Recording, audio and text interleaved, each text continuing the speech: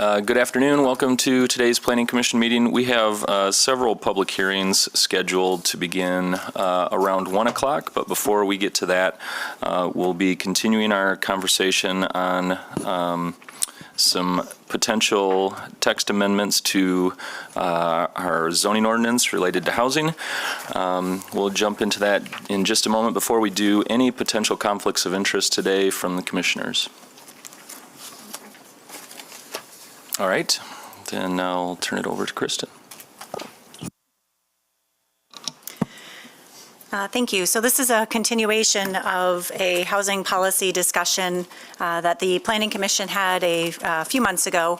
And you may recall it actually started in July. So this presentation is from that to help guide or facilitate the discussion today. Back in July, the Planning Commission, City Commission had a joint meeting to talk through some short-term housing policy changes that could be considered by the city. This conversation resulted from an update to the housing needs assessment, which states that the city and the county, I'm not advancing. There we go. The city and the county do have a critical need for housing, and specifically 14,000 units by 2027 within the city of Grand Rapids. That update effectively looked to City Commission after that update, looked to the Planning Commission and directed you to consider some housing policy changes that would address the need for housing. As I said, you had a joint meeting to talk through maybe what those buckets could look like, and we're working through those conversations today and at the last meeting. We had some agreements about the direction that we were going to go in. We talked about that we need all housing at all price points. We wanted to utilize our Vital Streets plan. We understand that traffic may increase, but not beyond the capacity of our streets, and that we agreed that an incremental approach would be appropriate, because we do know that there is also a community master plan that is being updated that will also look at some longer-term housing policy changes that will be implemented within subsequent years. I won't go through the master plan and the zoning policy work for sake of time, but you'll recall those discussions and the data that we used. And then this is where we started here is let's look at, these are the buckets that I've referenced, that we talked about accessory dwelling units. We got some feedback, some direction that will help us craft ordinance amendments that you'll receive for consideration, hopefully in December. That date still a little bit TBD based on today's conversation. We talked about unrelated occupants, and the Planning Commission would like to see draft ordinance that increases unrelated occupants in a residential dwelling from 4 persons to 6 persons. Today we're going to continue that discussion and look at our group living uses, and specifically that's a pretty broad category. So we specifically want to talk about SROs, rooming and boarding houses, and transitional shelters, and see if there are opportunities to allow some small-scale uses of that kind within some residential zone districts, because right now it's pretty prohibited. Or it is prohibited, sorry, not pretty prohibited. We also want to look at ways that we can allow for some small-scale residential infill, and then ultimately understanding that there is a correlation between infill development and the desire for it, and continuing the need for parking by current requirements is going to make any changes very difficult to implement if we don't consider some sort of parking reduction and or elimination of parking requirements in the city. So the last 3 are what we are going to be talking about today. So I'm going to skip through these slides that helped facilitate last month's conversation. Okay, so going back, we'll take these one by one if that's okay, because they're not really related directly to each other. Give you a high-level overview of where I think we could start, and then looking for your feedback or your direction on changes that we could make to the current ordinance requirements, and then certainly talking through what are some pros and cons or some impacts of those changes. So currently, group living requirements is a residential occupancy by other than a household and provides communal facilities. So that includes rooming and boarding houses, SROs, transitional shelters. Right now, rooming and boarding houses, which are owner-occupied, are the only types of group living uses of this kind that are permitted within the LDR district. And permitted as a special land use. I don't think we've had a rooming and boarding house proposed in the city in quite a while. We had that one on Dale. The one on Dale, okay. But that That was it. So not a common ask for the Planning Commission to see. So I think that some changes to consider is to try to distinguish between maybe small, medium, and large-scale group living uses. So currently, you'll note that the definition of an SRO says typically rooms of 50 or facilities of 50-plus rooms. So I think the ordinance sort of envisions this really large-scale SRO. Also, within transitional shelters, for example, it doesn't have a maximum or a minimum number of beds. And so not unlike when you think of single family and two family and multifamily, or when we think about in-home daycare, there's these tiered systems in place that really help also look at impact of those uses. So I think we could look at potentially transitional shelters of less than and maybe 10 beds, or that's part of the conversation today, and allowing it perhaps as a special land use in the LDR zone district. So that's the kind of conversation that I'm hoping to get from you today to understand what this could look like. I think there are implications, of course. Transitional shelters typically need support services, so they tend to be a more impactful use than maybe a traditional residential use, which could be why a special land use could be appropriate, so that the Planning Commission has an opportunity to see what that management plan would look like and determine whether appropriate checks and balances are in place. I mentioned the operations plan. We also believe that some of these uses could be good reuse of former institutional buildings, such as schools and churches. Right now, conversion of a church, for example, to a transitional shelter wouldn't be allowed because it's not allowed in the residential zone district. So perhaps there's some ways to encourage these larger institutional buildings for an appropriate adaptive reuse. I do think also allowing some form of group living uses within a residential zone district is just, obviously, it's a residential character. Right now, most of our transitional shelters, for example, are on South Division in a commercial district. And so I think that there could be some opportunities for us to create a more residential environment for individuals that might be residing there. All right. So with that, I will turn it back to the Planning Commission and ask for your feedback on on some of these initial ideas and where you'd like to see this go. Sure, yeah. I mean, I'm in favor of looking at allowing these uses in LDR districts. I'm wondering if staff would recommend all of them come for special land use regardless of the tier in terms of the scale, or if you think a small scale would be like director review, or what's your thought on that? Given the fact that we've talked about an incremental approach, I think that it probably makes sense, at least initially, to look at a special land use permit process. Yeah. Understanding that there is cost, both in application fee, application development, and just time that takes. But I think moving through that process and better understanding what impacts could be and what changes might be appropriate, and perhaps it is benign. And perhaps we do consider in the future, when we're updating or implementing the master plan, we could look at, what applications have we received, evaluate the impacts, and make changes from there. But I would typically start out with a more conservative approach so that we better understand it.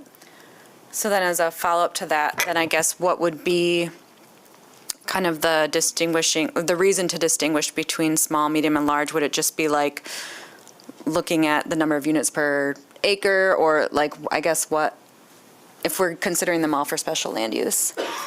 Yeah, I mean, I might say that depending on how we define large-scale group living uses, perhaps a large-scale group living use isn't appropriate in an LDR zone district. Gotcha. Okay. And perhaps we continue to support those large-scale within a commercial zone district. I see. Sorry, that wasn't clear. I didn't mean that all necessarily needed to be I see. allowed. Yep, I gotcha. Kristen, my question comes around the small scale, and maybe help me understand the policy or planning distinction between a home that allows currently 4 unrelated residents, now maybe 6 at some point soon, a small-scale rooming house. The difference, as I understand it, is simply in the structure itself and what shared facilities are available within the home. Is that true? Well, I think the difference is in how the occupants reside together. In a single-family home, whether it's 4 or 6, the concept is that they live and reside similar to a family. Whereas with an SRO, for example, there's no expectation that they're simply leasing space. There's not necessarily a relationship between the individuals that are living there. And so I think potentially the intensity of the use could be more impactful just by nature of the residents not having a relationship. There's no agreed upon, standards or expectations between the residents necessarily. Yeah, and I guess what I'm wondering is, could we get to a point where, and I could see myself getting to a point where a 4 or 6 person or whatever the number ends up being in a single family home could just be a staff decision that wouldn't have to come for special land use, because I don't know that I would be comfortable saying, well, because you don't know each other today, you're probably going to use the site differently, you're going to put different demands on the neighborhood, that type of thing. So I guess I would lean towards that small scale use being allowed without a special land use at that level, if it's the same level as we're allowing in single family today, regardless, right? Okay. For like the rooming and boarding houses and the single room occupancy? Yeah, Yeah. because it feels to me like we're making some assumptions about how the residents will operate that I don't know if may or may not be true. And then we're really talking about how the building works itself, right? Whether there's a self-contained unit within each building where I have a bedroom that has its own bathroom and maybe even a small kitchenette.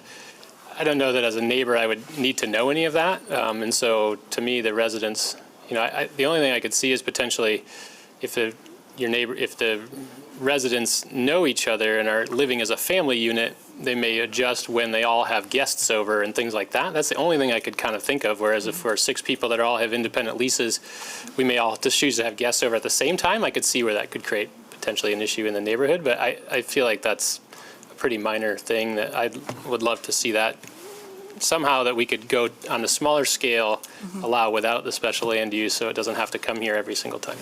And perhaps tying that number to the 6. Yeah, if that's where we end up there. Whatever that number ends up in a single-family home, I would be comfortable tying it to the same, to say it's hard for me to distinguish the uses, I guess I would say. Okay. I do like the idea of opening up reuse of former institutional buildings. I think that's, because those are in neighborhoods, and I think a lot of this transitional housing does well in neighborhoods, so I do support that. So I agree. staying on the SROs and the rooming and boarding houses, the thought being that 6 or less units could be by right. Presumably, I'm picking 7 to 12 because that matches the daycare, but 7 to something could be perhaps a special land use, and anything beyond might be more appropriate for a commercial zone district. Yeah, I think so. Are some of these are licensed, though, aren't they, too? So there's that oversight. I think that Or the really state? depends on whether or not, I think it depends on the funding source Okay. as to whether or not, am I right, Elizabeth? Yes, and specifics of the operation. Yeah. Okay. I should know this, but, so we're just talking about LDR now, but are there higher density residential districts too, right? MDR? Is that a Yes, we thing? do Yeah. have MDR zone districts. Sorry, that was my fault. I didn't articulate that very well for you. So within the MDR zone district, which we have very little of, I'd have to flip back the screen to see the percentage we have of land, it's much more permissive in LDR, within an MDR zone district. So all of these use types that I've mentioned, rooming and boarding houses, single room occupancy, and transitional shelters are already permitted. Gotcha. So that's why I was focused on the LDR. With you. So I'm curious about the idea that 12 or more would not be allowed in LDR zone district, because that would, if you're talking about reusing former institutional buildings, 12 people in a 20,000 square foot church doesn't make any sense. Yep. And nobody's going to do it, so there's no point in even talking about that. Yep. If it's not going to be allowed through some sort of process. So I think if you're talking about reusing existing institutional buildings that are in LDR zone districts, then we have to be comfortable with the density and finding a way or process that actually works. Otherwise, we're not making those buildings available for those uses. So one thing, so you're right, 12 is an arbitrary number on my part, just because I was referencing the childcare licensing, but perhaps there could be performance standards that are built in so that if you have a structure of a certain size, perhaps there's either the size of structure and or the size of land, where if it went beyond, or perhaps it's just a performance standard that's required, like a larger shelter must be on a certain street type or of a certain size property, at least 1 acre in size. So what are the goals of making those limitations? I think just looking at the impact of the amount of people or density within a single structure in a more compact, dense environment. So I guess one way that I would think about looking at it is there are instances, I believe, if the site's big enough that you can do multifamily in an LDR, would be that as long as you don't exceed, I guess units is difficult though.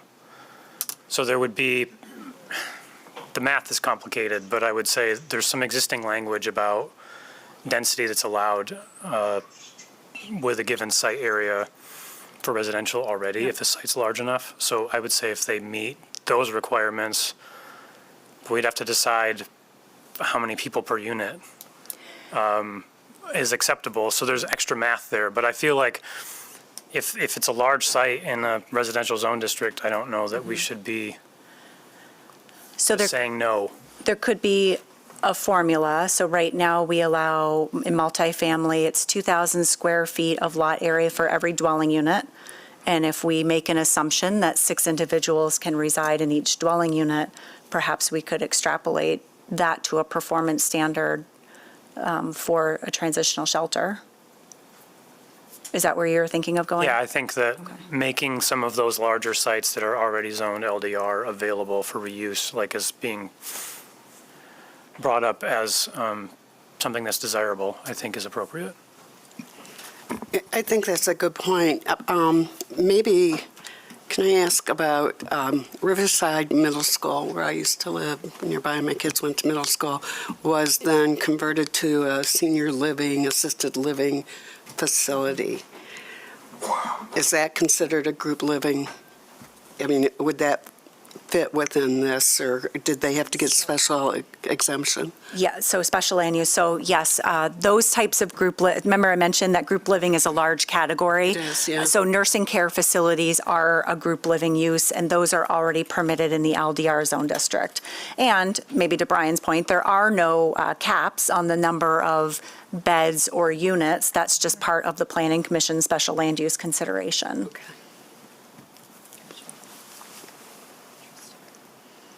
I think my only concern with just allowing large transitional uses in a residential district without some performance standard is the use tends to be more intense by nature of what it is. And so I just wonder if it would be helpful to have some sort of threshold in place that would, and maybe it is waivable by the Planning Commission because Article 9 you have a little bit more flexibility on, but just kind of that stop and have some additional consideration. And then if it is a former institutional building, that may make a lot of sense. But if it's simply a larger structure that's in a more dense traditional, in the middle of a dense traditional neighborhood, that could also accommodate a significant number of people per building life safety codes. But with the transitional nature of the use and the intensity of the use, that might be more impactful than if it were on a larger parcel.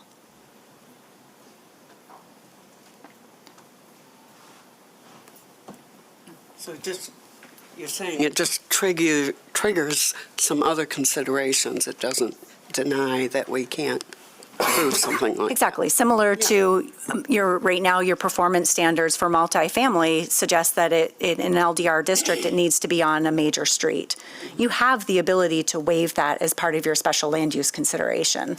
So but it takes a further step or further analysis by the Planning Commission to really think and articulate why it would be appropriate to waive that requirement. So I'm suggesting that a similar model be employed here where you have some thresholds that should be met, such as perhaps it's a density allowance that's tied to, or unit allowance that's tied to the lot size, but you have the ability to waive that through your special land use process. That's good. Any other thoughts on that? Okay. Okay.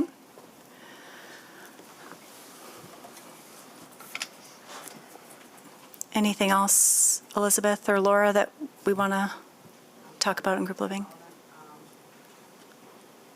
No, I don't think so. No? Okay. All right.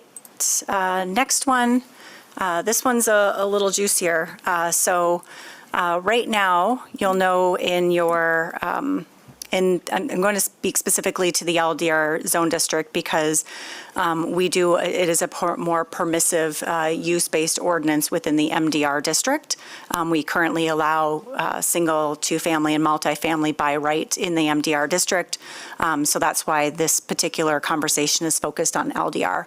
So in the LDR zone district, of course, we permit single-family homes by right, meaning administrative review. Duplexes do require special land use unless they are on corner lots. That was a change that we made following the Housing Now recommendations, I believe. And we recently made some changes to our lot width and area requirements for single and two-family to allow for some administrative flexibility if the lot, is currently vacant, allows for us to put on a duplex with Planning Commission approval on a lot that otherwise doesn't meet that minimum requirement of the underlying district. So my point is, we've added some recent flexibility. So I think where the next step or the opportunities could be is further expanding that and first of all, being more permissive with the uses to allow for perhaps duplexes by right and even multifamily, which currently is 3 or more units. And perhaps we can split this into more of like a multifamily small and a multifamily large. We can come up with more creative names there. But perhaps a multifamily small of less than 6 units could be by right in certain locations of the LDR zone district, but continuing to be a special land use otherwise. So breaking that out a little bit, I think, would be helpful. My initial suggestion was within the traditional neighborhoods allowing those 6 or less units, so duplexes or multifamily of 6 or less units, by right on link residential and network residential streets.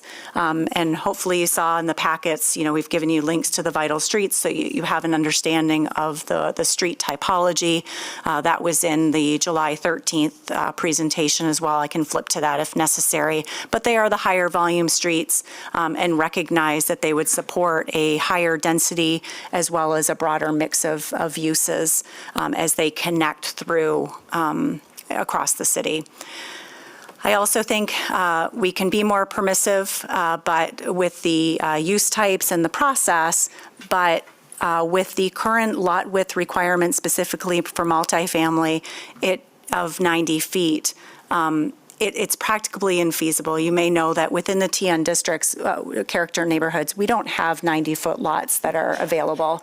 And so inevitably, there is the acquisition of additional parcels and additional demolition of the structures on those parcels. So these are the types of dimensional requirements that are effectively supporting larger scale developments, because if you're going to consolidate, combine, and demolish, you need to build more units within your replacement to make this make sense, to make the math work. And so I think if we could consider a reduction or an elimination of those of the lot width and area requirements probably reduction would be more appropriate, would give us more flexibility for us to strategically infill these smaller scale developments. There would still be the green space requirement in place. There would still be setback requirements in place. So just because we reduce or eliminate a lot width, and also, a density requirement in place. So just because we reduce a lot width requirement doesn't necessarily mean that we have no green space that's left or remaining on those parcels.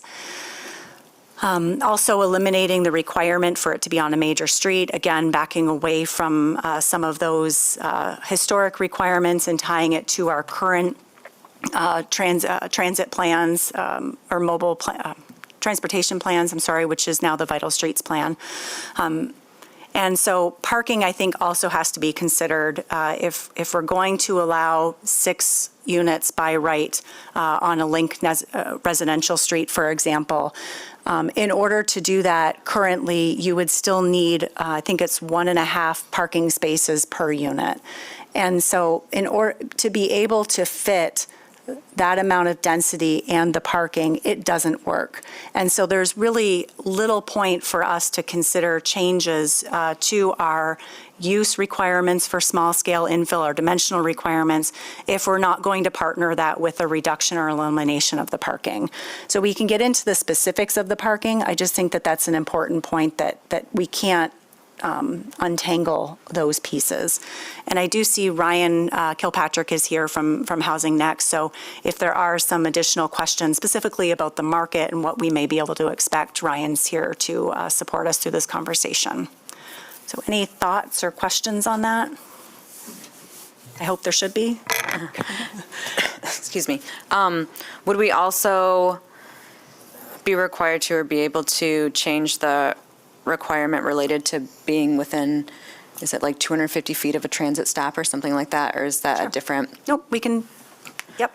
That's necessary for us to be able to make this make sense, meaning for it to be an appropriate use, then absolutely that's tied together. Cool.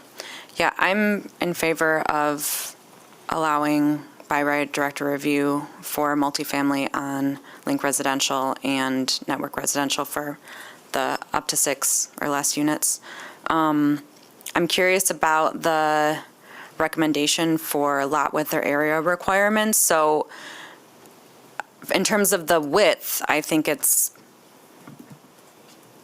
I would be in favor of maybe eliminating the width, but then considering, like, because if something's narrow but deep, like, the area is still enough to support. But can that also just be governed by the density requirements in the ordinance? Yep. So right now in the TNLDR district, it's 2,000 square feet of lot area for every dwelling unit. So if we were to maximize that and say it's 12,000 square feet would be necessary to support, did I do that math right? I think I did, to support a construction of a 6-plex. So I'm curious what people's thoughts would be about extending or taking that idea and allowing it by right anywhere in LDR zone district as long as you meet the area requirements. So if you have a 6,000 square foot lot, you can put 3 units in. Because if you have a 6,000 square foot lot and you're not on a Link residential or Network residential street, I don't think that personally don't think that there's a detrimental impact to, the density of 3 units on, you're looking at probably a 60-foot wide lot on most sites. I don't think that would be detrimental to a single-family neighborhood. So I'm curious about, we already have that language in place, that 2,000 square foot per unit, and helping and allowing that to drive instead of having this only applies if your lot's 90 feet wide.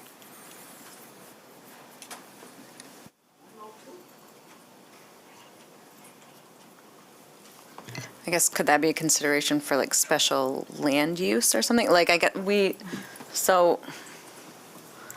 you're saying. Well, it currently is. Right. I think, so multifamily is a special land use in the LDR district. I think the nuance there would be we would reduce the lot width and area requirements to make it more feasible for existing lots. but that's not what Brian had suggested, Right. so.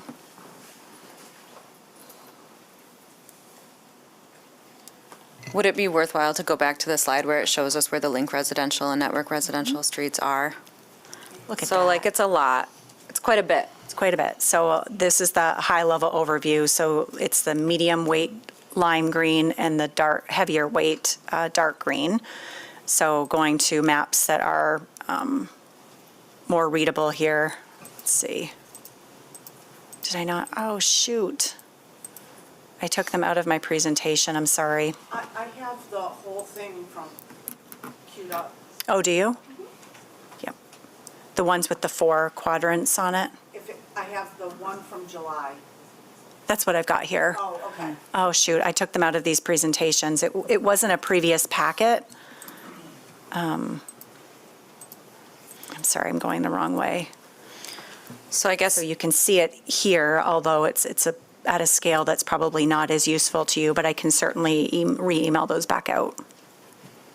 so I guess to Brian's question, like, are there potential unintended consequences of doing what he is suggesting? Is it just related to parking and traffic on those smaller neighborhood streets, or? I think that's a big part of it.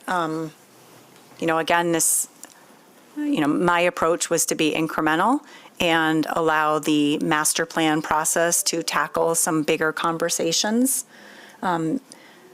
I think, again, also focusing on the TN districts where we have these compact, walkable environment where additional density can support our neighborhood commercial centers as well as access to transit. I think we find that some of our development guidelines relative to larger scale multifamily development somewhat lacking, and that's a specific call out within the master plan that we would like to be addressed, which is an additional reason why I thought the MCN neighborhoods and the MON neighborhoods would wait for that process to take place. But that, again, that was just my recommendation for a starting point.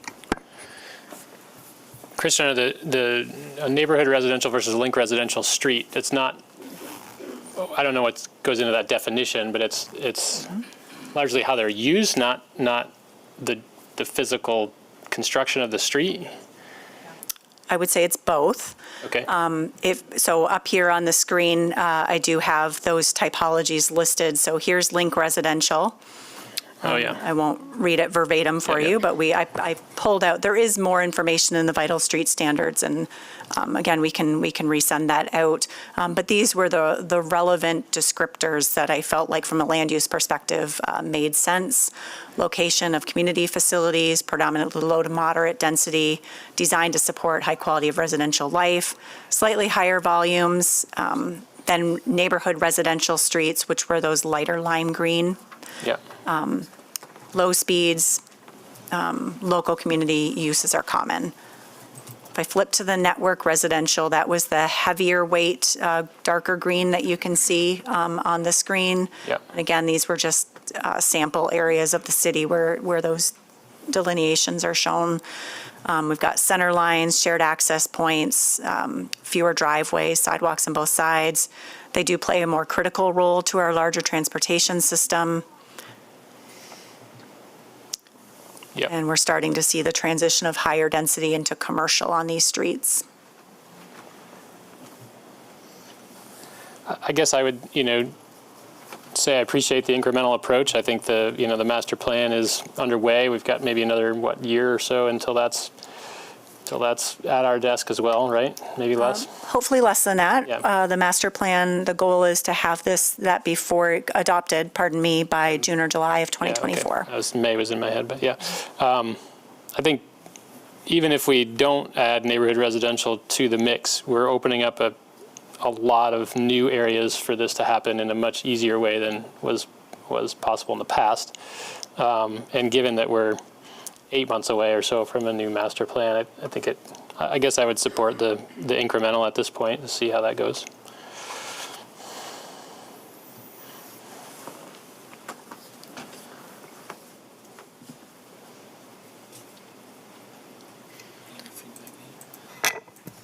I'm also think, especially if we continue with the incremental approach for opening this up on the specific street types, that I'm comfortable reducing or eliminating the parking requirements too.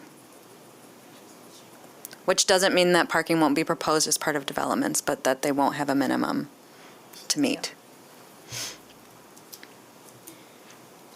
So what I've heard is that I think majority are comfortable with allowing up to 6 units by right, looking at modifying the width and area requirements and perhaps relying more on density.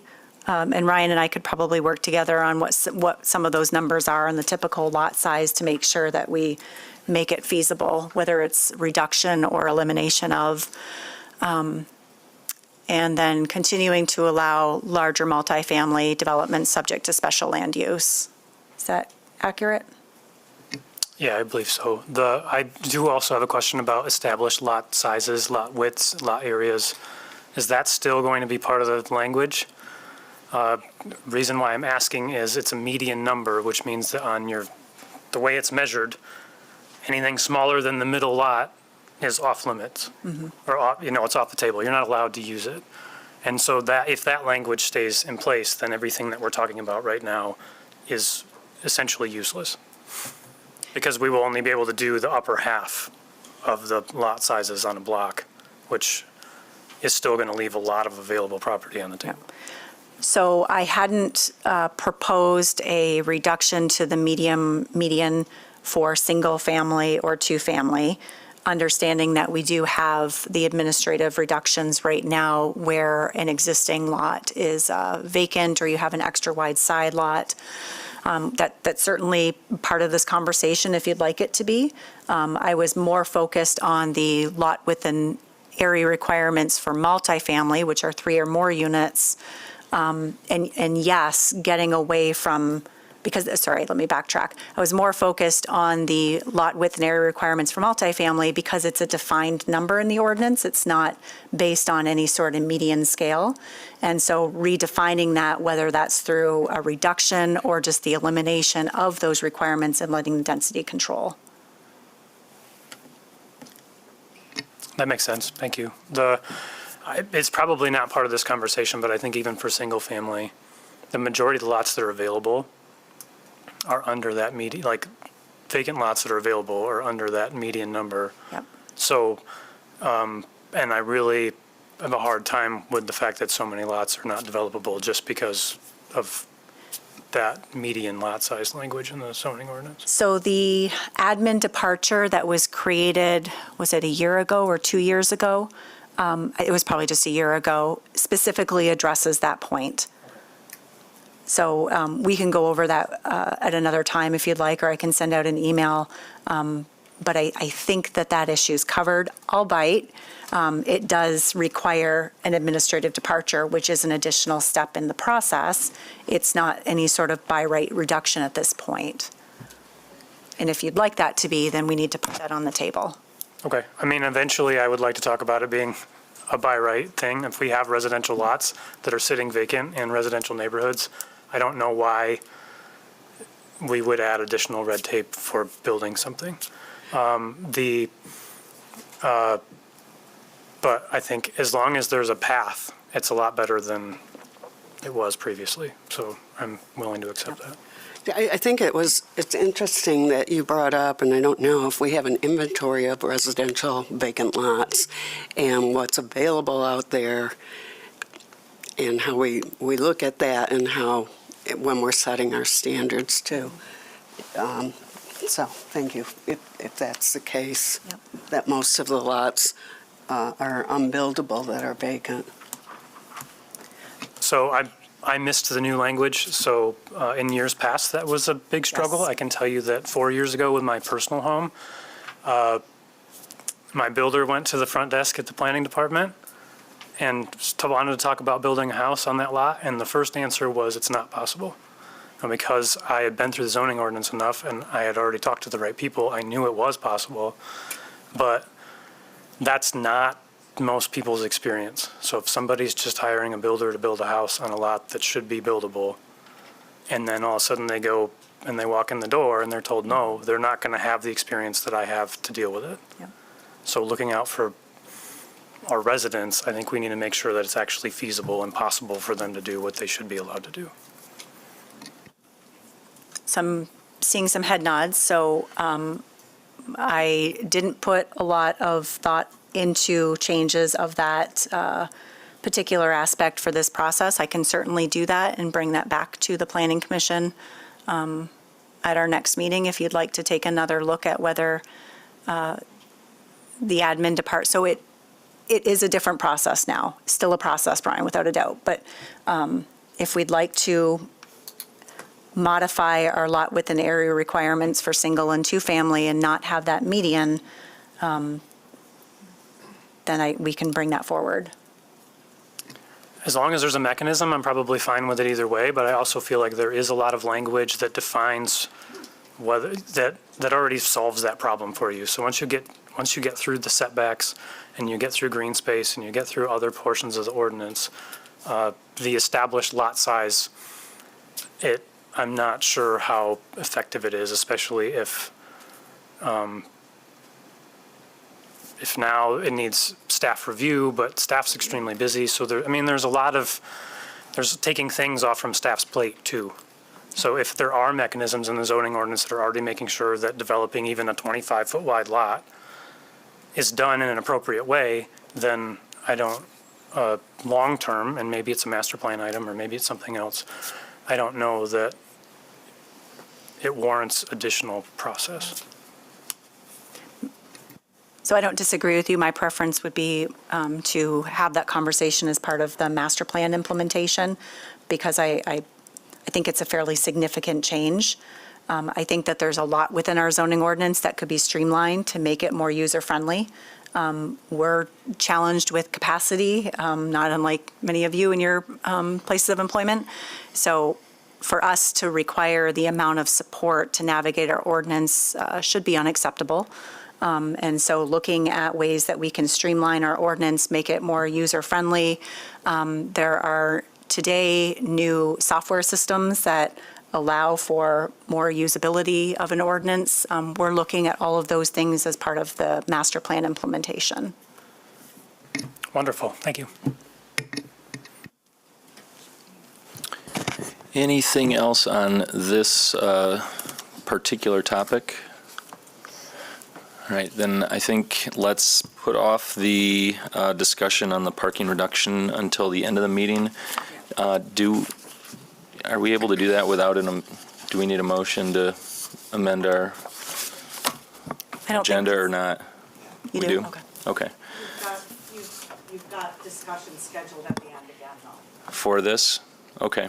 just general discussion, so, planning commission discussion. You can do it then.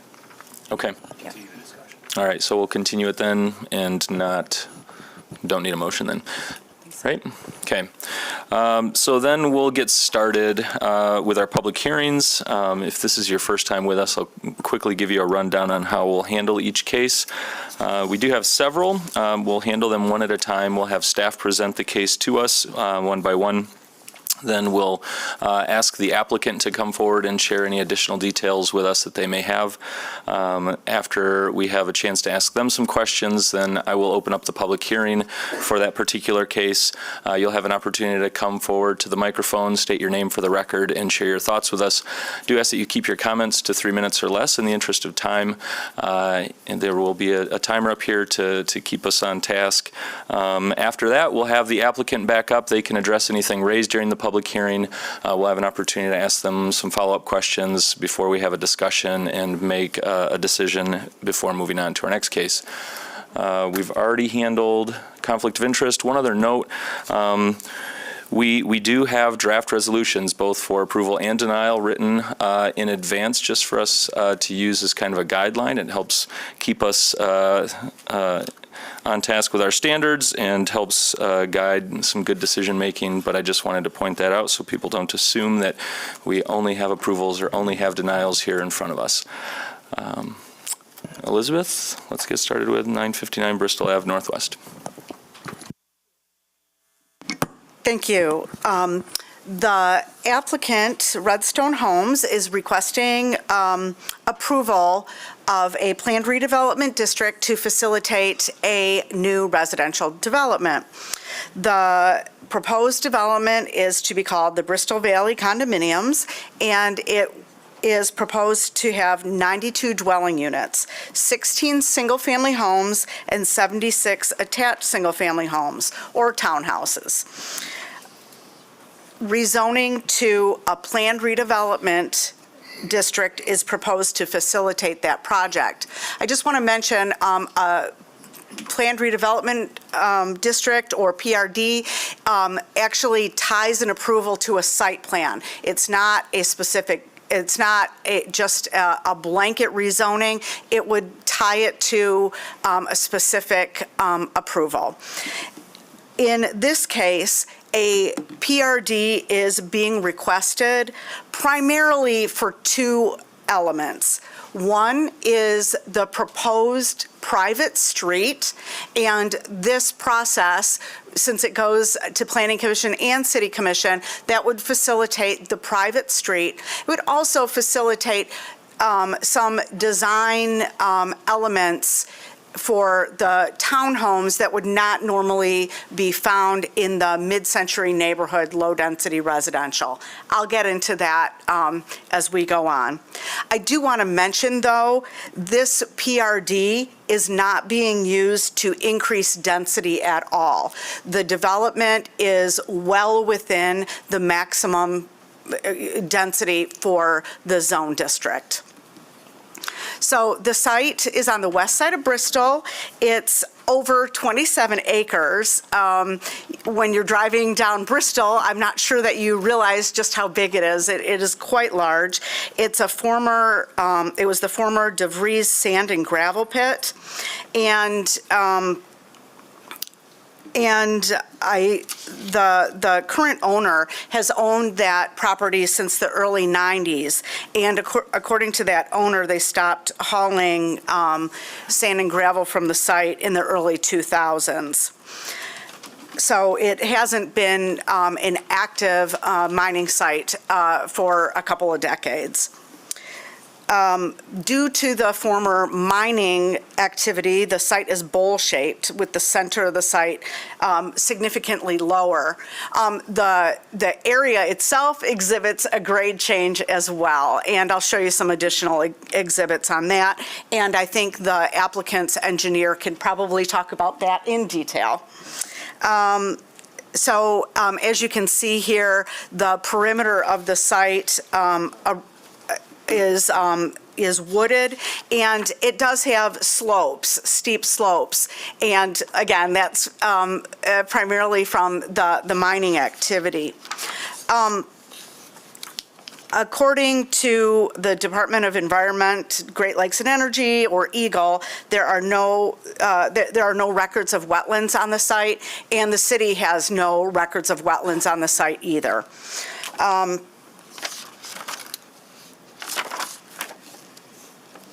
I do want to go back to the steep slope element.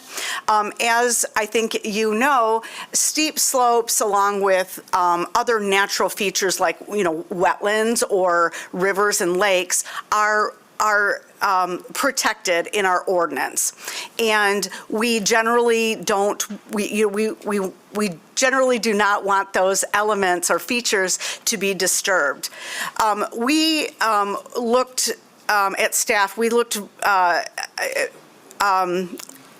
really hard at this site because really the landforms there are as a result of the former mining activity. And what we determined is we asked that the developer identify where the steep slopes were and where all the vegetation begins, and generally stay out of those slopes. And so that in that way, we can protect those edges as well as protect the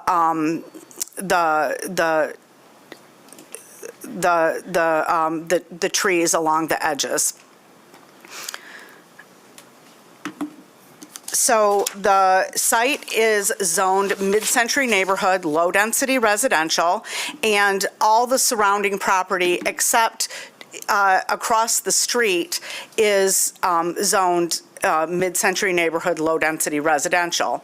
Across the street, Patton and Woodrow is zoned traditional neighborhood, low-density residential.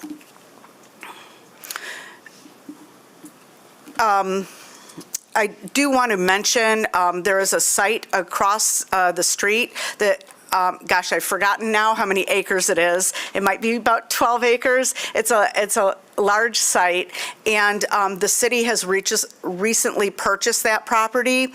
As I mentioned, it is in a different zone district, and it also exhibits a different topography. It has natural steep slopes on it. There were efforts to develop that site with multiple family development on the flat portion. That was a high-density development, and that was denied by the Planning Commission. So in this zone district, the master plan recommends a density of 1 to 4.9 units per acre. And the development that is being proposed is 3.29 dwelling units per acre. That's if you include the adjacent public street as well as the interior private street, which we generally do. However, if we wanted to exclude those things, it would have a density of 3.6 dwelling units per acre. So that is within the density that is allowed in this zone district, and it is consistent with what is around it.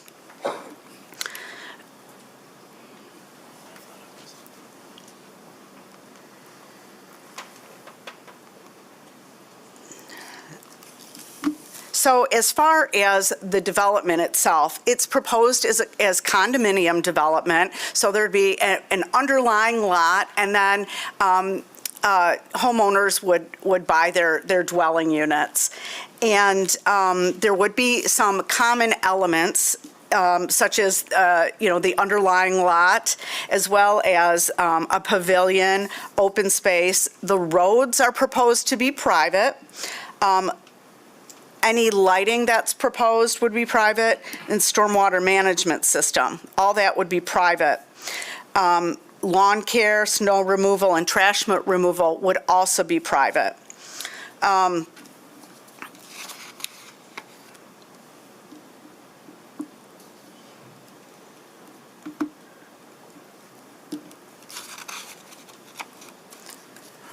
Among the development, there are proposed to be 16 single-family homes. You can see that we have 4 single-family homes shown on the plan that would front on Bristol Avenue. The remainder of the homes would be on the interior private street. Also within the development are attached single-family homes or townhomes.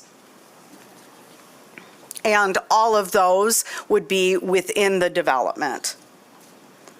All dwelling units would have a 2-car garage, both the single-family and the attached single-family. So all the dwelling units would have the required amount of parking. And there are a couple, I think there are 5 additional parking areas within the development off the private street. The private street would not have any on-street parking.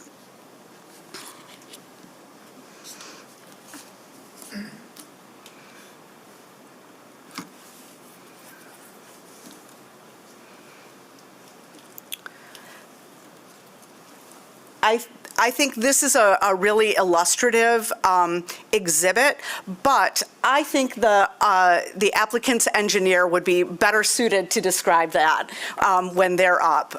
This shows the interior of the site and the adjacent elevations.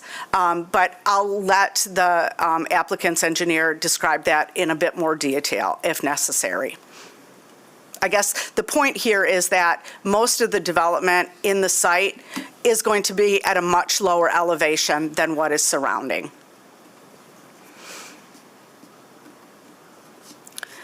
As I mentioned previously, the road will be private, as will the stormwater system.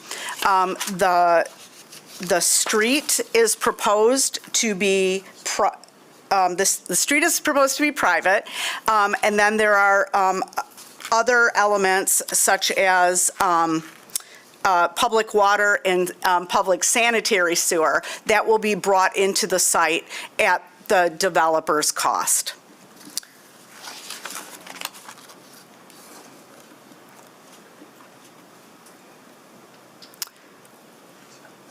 The applicant has submitted a landscape plan. There is, there are landscaping features proposed along Bristol at the entrances, as well as trees and landscaping within the development.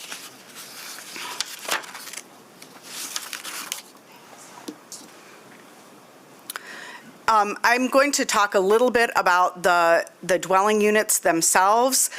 The applicant is proposing a range of colors and combinations of home designs with different elements, different materials, different elements. Most of the elements or the primary building material, I should say, is intended to be vinyl on both the single family as well as the townhomes. And as I mentioned, there's a range of colors, and they will vary throughout the development.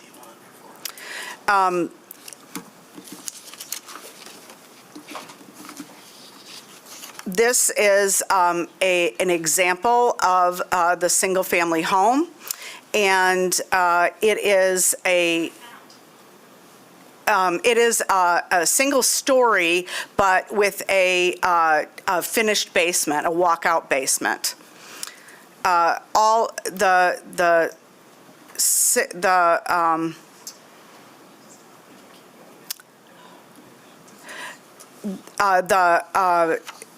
the house generally meets all requirements for design in the MCN LDR zone district. I'm checking myself here because I thought I had an additional, a different elevation that had some additional windows.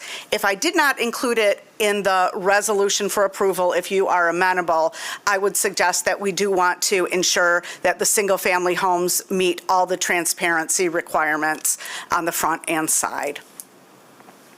As far as the townhomes go, these also generally meet the requirements of this neighborhood, with one design element that does not, and that is the garage. In this zone district, both in the mid-century neighborhood and the traditional neighborhood, garages need to be at least 5 feet behind the facade of the home. And the single-family homes meet that requirement. You can see that. Here's the floor plan.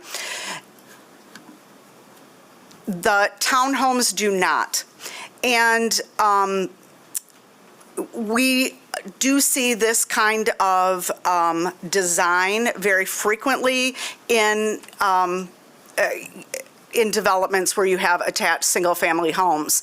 Unless you have rear-loaded garages or have a design where you can have like an alley, you have alley access in the back, or are able to do that kind of design, we generally see these front-loaded garages that are not set far back, or set back behind the main facade of the building.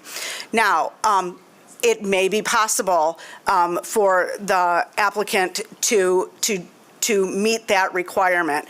And I think that would be something that the Planning Commission should explore with the applicant, if that is something that you feel if you feel strongly about that. Because that would be a departure from what we would usually require in this zone district.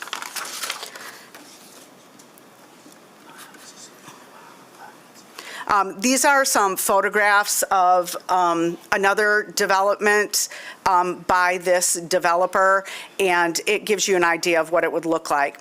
We did ask for some modification to this portion of the design. We really didn't want the door to be set so far back, and it has been brought much closer to the front of the garage. And we're much more satisfied with that design. I can go to the, let's see, oh, here I have the floor plans. So you can see that we have a covered porch and then the doorway. So there is that entrance isn't as far back as originally proposed.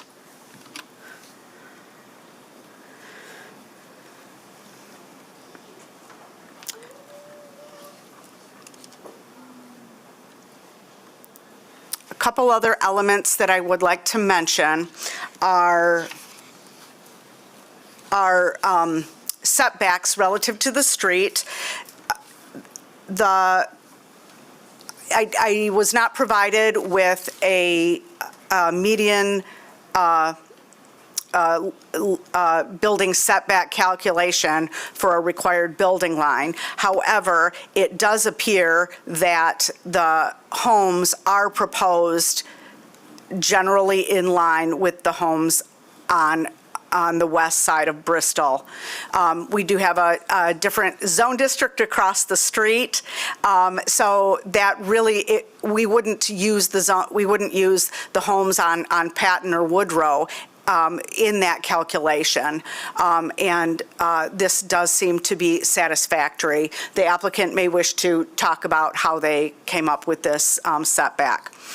The setbacks of the attached single-family homes is 24 feet from the back of the sidewalk. That gives you a driveway of 24 feet, which can accommodate 2 additional vehicles. So on site, each townhome could accommodate 4 vehicles relative to their own vehicles and visitor parking.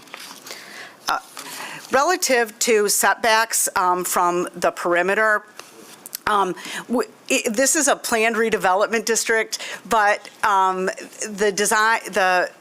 the setback and design guidelines really speak more to kind of a commercial or an office development. So we often look to the neighborhood classification when we're analyzing a planned redevelopment district development. In the PRD, buildings need to be at least 20 feet from the lot line. It does exceed that on all sides. But I'd like to mention, the closest is about 45 feet to the north, and then we have, significant distances from all other lot lines.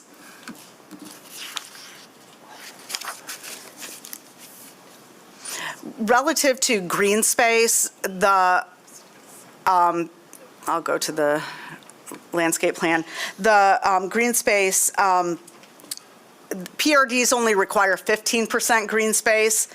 A multiple family development in this zone district requires 50%. The applicant is proposing, their plan shows 75%. If you're amenable to this, I indicated in the draft resolution 70% in case some modifications need to be made, but I think 75% would work as well.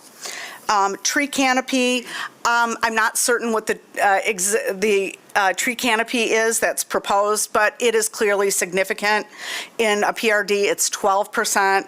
For a multiple family, it's 48%. So that's what I recommended in the resolution. The building height is, single or two-story buildings, well within the requirements of the district. And then with transparency, as I mentioned previously, we really do want to make sure that both the single family and the attached single family meet the transparency requirements. For the single family, that would be front and side, and for the attached, it would be the elevations as proposed plus transparency on the side. An element that I would like to ask the Planning Commission to consider is, I'm going to zoom in a little bit so you can see better, is the placement of the sidewalks relative to the street. So this would be considered a neighborhood residential street. We just talked about those street types in the previous discussion. This is the your typical residential street. It's not intended to be a through street. Although neighborhood residential streets do connect to each other. The neighborhood residential streets should have a maximum capacity of 2,000 vehicles per day. And 2,000 vehicles per day is the maximum. Our Vital Streets plan for this type of street recommends a sidewalk of 5 feet, which is proposed. The issue with the sidewalks, though, is that they are not continuous throughout the development. You may notice that they're on, one side of the street, and we don't have full connectivity. So I would ask that that's something that the Planning Commission consider and may wish to explore further with the applicant, to explain his design choice there. Additionally, typically in a public street, we would have the street, a parkway, and then the sidewalk. In this case, the sidewalk is against or right next to the private street.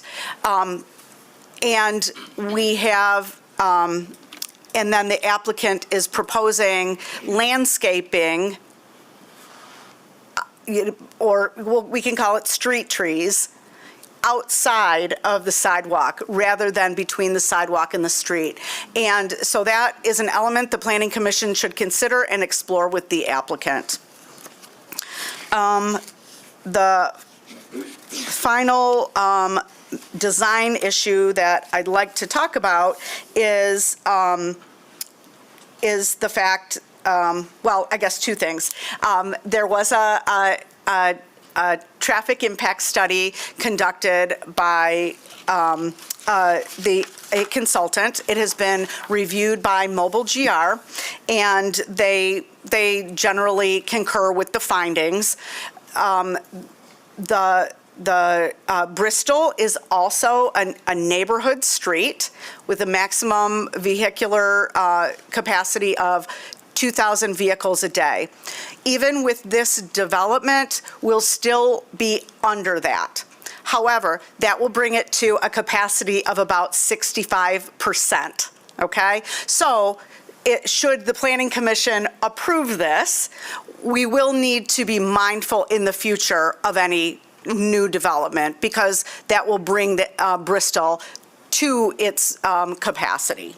But at this time, it appears that Bristol is able to handle the amount of traffic that will be generated here. The last issue is the private street.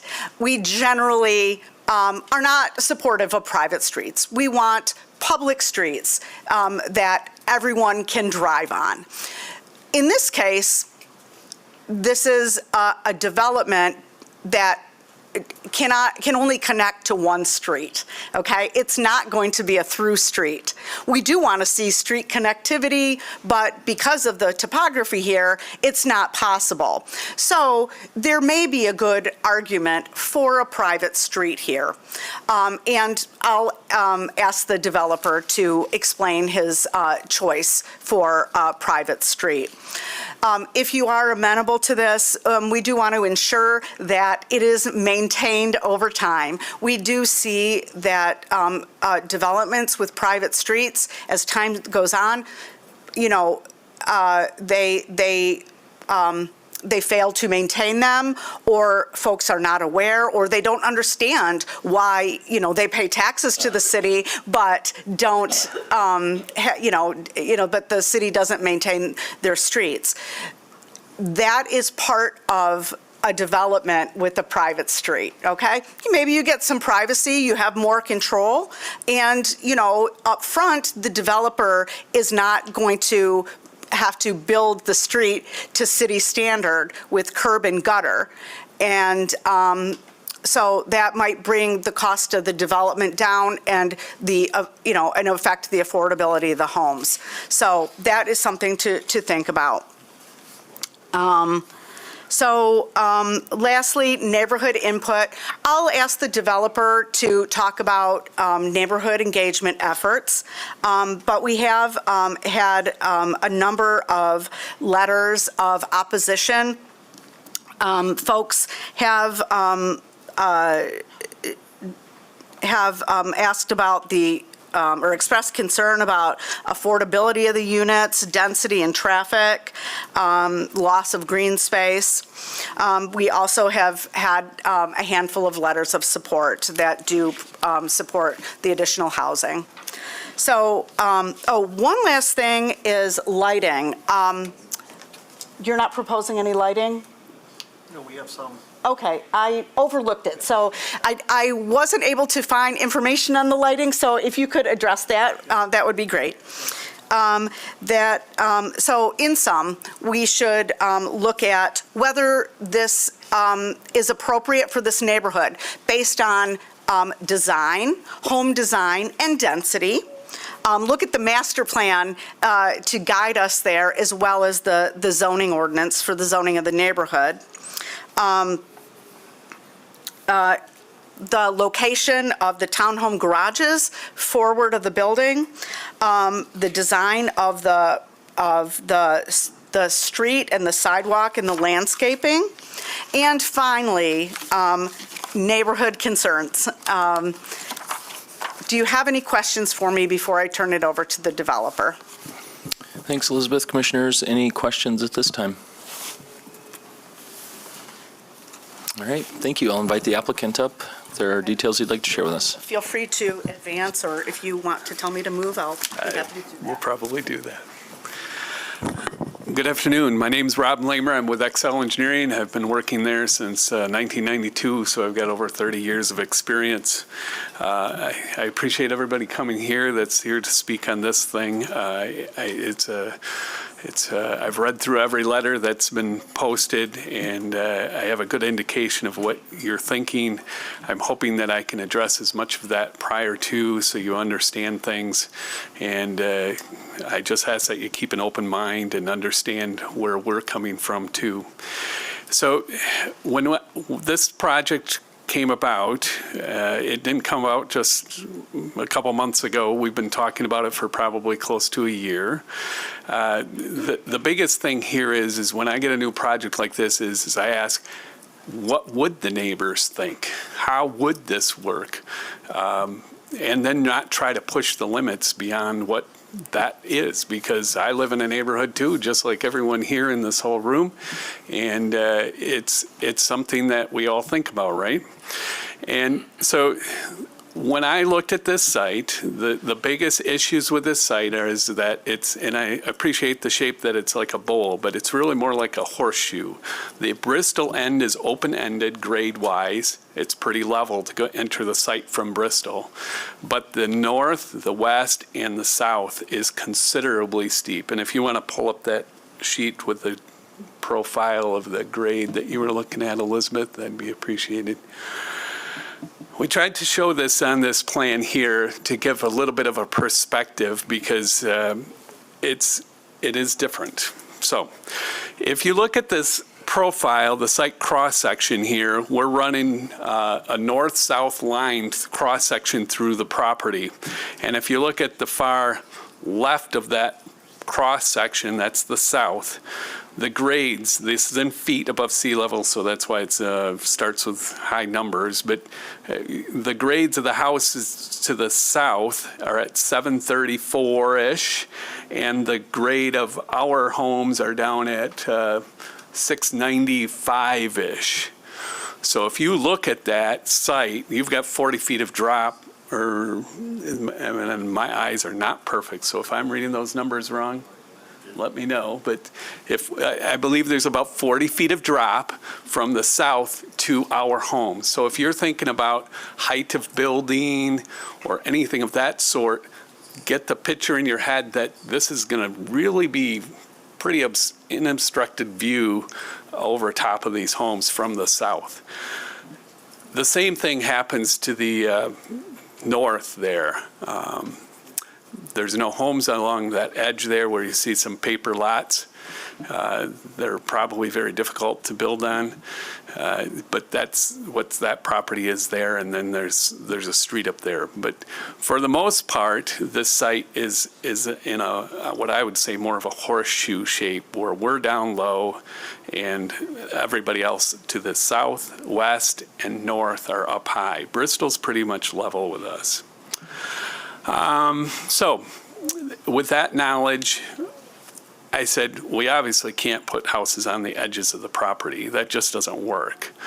So we looked at what could we do from a density standpoint to hold the existing density in the underlying zoning and fall within that number, but then change the type of plan in order to make this work. I've worked with Redstone on quite a few properties, and I know somebody said that they've had issues with them on one. The ones that I've worked with, the Preserve over in Plainfield Township and Cobblestone Corners in Kentwood, they're pretty quality developments, and we try to make things work well with what the lay of the land is. So, but the way Redstone works mostly with condominiums, so a private road is nothing new to them. That is very, very common. I think the key to understand is that we, at the very beginning, said the people that live here have to own the property so that they care about the property, because that's what the neighbors deal with. And we don't want to have rental property. So this is not rental. It is all privately owned condominiums. The advantage of having a condominium is you don't have to mow your own lawn. You have a service that does that. It's a service for the whole development that does it.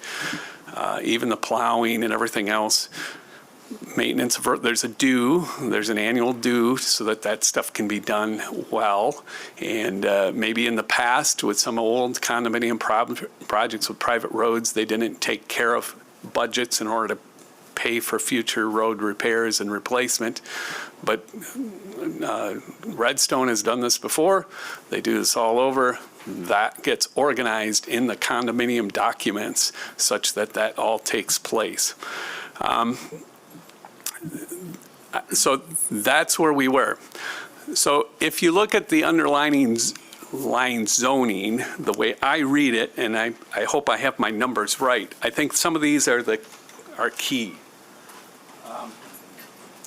First, from the setback standpoint, the current zoning requires a front yard setback of 35 feet-ish, and it's the RBL, so there's a little bit of play there.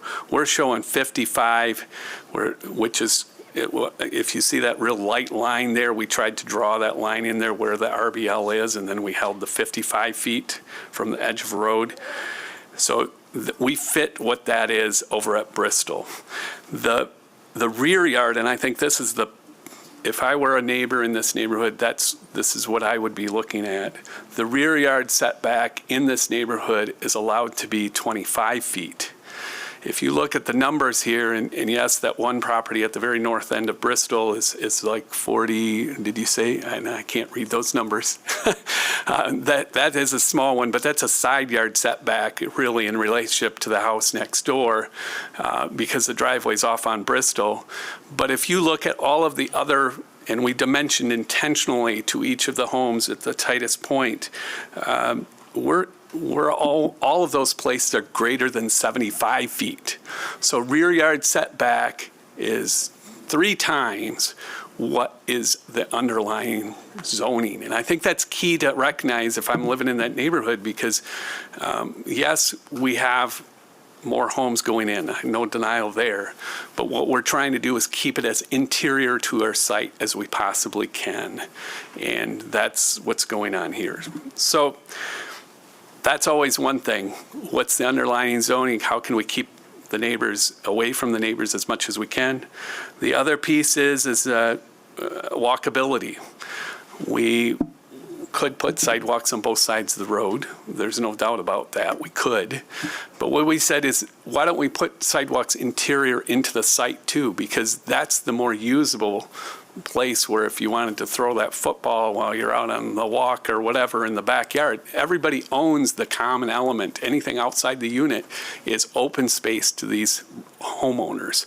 So that lawn over there is theirs to use.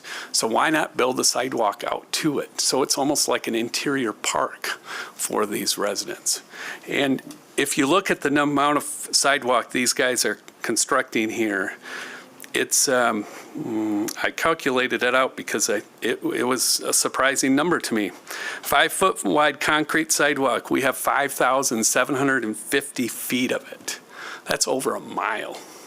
Over a mile of sidewalk that we're adding in this site. And we don't even have it on both sides of the road. But that's sidewalk that can be used by this community and also probably, assuming, as long as things go well, it's private sidewalk, but people in the neighborhood can walk through here too. So that's what we're proposing here. Let's see, what's the other piece that I wanted to bring up? Green space. Elizabeth brought that up. If you look at one of the benefits of being able to push development into a tighter fit is that you get more green space on a site like this. And yeah, 75%, I think if you subtract out, or if you add in the right of way, I thought I even got up to 80%. What we would like to do from a tree canopy is another one that I kind of want to talk about because I was wondering how that fit with the underlying zoning too. This site has trees on it, but they weren't planted. They just grew up after the development of the mining. And so they're native there if they were, considered native seeds at the time, but nobody intentionally planted on those steep slopes. And that's what's there now. We're trying to save and stay out of those steep slopes as much as possible, but my assumption is that whatever is there would be considered tree canopy if we get locked into a number. I would rather that we get locked into an area and say, hey, as shown on the grading plan, these are areas where we're not going to touch the native ground. We don't want to touch those steep slopes any more than anybody else wants to because they're harder to work with. But you can work with them. Trees did grow there. It does work. So let's see. I want to go through the notes, the things. That was what I was going to say. And now I got to read my notes that I have here. Density fits into there. underlining zoning, green space, rear yard, setback. City has lots of concerns about not having enough housing. We have a developer here that's willing to do this. This is a tough site. I don't really see how another development on here could be better than what we're proposing without maybe some tweaks that you guys might have. This is another piece that I want to touch on. This is what I was forgetting. Stormwater.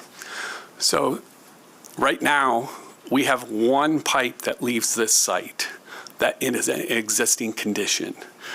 I've said from square one when I've looked at this site, I do not want to throw more peak flows down the existing storm sewer that I don't know what that's been sized for.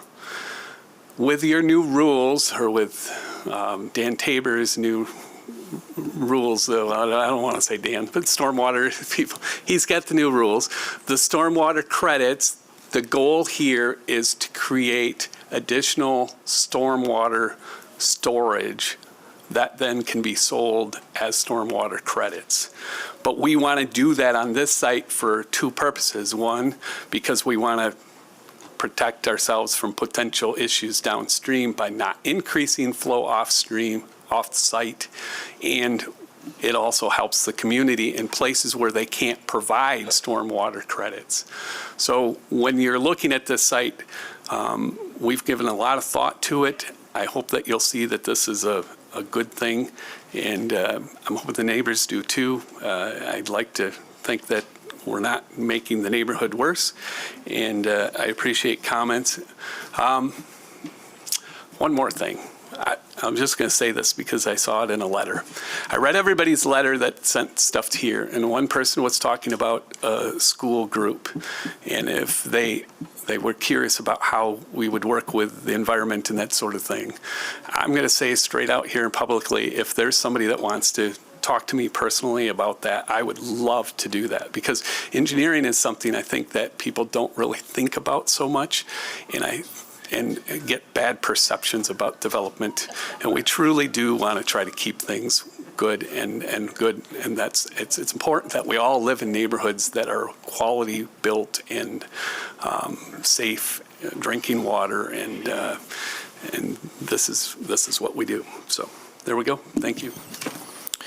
All right, thanks, Rob. A couple questions that I jotted down, I think were alluded to already. The construction of the sidewalks and the design of the street. Obviously, you're proposing to install lots of sidewalks. I'm curious if you are willing to put sidewalks on both sides of the street, if you're willing to have a parkway with street trees to protect that sidewalk per the city's standards, and what your feedback on that is. If we were, I think things could kind of be pushed around to make that work. But what will happen is you'll have to eliminate some sidewalks in places where it just runs around the pond and that sort of thing, because when you start looking at the dollars of what you're spending on sidewalks and then the maintenance of those sidewalks, you're going to have more dollars spent. The idea of putting the sidewalks where we have them is if somebody does park in front of their garage and they're not hanging their bumper over the sidewalk. That's why we have it that way. If we pushed everything interior, what that does is it will mean my stormwater credits are going to be fewer because I have to tighten it up there. And you're going to end up probably eliminating some of those sidewalks that run behind buildings where they're now doubled in front. That's part of the PRD, I understand that, but I truly believe that if you were sitting in that neighborhood, you would rather have what I have shown from that sidewalk layout than try to push things around and have it all in the front. The focus is on the rear yards and not on the front yards, because there's driveways in the front, but there's not a yard in the front the way this is set up. Other questions, commissioners? Yeah, can you talk about the choice of the garage placement and whether there are alternatives for that? David On the is here. He attached. can probably talk to that a little bit better because he's more versed in what the architecture is, and what we can do, what we can't do. Good afternoon, I'm David Stebbins with Redstone Land Development. Just kind of carrying on the conversation of the sidewalks, and Rob was correct. When you have the sidewalks, especially with like our townhome layout where you've got, a series of driveways, say in front of a building, if you've got that sidewalk set off the street, as a person's walking down the sidewalk, there's a good chance that somewhere along, of one of those homes, that they're going to have cars parked outside the garage.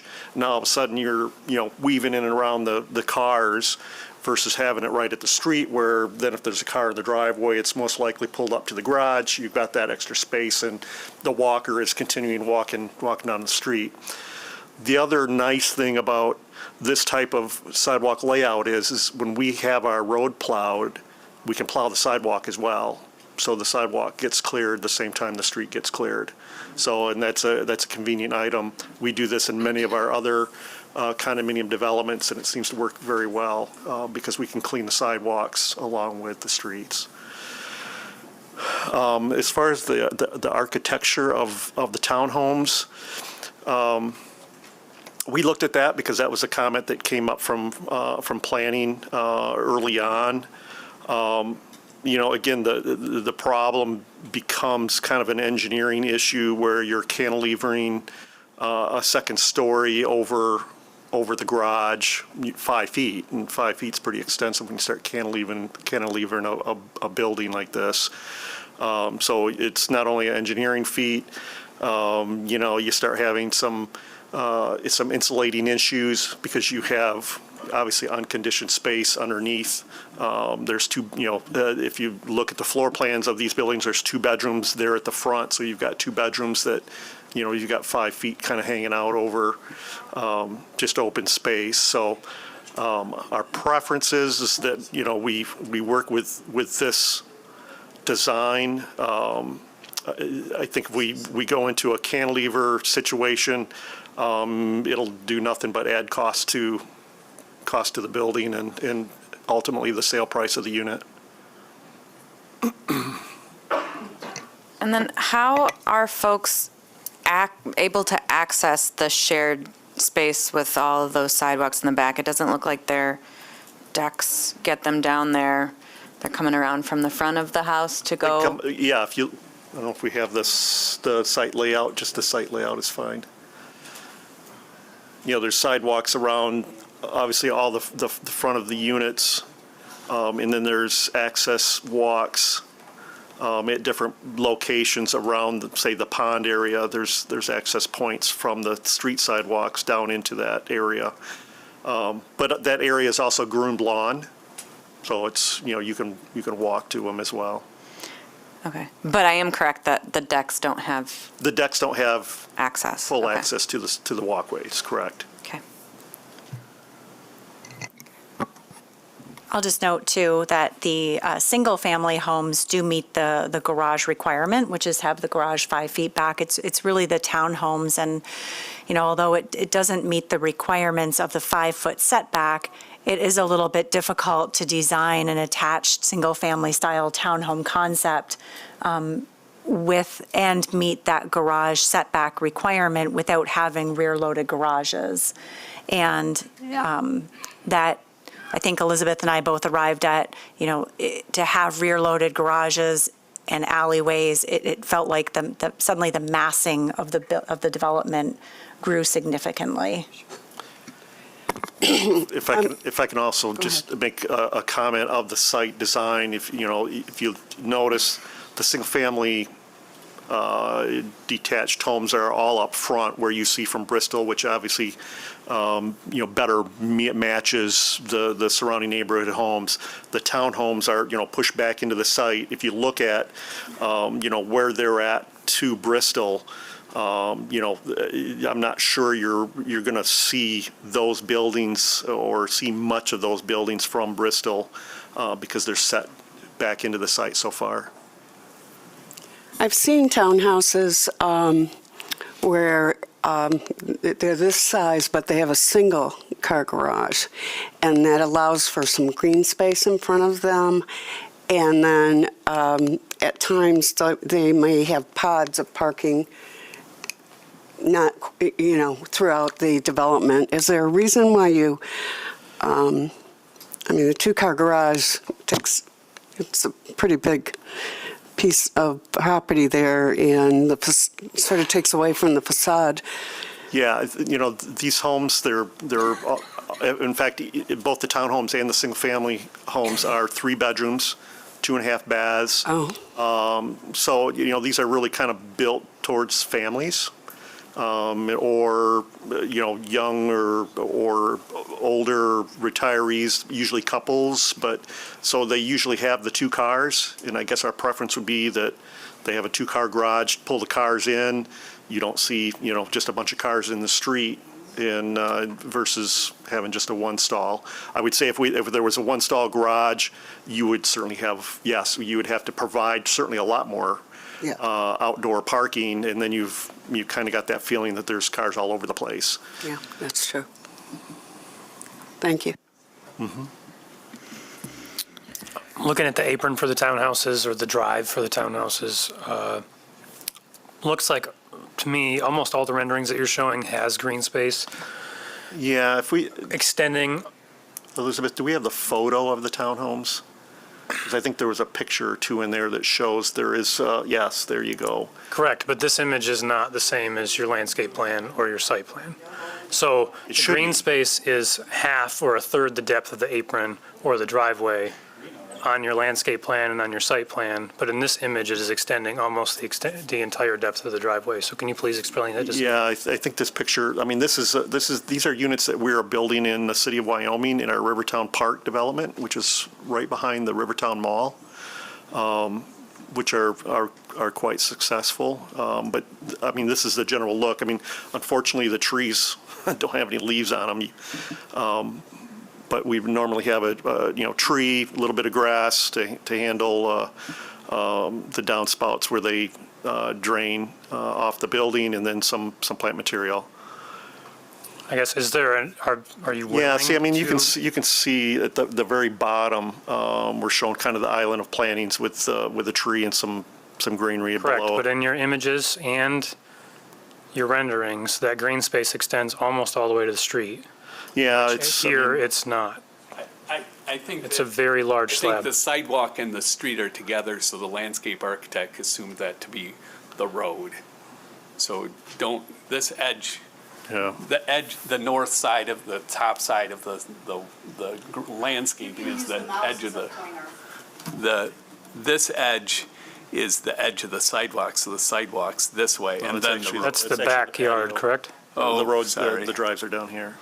Oh, well, she just doesn't, the landscape architect didn't show the sidewalk in there. Yeah. So to be clear, the really- renderings or the photos would be more accurate. The photos would be more, it's Right. typically, So we it's can. what we do. We could yes. expect the landscape Yep. section to go to the sidewalk. Yeah. It would Like go this. pretty close, yes. So the, That's our typical, our layout right there. Yep. yeah. So Brian, I appreciate that question. I had the same one. So, my preference, of course, would be to have that landscape come as close to the sidewalk as practicable. And so certainly, if that were supported by the Planning Commission, you could make sure that there was if you're inclined to approve, any condition of approval would be to update the site plan accordingly and landscape plan.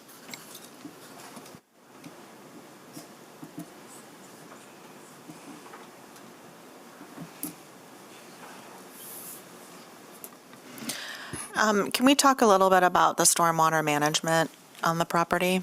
You bet. What, question it, or you want me to talk about it? Talk about it. All right. So obviously, a site like this is creating impervious area. So we need to provide, just to the Algro spreadsheet, a certain volume of storage. The outlet to the storm sewer runs to Bristol Avenue into the storm sewer over there. And the site today really has about a large chunk of coming from the west, draining to this site. I better start using this now that I know I can do that. So right here, there's a group home, I believe, or a nursing home or something, and they have stormwater detention back here. There's also stormwater detention back here. And those roads drain into, I believe, the backs of those, and it just kind of runs through the site some way, somehow. Because this is there's a lot of sand that was at this pit, there isn't an issue with water soaking into the ground. It's like the perfect place to provide these stormwater credits because we can do a lot of storage volume without really dealing with water table or anything of that sort. So the hope is, and one of the questions was, why is this 8 feet deep? One of the hopes is that we build as much stormwater credit as Dan lets us do, and we'll do what we can to make it work. And that whole process, I believe, hasn't really been done by anyone yet. And so I'm kind of hoping we're the first ones, but from a private development standpoint. So we'll learn as we go how Dan needs that done. But I think there's even through the online LUDS process, the ability to start punching in what you're proposing to do for credits and go from there. I noticed in one of the drawings that there's kind of a pile of concrete. There's a bit of a mess down there. Is it just scrap? Is it?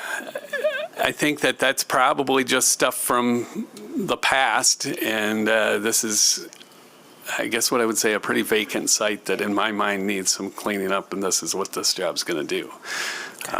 It sat there for many, many, many years, decades, and so obviously we're going to have to, if there's concrete there, we're taking it out and we're going to dispose of it properly. And Okay. And then is there also a retention or detention up on the northeastern portion? There's one little pond there because that's going to have to be, I can't get that to drain back into the other pond. Right, okay. And that the big one right here where we're working, that's going to be our main storage volume. But this little piece here, it's got to pick up some way somehow, and that's our proposed way of doing it, yes. Okay. Good eye. All right. Thank you. On this, if we could continue just on the stormwater, if that's okay for a moment. I don't know if the Planning Commission would like a little bit more background on the stormwater credit trading program, but it is an ordinance. I know you know this, but it's not a Dan Tabor preference or policy. It is a city ordinance that was enacted. And Nate Williams is here today if the Planning Commission would like a little bit better understanding about the credit trading system and why it's important to the city, albeit, the Planning Commission isn't obligated to ensure that the stormwater system is designed to facilitate the credit trading program, in that it's a benefit more so on the private side than the public side, although we're certainly interested in developments taking advantage of this. So would that be helpful, or do you feel comfortable with the information you have? You're fine? Well, I actually, it might be helpful maybe for the neighbors and to have a better understanding of what the city is doing to manage that. Okay. I agree. Okay. I'll ask our stormwater engineer, Nate Williams, to come up and give a high-level overview on this issue, and certainly available for questions as well. I don't know if this has anything to do with that as well, but the detention pond, could I get an explanation on what that is? Yes. Eventually. Explain detention ponds. Sure, yeah, big picture. Again, Nate Williams, Stormwater Environmental Services Department. So our stormwater criteria for site developments and new projects generally involve taking more water out of the system than you put into it after you do a project. So that generally means that when you build something, especially stuff with parking lots, impervious areas, you then need to find a way to get that water that would have gone into the ground in a different way.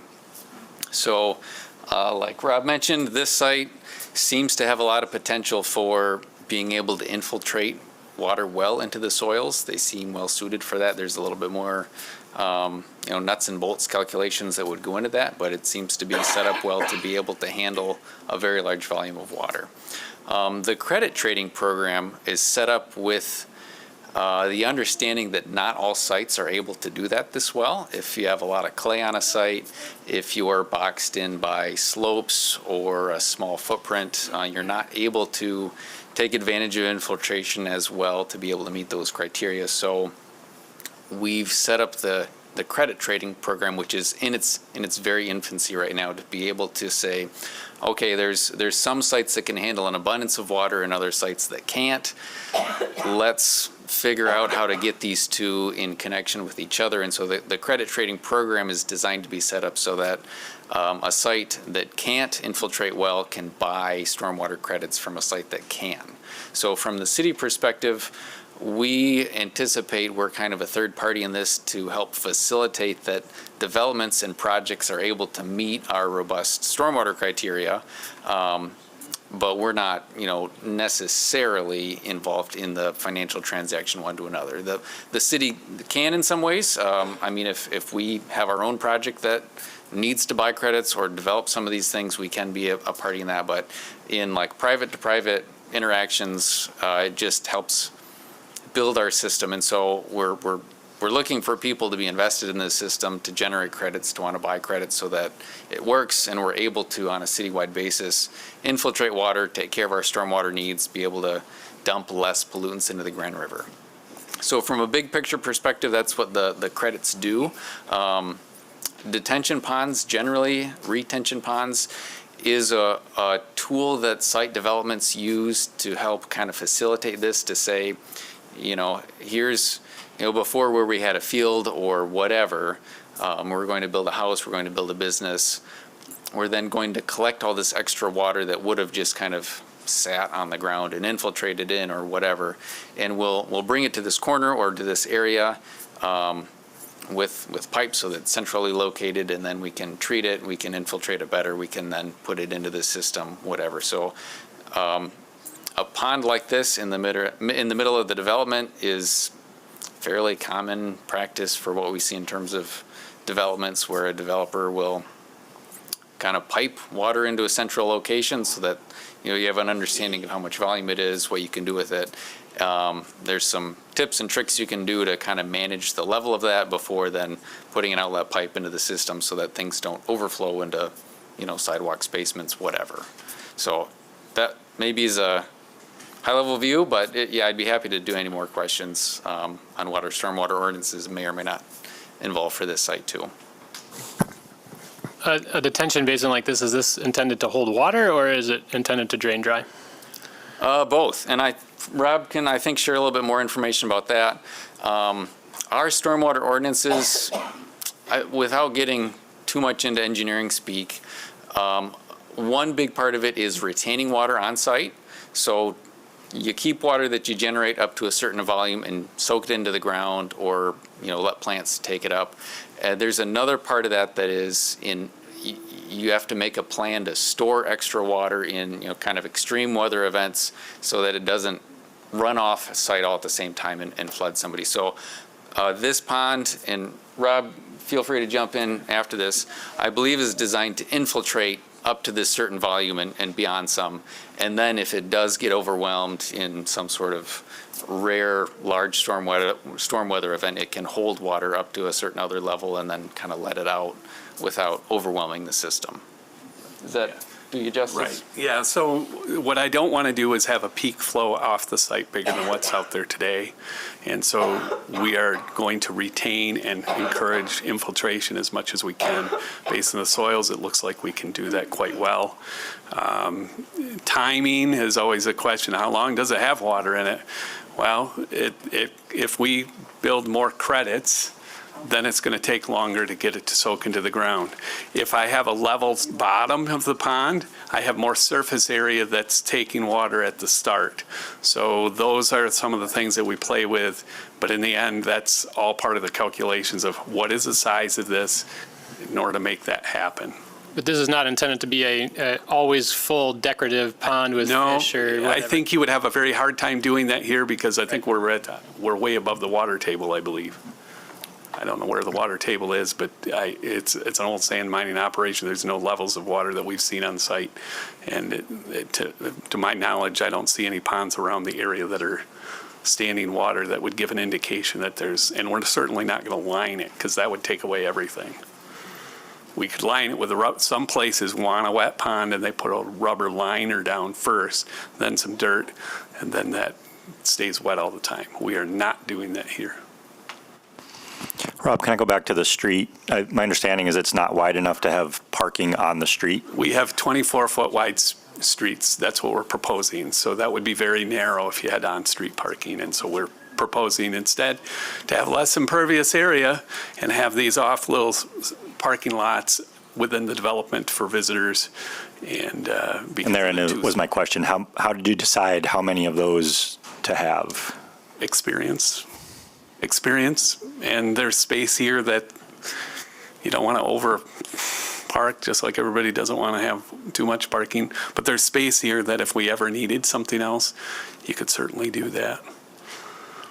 But right now, we're looking at the number of units. We've got 2 parking spaces per unit already in the garage, plus these outside ones. We should meet the ordinance for a typical residential.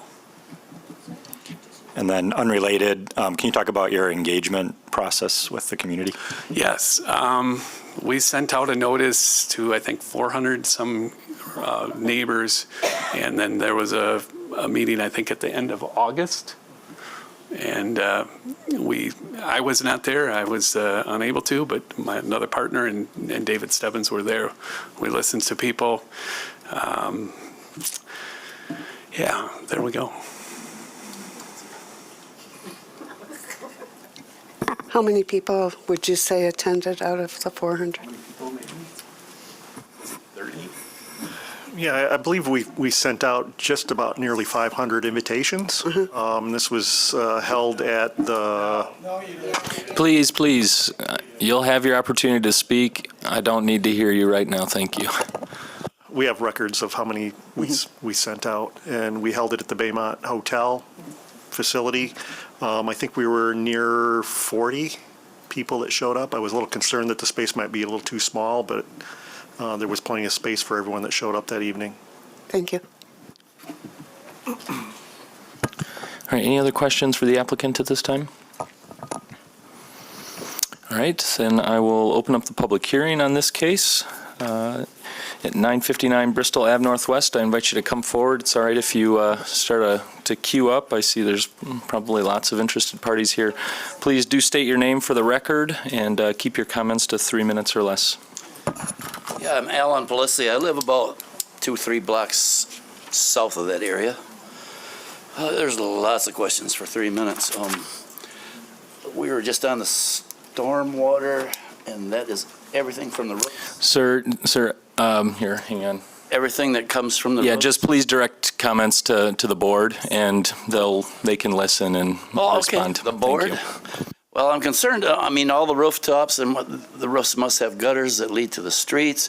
I'm wondering if the bulk of the stormwater goes into Bristol Street or it goes to the retention area. I've got questions about ownership on the actual land. Is it really Red Stones or is it DeVries? And we got the flyers kind of willy-nilly throughout the neighborhood, which was better than nothing.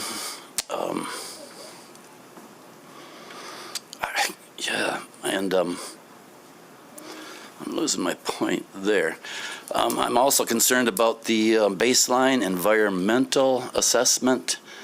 I assume that that's going to happen, and before even a shovel can be put in there.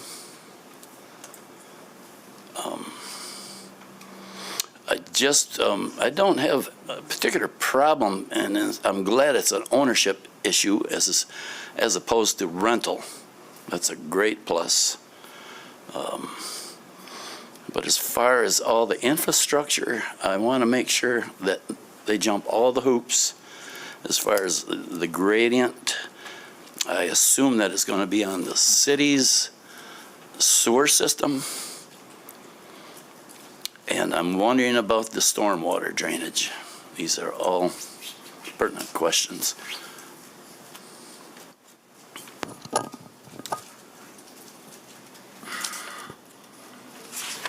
All right. Anything else? I don't have anything right now, but I'm Okay. hoping that the city planning commission and so forth digs into these issues in a prudent way. With the DEQ or Eagle in particular, I'm hoping that they do the due process in this regard. Okay. All right. Thank you. All right.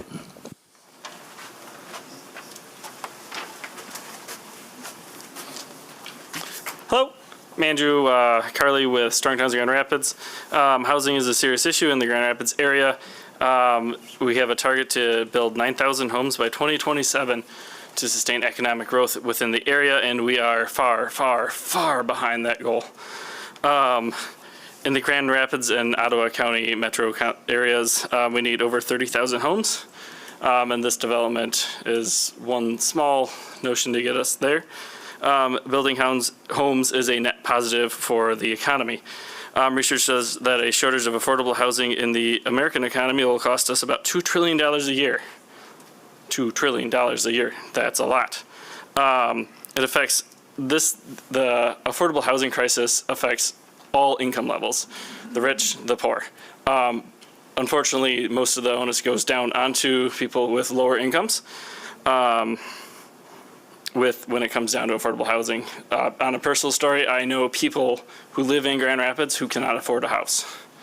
One of my members was discussing last week about a personal story of a friend of theirs who lost their home. They can't afford their rent and are living out of their car right now because of the affordable housing crisis that has been caused by an activity like 10 years ago. On building more affordable homes. So people are losing their houses right now. It slows local GDP growth, and it is preventable. We can prevent affordable housing crises. We just need to build our way out of it. That's a bigger ask than really reality is. So we do have a few critiques of this project. We would like to see it a little bit denser. I know they are building sidewalks, but we'd like to see those sidewalks connect all the way up to the north end of Bristol to, I can't remember the name of the road there. I believe they're doing that. But we would like to see that interconnectivity throughout the neighborhood there. HOA is not always the most favorable. I believe there was a few emails in there that stated that an HOA is kind of rough. It's hard to do a condo without an HOA. But like a co-op style or a community board would be ideal there, where the owners have a lot more say in what they're doing there versus a homeowners association. And the development is still very car dependent. We would like to see a little bit less in the car dependency as it fits the rest of the Grand Rapids and what's going on with us. We see that in the master planning and GR Forward initiatives that we are getting less car dependent and then density. But I do believe that this project is a net positive for the community and will be revitalizing a space that is currently dead and has been dead for the last 20 years or so. All right. Thank you.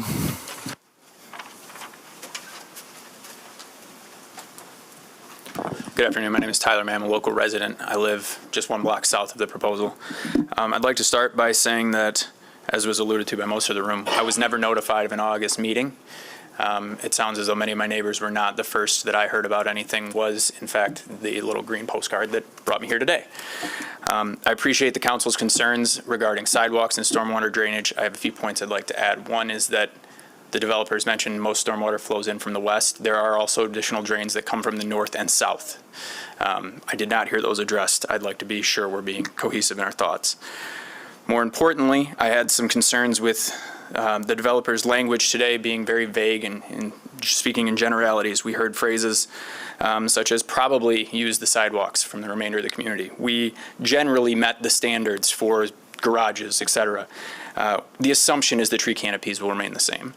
Those are things I would like to see ironed out in a proposal before we approve or deny, because those are things that affect the community that cannot be changed afterwards. It may sway my opinion if I am allowed to use those sidewalks for a walk with my family or not. Additionally, I think that most of the things we've discussed are specific to the proposal itself, but I personally would like to take a step back and address the overall kind of feeling around the development. On three sides, this piece of property, this parcel, is surrounded by single-family homes in a mid-century modern design with an average lot size of almost 6,000 feet. Is it inherently the best thing to do for the community to cram a completely outside style of living inside of an existing, vibrant, regenerating neighborhood? It's an established neighborhood. We have a wide diversity of homeowners there that continue to regenerate. I'm one of the younger homeowners in the neighborhood, but there have been several like myself who have moved in just after I have. The continuity of the area is a concern to me when we look at the way that we're building on this space. I understand the need from the city for affordable housing. I understand the need from the city for not just affordable housing, but in generality, more housing. And I support the development of some unused parcels around the city for that.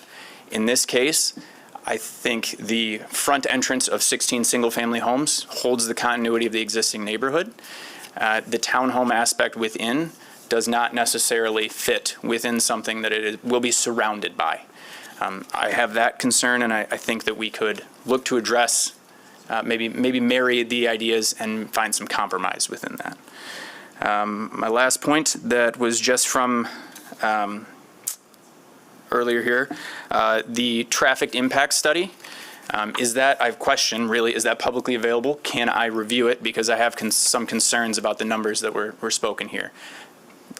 This would be adding 200 roughly homes, 2 cars, 400 a day. We got to 1,600. That does not impact the rest of the community, and there is no tie to a main road from the entrance and exit. Thank you. All right, thank you.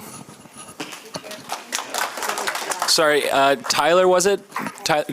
Could you state your full name? Sorry, our recording secretary wasn't able to catch your name.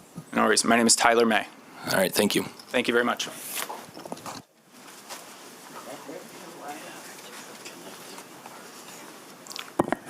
Hello, my name is Dan Molnar. I am directly impacted by this. First things first, never received a notice for the August meeting. Now, this thing is going to be right in my backyard. So for not getting any of that notice like that is, I thought, unreasonable.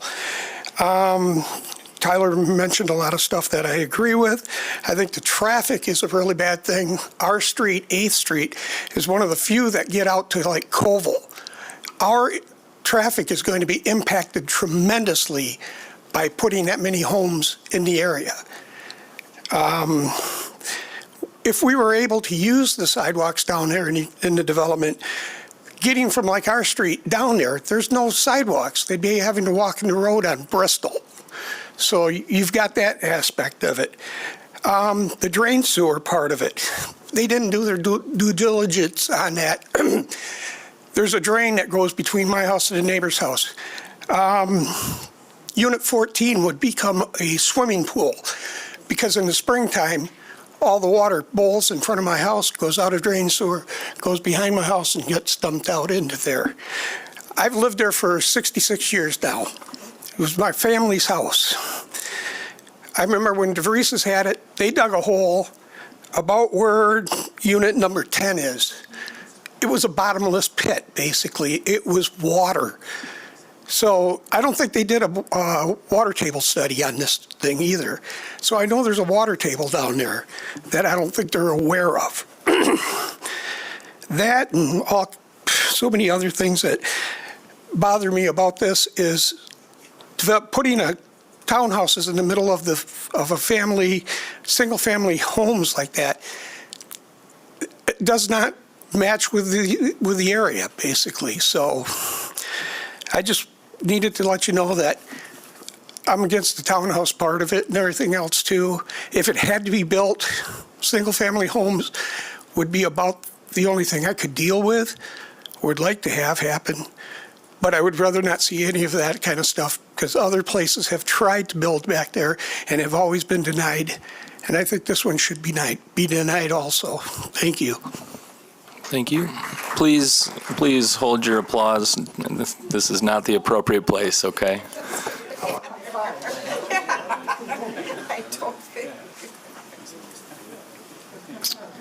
My name's Scott Shoemaker. I live on Patton Street, which, if you look at it, people are like water. They're going to go to the point of least resistance. Patton Street, they're planning on it being fed directly into Patton Street. And Woodrow is a very small street, too. The only way to get to Walker Street is down my street. My street's only 5 houses long. So we're going to get probably a majority of that traffic. And the gentleman stated that their street's going to be 24 feet wide with no parking because of the width. Woodrow's even narrower than 24 feet at one point. Patton is 24 feet. So what are we saying? We're going to be changing our neighborhood to accommodate this? They have not explained any changes, like, oh, we're going to make your street a non-parking street, or we're going to, how are we going to handle this traffic flow? There's no reason for them to turn left on Bristol, drive down a street, hit a stop sign, hang a right turn. And since I've lived there 30-some years, Walker now at peak times is so busy, you'll get cars piled up trying to make a right or a left onto Walker. I can see my street ending up with cars from the front to the back, and if there's parking on it, you're only going to have one-way traffic. So traffic's a very big thing that should be considered. They've got this nice thing. That map was wonderful. They tell you how their section's going to be, but they didn't explain anything on these smaller streets. And if you look up that demographics thing or that street usage, ours is the lowest amount of traffic you can have on any street. You had that up there earlier. Bristol, which they're using as their main, is what do they consider the smallest? Residential neighborhood. That's what they all are in that area. And then they're going to put in nice sidewalks, but if you guys got a chance to visit the area, Bristol doesn't have sidewalks in the area they're talking. So that means the people around my neighborhood for 30 years, when we take our kids or our dogs for a walk, we have to walk in the street. So we can walk in the street, which now we're going to increase all this traffic to. It's going to be very dangerous. And they haven't mentioned anything about changing anything, like widening or adding sidewalks, which we probably would not want either. So that's just something I wish people would visit the neighborhood, take a look, and see where we're coming from for this development. All right, thank you.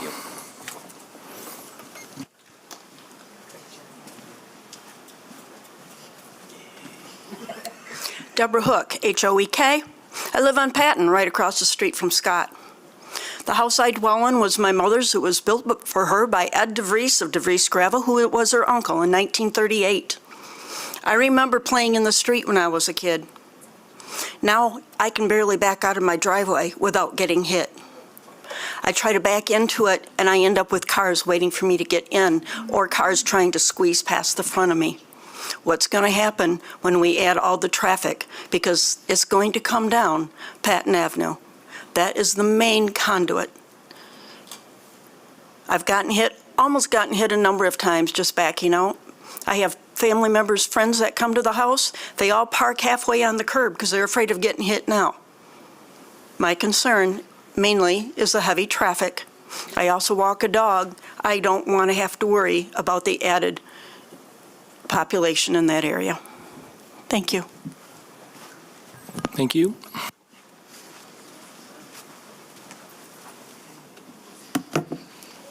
Hello, my name's Josh Brink. I'm a resident and owner in this neighborhood, and I just wanted to bring up one point. The plan itself has 8 non-native species planned into planting these in the development, and that is a total, with those 8 non-native species, 114 plants that they are trying to plant in this development. I'd like the board to recognize that, and also, from my understanding, the developers are unwilling or uninterested in partnering with LGROW, which is the Lower Grand River Organization of Watersheds, who would be a great resource for them to talk about native species. And that's all I wanted to say. Thank you so much. Thanks. Hello. My name is Alex Stewart. I live on Patton. Wanted to start off by saying I am very sympathetic to the housing crisis, and I believe the more people we can get living in Grand Rapids is the better. I've lived here my whole life, and it's truly a great place to be, and I'm happy to own property here. I do want to mention that at the start of the gentleman's speech, he asked for us to keep an open mind and understand where they're coming from, and after hearing what I've heard today, all I can gain from it is that they're looking to make a quick buck in my neighborhood. They're not out here to solve any sort of housing crisis. They're here to build cheap homes, which I believe it was mentioned that they're currently working out in Plainfield or behind a mall, which to me this looks like the kind of development that's perfect for going right behind a mall. What else do I have? I also was one of the few that did get a letter about the August meeting, and was there with my partner and wanted to mention for all of my neighbors that missed it that the gentleman who hosted it was quite rude, became incensed, and raised his voice at my partner and our neighbors. So if that's the kind of respect that they show us at an introductory meeting, I have no desire to see the lack of respect they would show us when developing in our neighborhood. Thank you.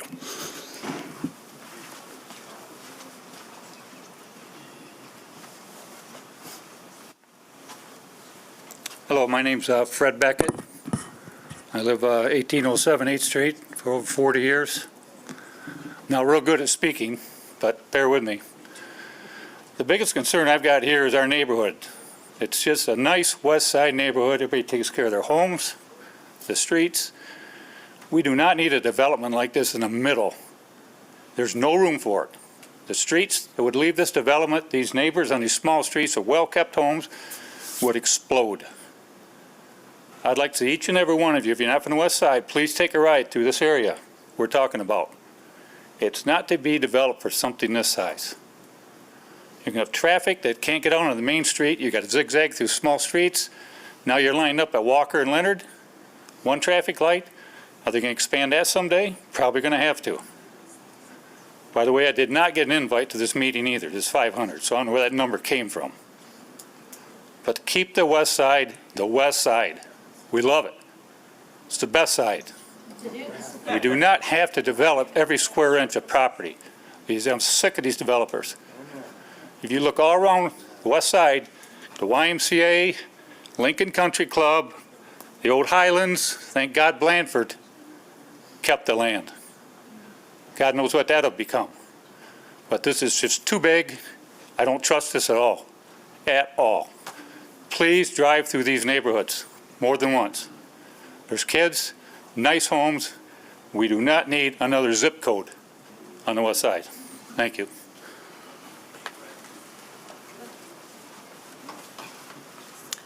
Hi, my name is Kara Phillips. I just wanted to ask a question basically on some of the things that you were covering earlier, and that is, would the zoning changes that you are proposing now, with regards to number of unrelated parking space requirements. I think there was also something mentioned about roads and possibly ADUs. Would they apply to this proposed building development? That's my question. All right, thank you. Anyone else? Come on up.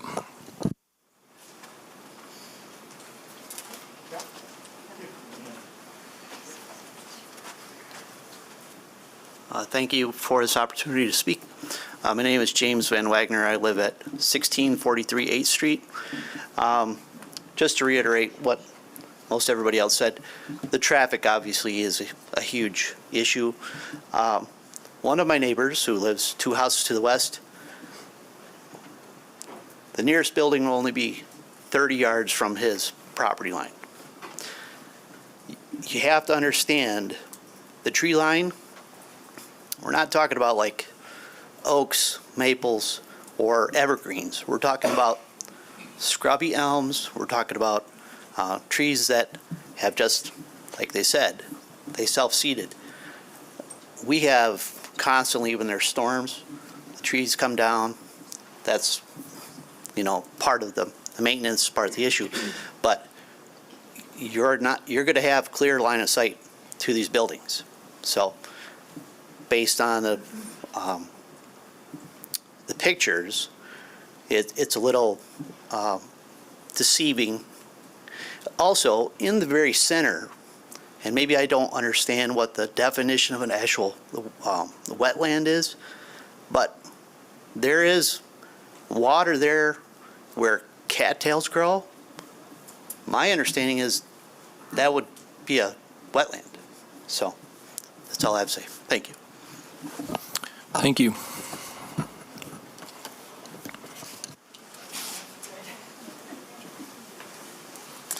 Hello, my name is Tom Van Gemert. And Elizabeth, will you do me a favor and put up the picture of the steep slopes from the developer?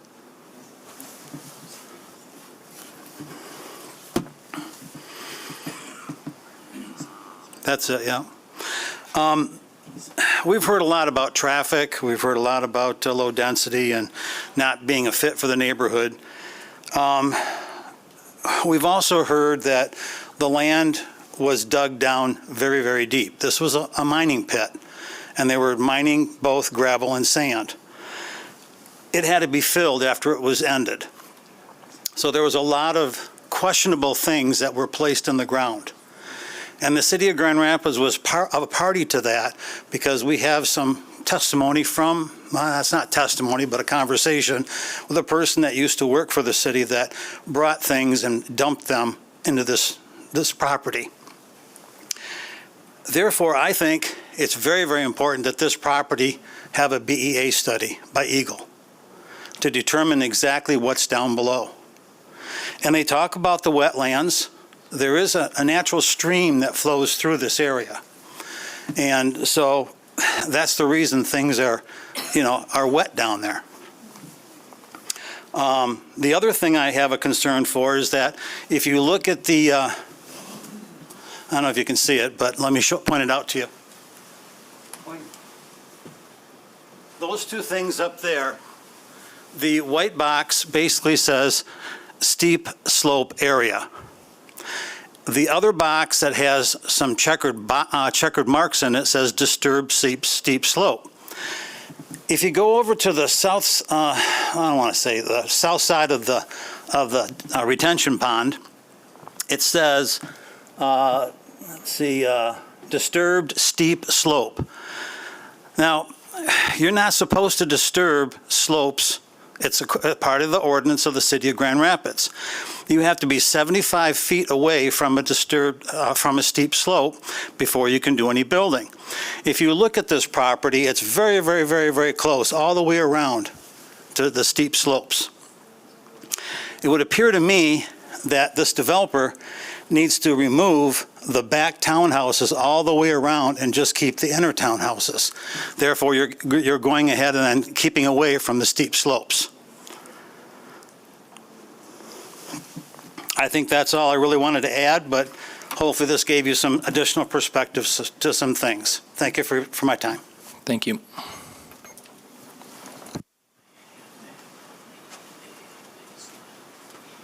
Hello, my name is Joan McKay. I live at 1022 Bristol, which is right smack across the street. And our property, oh gosh, I changed everything here. Anyway, our property goes from Patton to Woodrow. The whole front is ours. So we're going to have us coming at us from all different directions.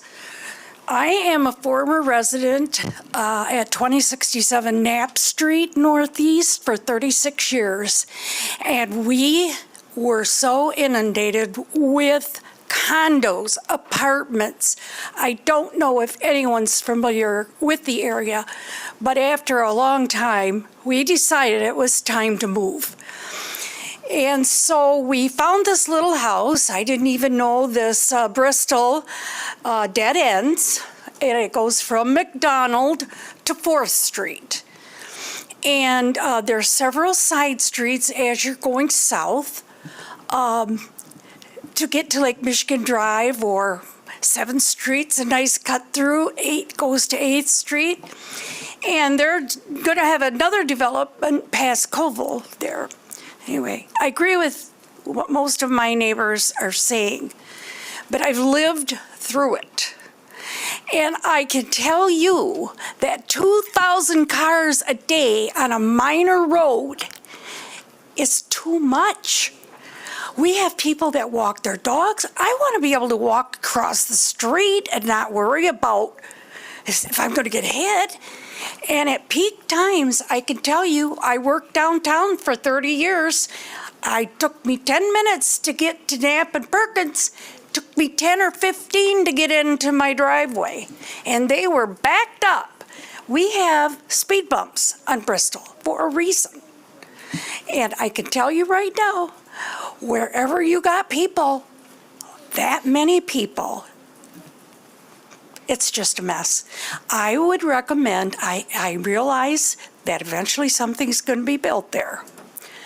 And I would really like to see them come back to the table. They advertise it as townhomes and condominiums. They have 16 condominiums and 76 townhomes.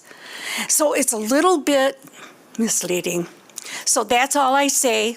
We're welcome. We want to help the city, the people that come here, but we also have to protect our investments, and we count on the city to protect us. Thank you. All right, thank you. Anyone else on this case?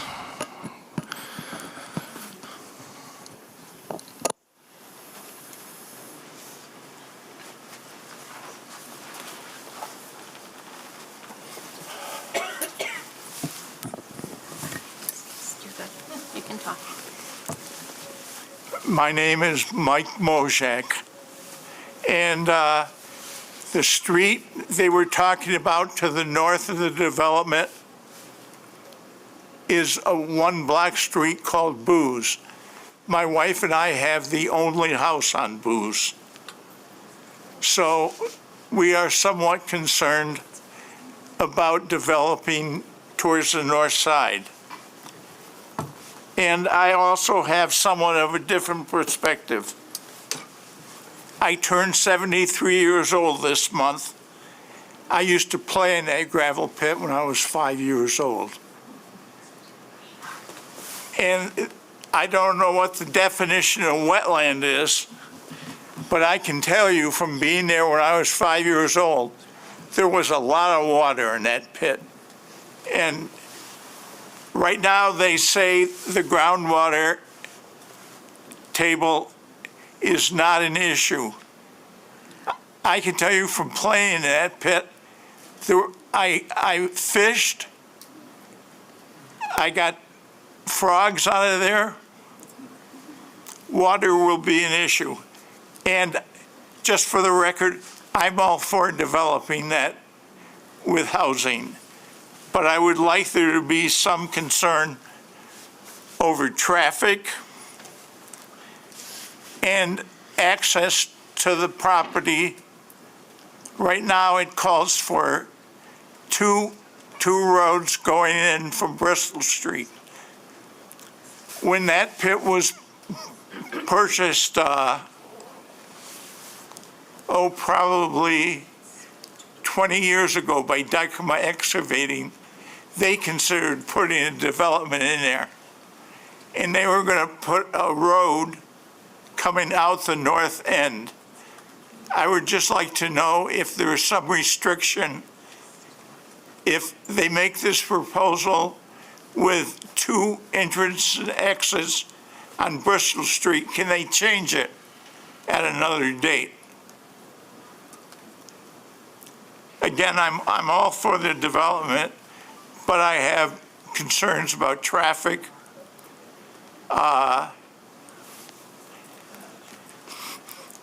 I don't think Bristol can handle another 184 cars. Done? And I don't live on Bristol, but it's too much congestion. Thank you. All right, thank you. Anyone else?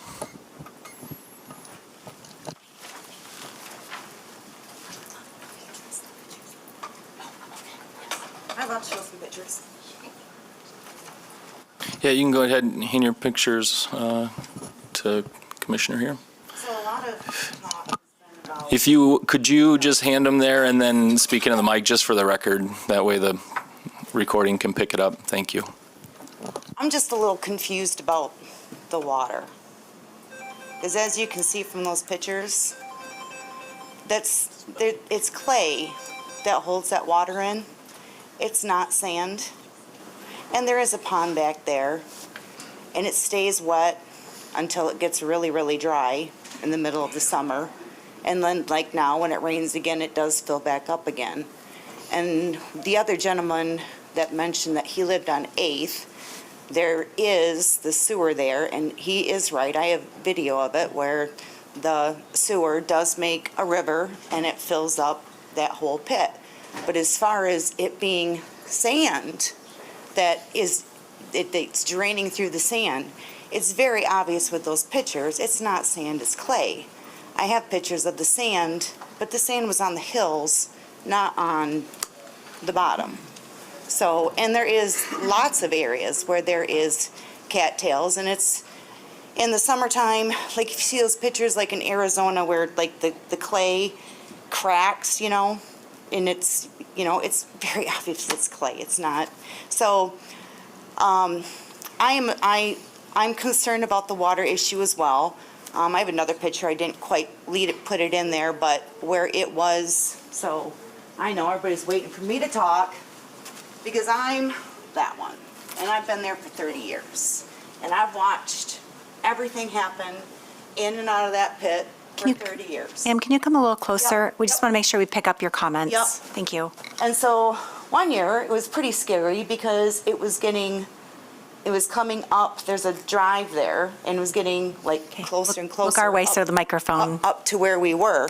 So, and they did put a drain field in since then. And that we used to call it Lake Bristol. The drain field has definitely helped. There's 2 drain fields back there. So the water is not nearly as bad as some of those pictures, but the one, what we call the pond, the pond's always there. So, I know exactly in all the water, and everybody keeps talking about the water. I can tell you exactly what goes on with the water. It goes from the top of Bristol on the one side and the top of the Bristol on the other side. On the lowest part on Bristol, it comes right before me. It goes into that sewer system there. It comes off the back hills. It goes into, I'm higher than the pit. And so it collects, we have a huge pond in the springtime, like that pond of one of the pictures I have, expands exponentially in the spring. So I do think the water is an issue that when we're hearing things that it's a sand pit and it drains. That's all false All information. right, thank you. Thanks for your comments. Yeah, could you state your name, please? Do I have to? I prefer not to.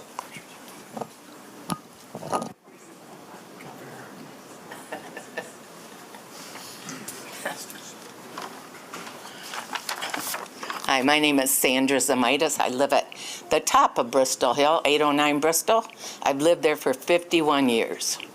Raised my 2 boys there, and it's been a quiet neighborhood. And I hope that maybe I will die there because it's the best neighborhood. Everybody is so friendly.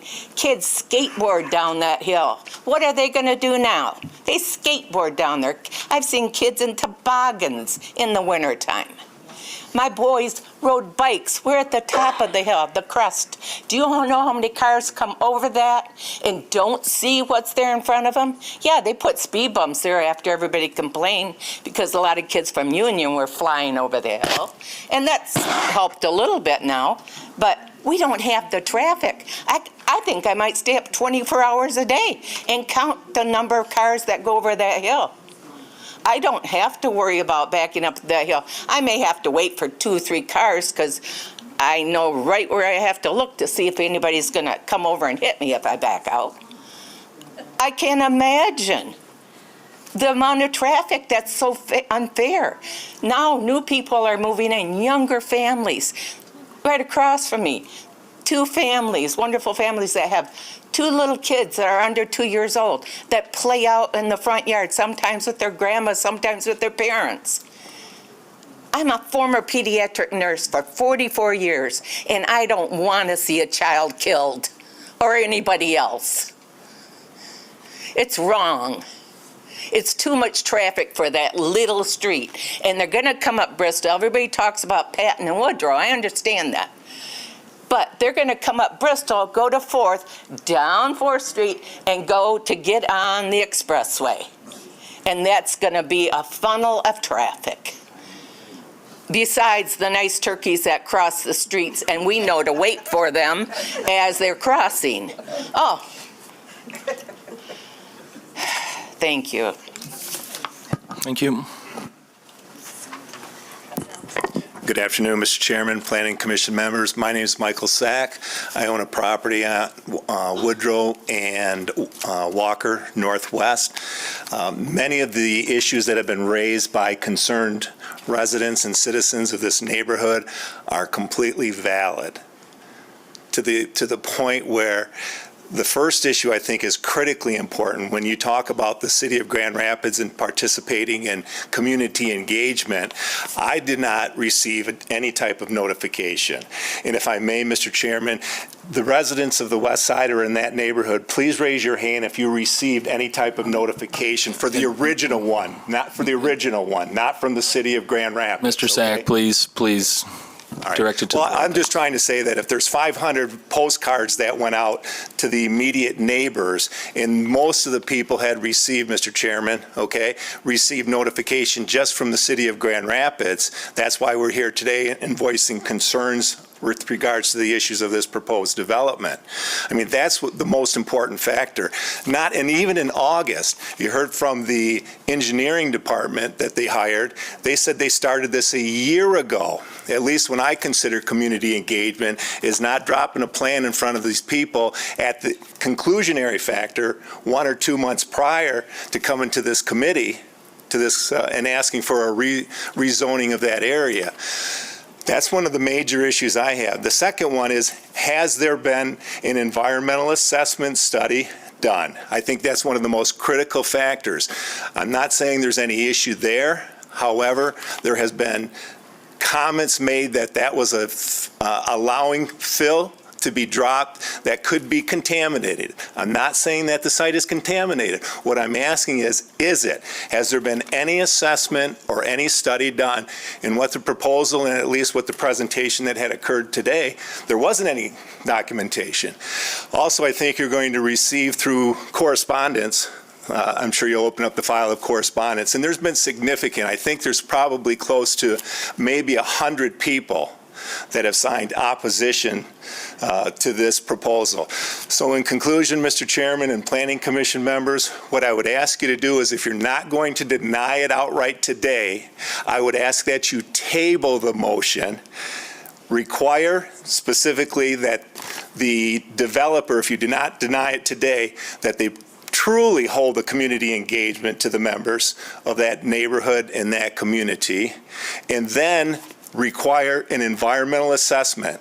Contact was made to Eagle. Eagle said if they don't have any documentation or proof that contamination has occurred, they won't do a study themselves or start an investigation. So once again, I thank you for the opportunity. If you're not going to deny that request today, then I ask that you at least table it. Thank you. Thank you. Good job.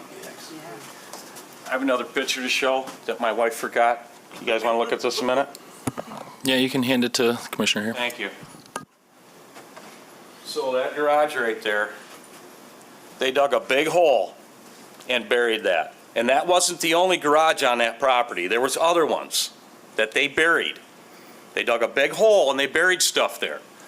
I can tell you from watching them, and I went in these garages, there's equipment in there that had hydraulic fluid and who knows what else. And they dug a big hole and they buried everything.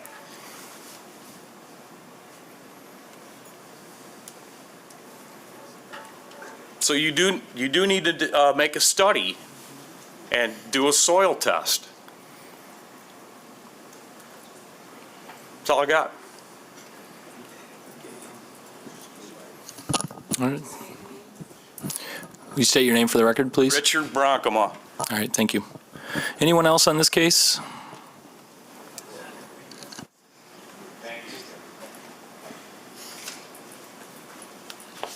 Good afternoon. I'm Thomas Kawal, 1430 Walker. I lived in this neighborhood for 30 years, and this is going on 15 years, and it seems that this is my third appeal that I'm going to. Now I'm going on a fourth, and it started with Kemper trying to build a condo association, denied. And then you brought in Magnus, and I thought was more professional as far as they set it up, denied. 2 years ago, denied. And now we're going odd even. So now it's 959. You know, I see these studies that were done. This is going to devastate this neighborhood. I Google mapped this address. The directions are ridiculous. I Googled it from the west, Wilson and Lake Michigan Drive. Take Lake Michigan Drive to Bridge Street, make a left. Go to Colville, make a left. Take Colville to 7th Street, make a right. Take 7th Street to 8th Street, make a right. Hook into Bristol and turn left, and you're at your destination. So we're going to have a construction site for how many years that's going to be driving through this neighborhood? And who do they get through if they make the wrong turn? You have the other directions, go up Calvary, take Atlantic, Calvary, 10th Street to Bristol. You're creating an issue that you can't deal with. You already have a problem with Walker with speeding. Nothing's been mentioned about air quality, the grid problems, the infrastructure, the noise, or anything like that. The road construction deterioration, we're not doing any of that. The traffic study that was done is 21, and it's on Bristol. Not one mention that Bristol is a dead-end road. Dead end. 4th Street, north or south, north is McDonald. You have speed bumps.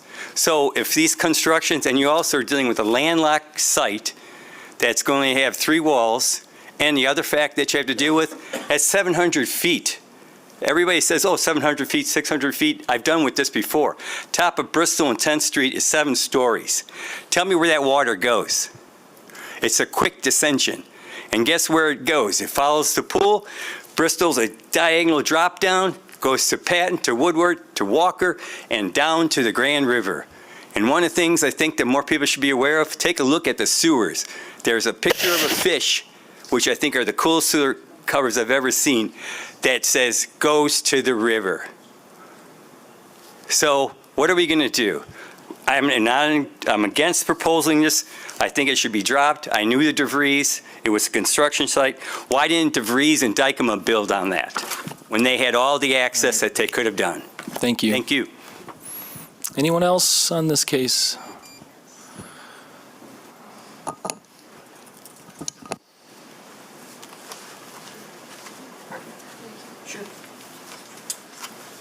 Good afternoon. My name is James Dykema. I just want to stand up here and support. I think Rob's done a great job, and David, as explaining how this does fit. It does, with Elizabeth's support, kind of shows how they can make this work.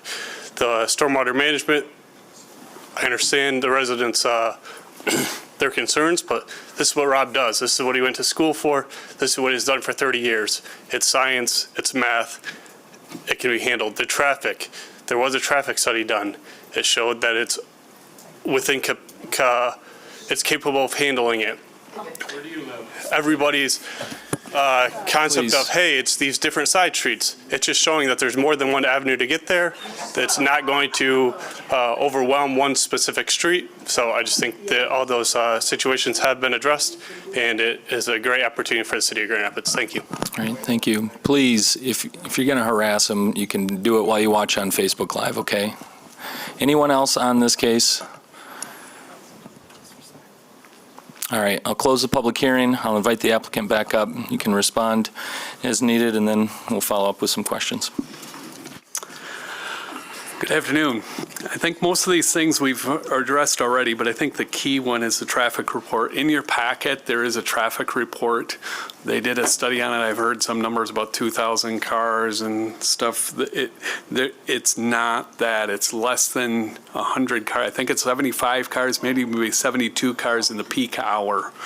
And so the report actually says that it's so small of an amount that it isn't worthy of an additional report. We've talked to the city. The city's agreed with that. If there was more of a concern, we would go there. I can't change things that are existing on those streets with parking and that sort of thing. But that's where we're at with what we're doing. Anything wetland-wise on the site, we had an environmental report prepared by Bar Engineering, and they said the wetlands up there are not regulated because they're not close enough to, and they had listed 5 different items of why it's not regulated. So, but yes, there's probably silts on top of the sand, and that's what happens with silts. That gets carried to the very low spots, and usually that's how it works, where the water kind of pools that, but underneath it is probably all that good sand, and it should go into the ground. If it's drying up during the summer, it's going away already. I'm not concerned with it. Sidewalks are proposed along Bristol in our frontage. We are putting sidewalks along there where they aren't today. So in our frontage, you would not have to walk in the road there. Sewer and water for sanitary and water main, those are going to be public utilities. That is one thing that we're going to have to extend up. From Bristol, we'll prepare a Grand Rapids package to put this together. There's no concerns from engineering department that I've heard to this point. I think that's the most of the items. If you've got more questions, we can certainly talk. Can you comment? Go ahead. I would, because I know the sidewalks had come up as an issue, and I think Elizabeth can testify to this. When we first came to the planners and started talking about this project, the one thing that was mentioned is, walkable communities. And so from the very first time we met with a site plan, our intent is that even though this is a private community, private walks, private road, we would allow the neighborhood or the public to use our sidewalks because, again, we want this to be a walkable community, and this is our part to make that happen. So just to have that out in the record. Are the sidewalks going to go? Ma'am, No, unfortunately, now's not the appropriate time. I'm wondering if you can comment, has a Phase 1 or Phase 2 environmental study been done on the site? Not to my awareness. I think James Dykema would have said something if there was something there. I wrote back Elizabeth on this because that's one of those negatives that you can't prove, right? So the key is if there's contamination there, we would not want it to be there. We will take care of it in the proper way. You can do some tests, but if most of the time you're going to get your best results by observing what you're building on, because that's where you're digging. Boring is only as good as what it is at the location that you took the boring. You're not taking a boring of the entire site. So same with contamination. We will do everything we can if there is something that looks suspicious to make it right, and we'll take care of it in the right way. We are not aware of anything like that until letters that have come out.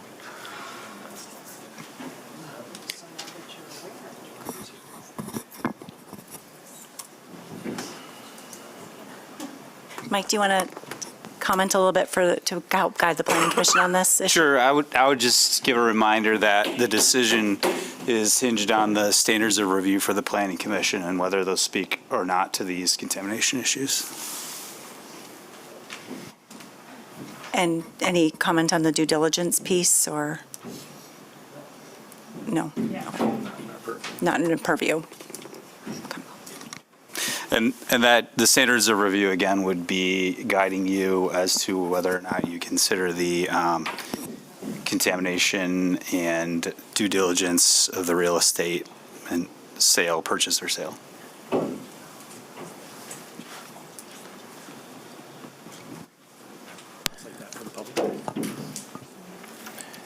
going to translate that for the public. I'll let you correct me if I'm wrong, but I think that the difficulty with the environmental contamination is that it's certainly a requirement and due diligence responsibility of the owner and the purchaser, and there are requirements of state and federal law around that contamination. I would be hesitant to suggest that it's within the Planning Commission's purview to require a Phase 1 or a Phase 2, because when you look at your standards of review, there's very limited standards or language within those standards that give you the ability to evaluate whether it is or is not appropriate. And so there's obviously a multitude of layers of authority who can review projects. You have but one role of that. Yours, of course, is the land use. And these issues are absolutely connected, but it's not necessarily within the Planning Commission's authority to evaluating Phase 1 assessments or environmental contamination assessments. There are responsibilities within the city when we talk about wetlands and soils and such, and we look to our Environmental Services Department to help guide that through our construction plan review. So we probably have a little bit more information that would be applicable relative to the water and the stormwater drainage concerns that have been raised that are within your scope of authority, or at least related to your scope of authority. But the contamination piece is better suited for a due diligence process with the real estate transaction. And can I add to that? By all means. And on top of that, even if you go through that due diligence process of the environmental site assessment and the subsurface investigation, that doesn't necessarily mean it's going to stop development of the property. That really is for the process of the real estate transaction. And it's unrelated, often unrelated to the development based on what they find. Can I ask a question that came up about the tree canopy? I did drive by this property the other day and noticed the trees, but there were some remarks by others that that these are not really viable trees. Can you speak to how you're going to treat that area? if you look at that plan, we're intending not to touch the steep slopes wherever we can avoid them. And so what is there is there. We're not intending to plant new or different things or additional things on that area. We're trying to stay off that slope. The trees that are there are probably those elms that was mentioned. They're what I would probably consider more scrub trees too, but they're there. That's what grew there. That's what's there. So our intent is to keep it the way it is, let it continue to grow the way it is. Is that then also a mechanism of that growth to keep that from sliding? Well, it's been around for decades with those steep slopes, and I think, if you want my personal opinion, some of the steep slopes in this ordinance are, people know this from working with me, are probably a little extensive in what they're required to stay away from. And even what is defined as a steep slope here in the city is greater than a critical dune, is defined as a steep slope, if you're very curious. I'll look it up. But the slopes here, they've worked. They've worked. We will obviously, if anything, when you put a development at the bottom of the hill, you're going to want to make sure that that hill stays there. So anything and everything that has to happen to make that happen will be done, even if it's not showing up at this point. It would have to be in the future. Thank you. I have a couple questions for city staff more so. So one of the things that came up a couple times were the types of plants that they're proposing. Are there requirements around that would be approved through the LUDS process or other? There are. I don't think that there is a prohibition on non-native species for landscaping. If that was something that the Planning Commission felt was necessary, then you could add that as a condition of approval to not permit non-native species. The only relevant place I can think of the species list is relative to the trees, and you can't count certain trees towards canopy, which I don't think was necessarily material to the comment. Okay, thanks. And then maybe this is for Josh. Are there plans to do anything on Bristol coming up? I know it's a local street. And then do you see any need for traffic calming on some of these other streets that will be impacted or could be impacted? Good afternoon, Josh Nerber from Mobile GR.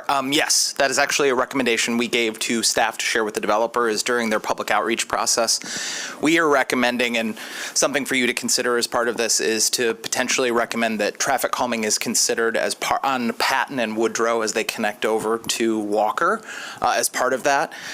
There are no additional plans right now for anything on Bristol, but I will say on Perkins, which is another street in the city, we just deployed the first test on a higher volume, higher street. It's known as a speed table.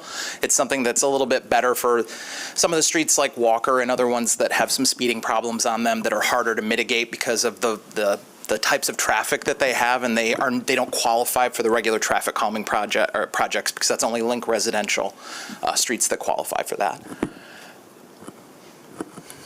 And there already are speed humps, I believe, on sections of Bristol. So through a previous traffic calming application packet that was received and implemented.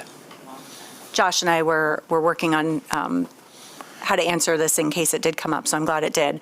If the Planning Commission is inclined to send a recommendation to the City Commission of Support, then we would recommend adding a condition that the applicant be required to work with Mobile GR on necessary traffic calming measures on Patton and Woodrow. Specifically because those came up multiple times in their direct connection over to Walker.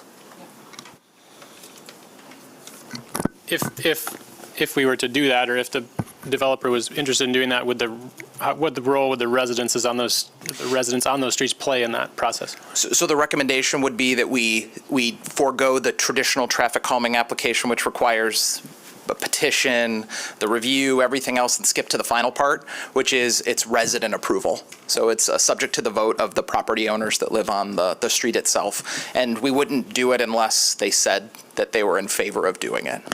Okay, thank you. That's the way the program is set up. It's only implemented if a majority of the people who live there wish to have it implemented. But that would be strategic in that it's not delegating land use authority beyond the planning commission. So while resident vote over traffic calming is to arrive at a solution, no solution is not a de facto denial of a project. So there might have to be some work with Mr. Hooker to figure out how best to word that to provide that flexibility and support that conversation, but also make sure that we don't have a de facto land use authority delegation. What about 8th Street or the connections to Colville? Any? The two that seem to come up more often because they are actually direct connections over to Walker, which has higher volumes. We'd be amenable to keeping it more generic if you wanted us to explore that with other folks as part of a condition of approval. That's really up to you all, based on the feedback you heard from the applicant as well as the general public testimony today. The two that came up the most and the most directly that are impacted are the direct connections over to Walker.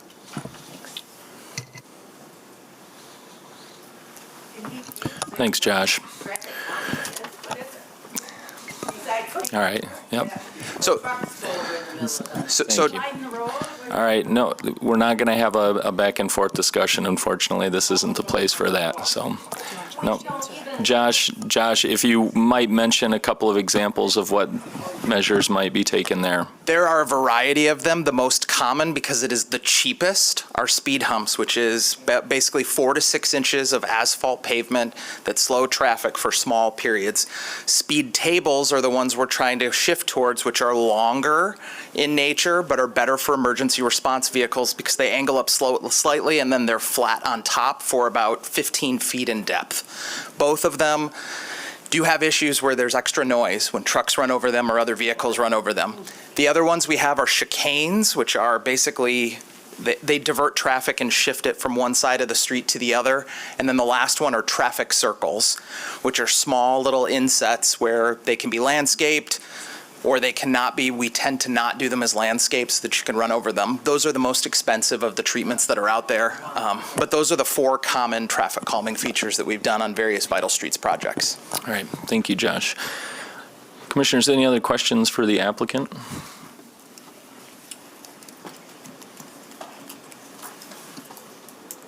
Street lighting. Go ahead. Could you comment on street lighting?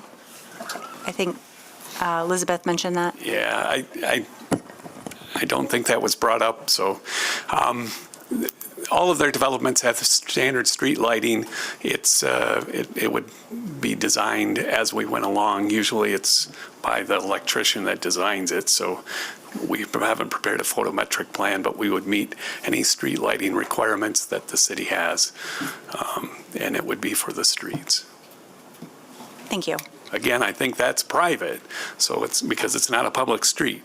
So the lighting, electricity, and everything would be tied in with the development. Yeah, I understand the lighting would be private. However, I think the Planning Commission is going to wrestle with the design of the street, which would include whether street lighting can or should be provided and some controls over lighting levels. And they could conceivably tie that approval of the street to meet city specs relative to street lighting. I was thinking that would come more with a LUDS type review, but that's okay. Yep. Yeah, the actual details, you're right, would, but we look to the Planning Commission and in this case also We're the City providing it, Commission we intend it provide to that be framework. to city standards. It'll be private. I'm sorry, I have one more question related to the steep slopes, if we can get that back up. So on the southern portion of the site, I'm particularly looking at behind building 10 and 11. So there's a big swath of trees and steep slopes there, and it looks like that's also on your area of disturbance. And so I guess I'm curious how much of those trees or like how much disturbance is planned there? Yeah, so it's hard to tell on these big maps, but that crossed area, the X'd out looking area, that's the area where the grading is going to occur. So that would be the area where it would be touched. So all the trees that are there now will go away? Correct. It would have to if the grades are changing there. Okay. And on that also, will you be able to implement, because of the grade change, some sort of bank stabilization there? Yeah, so it sounds kind of crazy, but I'm going to move over here real quick a second. A steep slope in the city of Grand Rapids is basically a rise of 1 foot over 5 feet of distance. So it's the word steep sounds like it's awful. It is a long hill. It's got a lot of distance to it. We will probably be making them more like 1-on-3 slopes. Okay. That is very common. Stormwater detention, if you go to Kent County Drain Commission rules, can be 1-on-4. So if you're making a 1-on-4 slope, it's a steep slope in the city of Wyoming or the city of Grand Rapids. But yes, we will do whatever we have to do to establish that. We can do that. There we go. And side note, these are man-made steep slopes. They were created with the development that was here, and so that's why it's not a natural feature.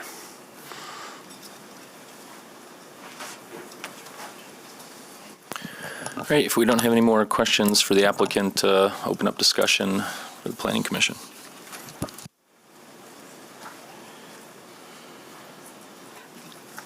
I think that I appreciate the neighbors coming out and expressing their concerns. I think that I hope to them, as it was to me, this was very informative about the development and many of the issues you've expressed. I was on Bristol, like I said, the other night, and it's 5 o'clock at night, and it was hardly any traffic. So I thought, oh, this is a nice area. So I think it could hold more cars. I think the dilemma for me is that we need more housing. And at some point, this space is ripe for that development. And we have certain things we can rule on. We can't rule on affordability. We can't rule on other aspects of it. But it is sorely needed in this community. And, you know, from what I've heard, they've dotted the I's, crossed the T's, and its appearance is nice. I kind of think it would beautify the neighborhood, actually, with landscaping. That's not your Please, business. if you're going to speak up, I'm going to have to ask you to leave, okay? Thank you. He had an opportunity. He did speak during the public comment, okay? I'm not going to have any more conversation with you. I'll ask you to leave if you speak up again. I've lived all over Grand Rapids, so I know the area well.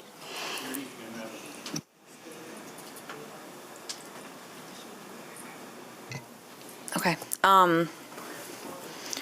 Yeah, I too appreciate the concerns of the community. Change is hard.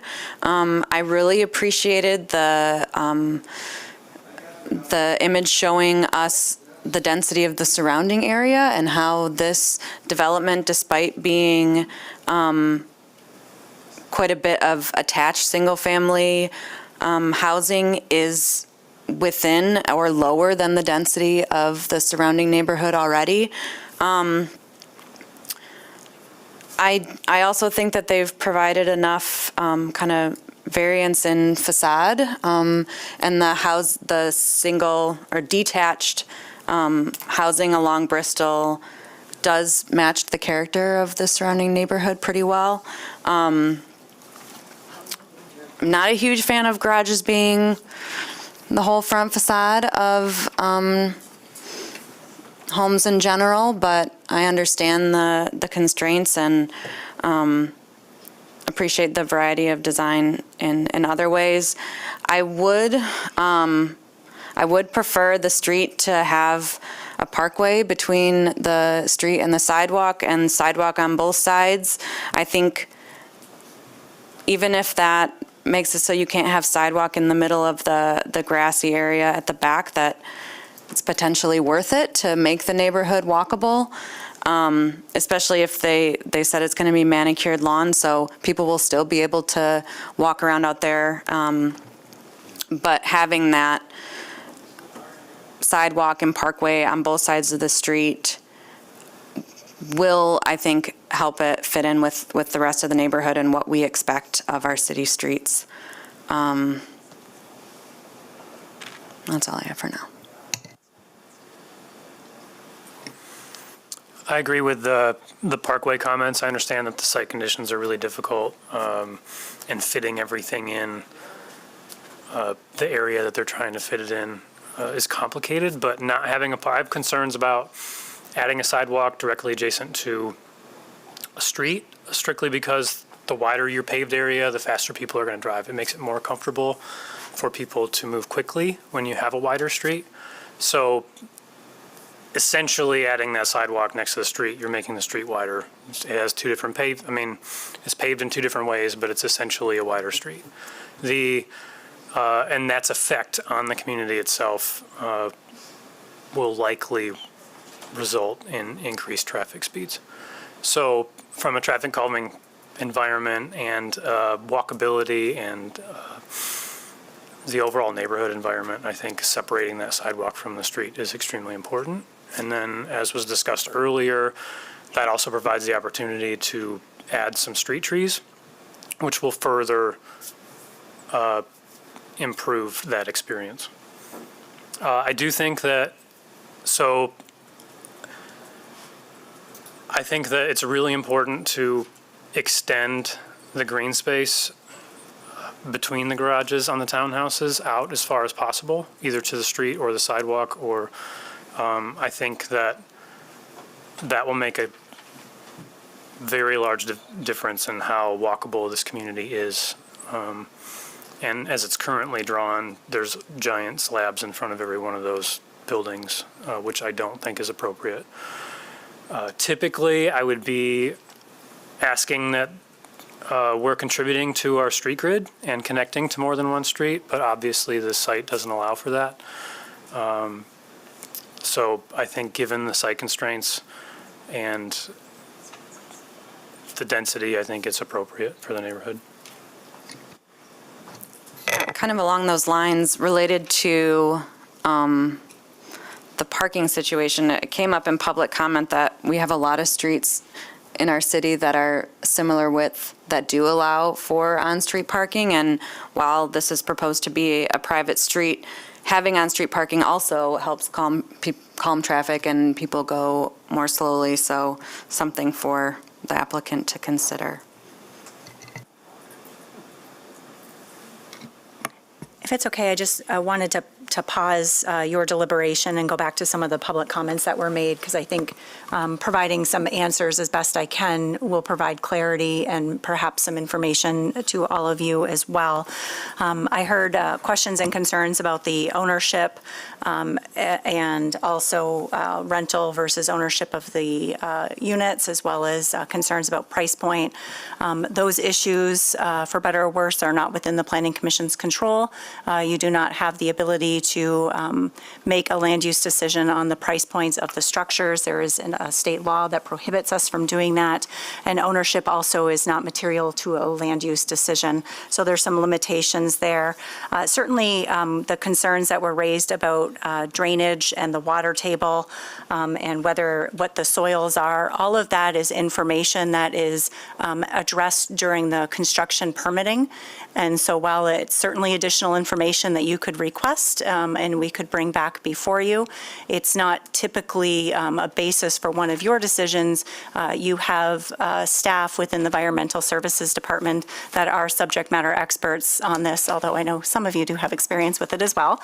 But city staff historically has always taken care of making sure that the soil borings and soil tests are done and make sure the stormwater infrastructure is appropriate based on the types of soils that are created or that are in existence, pardon me. We already addressed the non-native species. Talked about there's a question about whether the proposed changes we spoke of today apply to this development. The answer is sort of yes and no. The answer is officially no, in that you are looking at this as a planned redevelopment district, meaning that this specific site plan, with any modifications you make, of course, is the site plan. So if there are changes to that, relative to, let's say, accessory dwelling units, then the application would have to come back before the Planning Commission. So the zone district might facilitate some of those, but because it's a PRD, it doesn't. Does that make sense? So I think from a public standpoint, the answer is no, because of how you're processing this. There was a question about whether entrances can change or locations change, and that would be the same answer. So again, you are you are considering a site plan, and any approval would show 2 access points out to Bristol. So that approval of that site plan would not allow for modifications or connections to other streets. So the applicant wouldn't have the authority, or staff wouldn't have the authority, to consider an alternate location without bringing it back before the Planning Commission and potentially the City Commission as well. And I think that's everything. I've already talked about the soil testings. Member of the public reviews the traffic study. Oh, thank you, yes. So the traffic study was completed and was attached to the Planning Commission's packet. So if the individual that requested it would like a direct link, they can certainly provide maybe Elizabeth or Laura with their information. We can send that, but it is available on the city's website if they navigate to the Planning Commission packet. Everything that is before you today or under your consideration is attached to that packet with direct links, including the traffic study. And I think that answers all the questions that I could answer. And I know that you're having conversations about other things, such as the street layout and likely the architectural design. I wonder also, Kristen, if, in the staff report talked about the density that might be allowable on a site like this, given the zoning, and that this is actually significantly less than that. And I wonder if we could talk about just briefly why they're here before us today, and maybe what is a by right development versus a development like this, and why it might come here versus just go through a purely staff process, and what this process gives the opportunity for, maybe? Yeah. So there's very limited authority for staff to review a plan that would be considered by right or administrative review. There could be opportunities if there was a single-family home, for example, that could be constructed on it, but a reasonable development with more than a single-family home would come back before the Planning Commission at minimum. So multifamily development could be a special land use through the Planning Commission process. And I think Elizabeth's staff report had those density considerations about if this were developed. Yeah, if this were developed as detached single-family, the site per the acreage could support up to 243 sites, attached single-family up to 347. That is simply raw math based on geographic area of the parcel. Of course, there's other considerations like slopes, like streets, parking, et cetera, that clearly would likely potentially further reduce that. I don't know, Elizabeth, did you run a calculation for multifamily and the density that could be? No, I can quick do that, but Yeah, I did not. it would be several hundred. Yeah, it would be higher than the attached single family. Yeah, so it would be greater than 347, again, based on simply geographic area. So there are ways to develop this through a Planning Commission approval process with special land use. Given that it is attached single family, and the design of the site, and some of the challenges relative to the topography and the mix of housing types that are incorporated, we felt that a PRD was a more appropriate tool that could be used to facilitate a development like this for your consideration.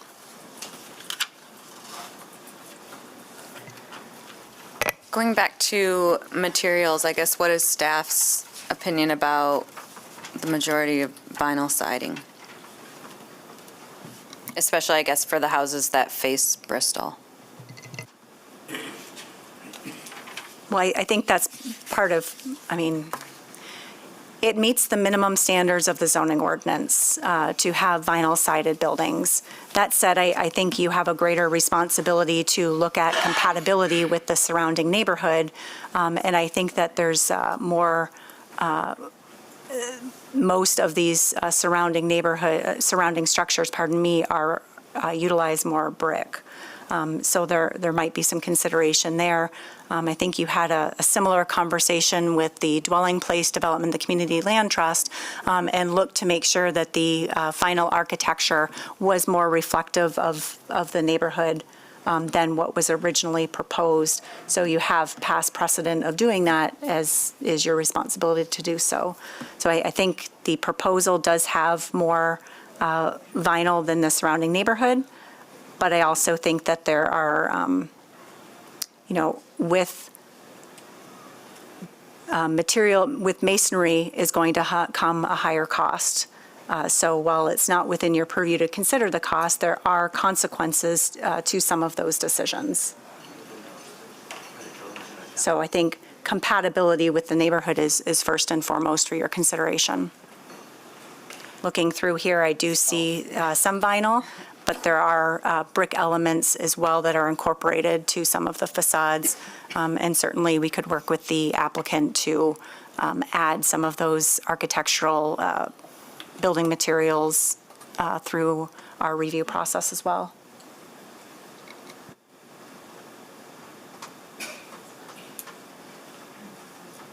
And with all the discussion about traffic, I'm just going to make sure I'm interpreting the traffic study correctly. What it says is that these units would be expected to generate a total of 60 morning peak hour trips and 71 afternoon peak hour trips.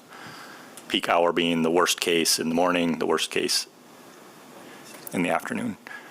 And that's for an hour. So that's an additional 1 car per minute, correct? I believe that's close. I think we had, Elizabeth's staff report says 45 and 126.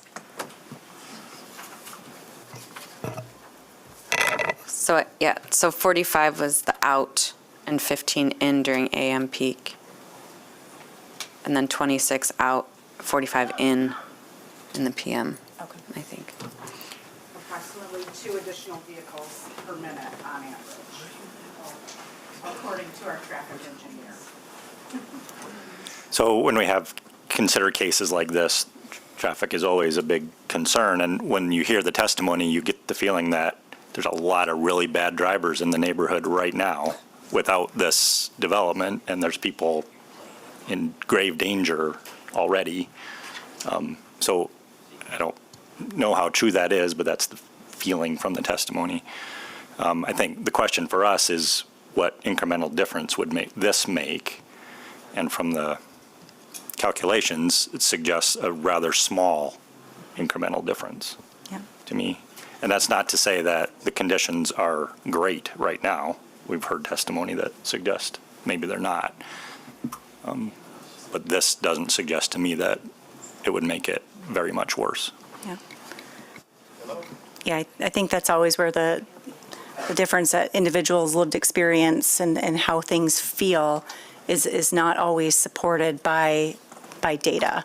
And so here with the traffic study that's been completed and reviewed by traffic engineers within the city, I think Elizabeth just said 2 vehicle trips per minute.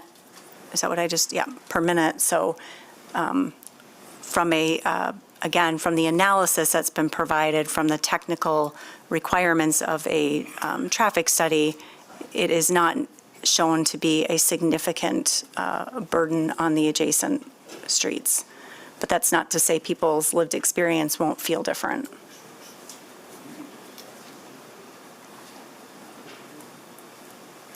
And then there was a reference, I thought, to prior applications for this location.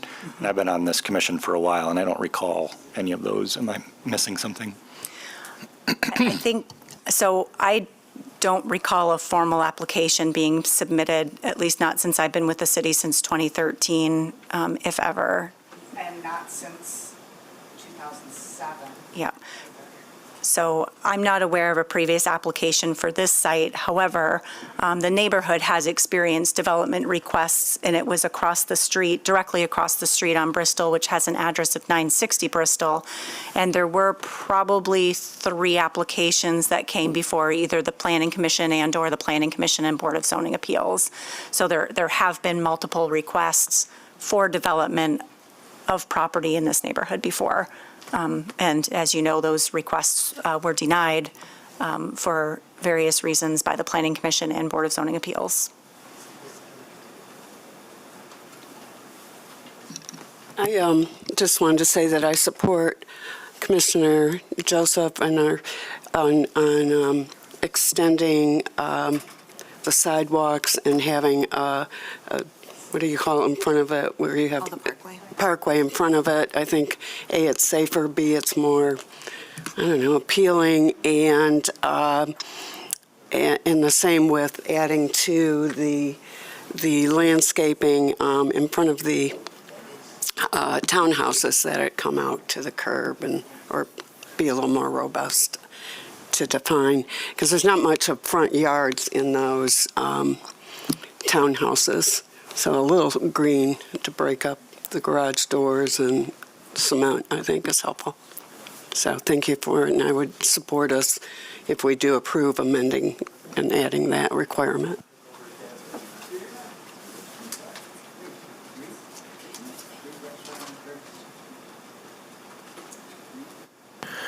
Other discussion? I think I want to comment on the stormwater features. I think, although that really should not be weighing in on our decision necessarily, I think just knowing the history with the city and the engineering staff, and I personally have spent a lot of time with that group, Excel, also an experience with mining locations, especially gravel. I don't see a huge impact issue here. We have spent a lot of time, the city has spent a lot of time addressing these stormwater issues, flooding issues. I know the west side has had its share of floods over there. But with that, I think all of those issues are being addressed fairly here. There is a low point in the space. It is designed for high rain events. It is designed to manage that stormwater and potential impacts from that stormwater. And so although I understand from a community standpoint, neighbors may be worried about that part of it, I think those issues have been addressed here. I would like to see some more native plants in this space. I would like to see some of these steep slopes, and I use that term lightly. They aren't too terribly steep, but I would like to see those places, with some native trees to encourage that tree canopy to continue to flourish in the city. And with that, it being native trees and holding those steep slopes in. I know this is a tricky thing with a high dense, which it's not considered too dense, but it's hard to see a neighborhood transform. This happens in neighborhoods across the city, and including mine. And so I do understand neighborhoods' concerns. And so I just, from a personal standpoint as well, I've heard all of you, and I do understand your concerns. At the same time, housing is a need. This is a good spot for this. And I appreciate the volume, the size, and the mix of the townhomes and the single family.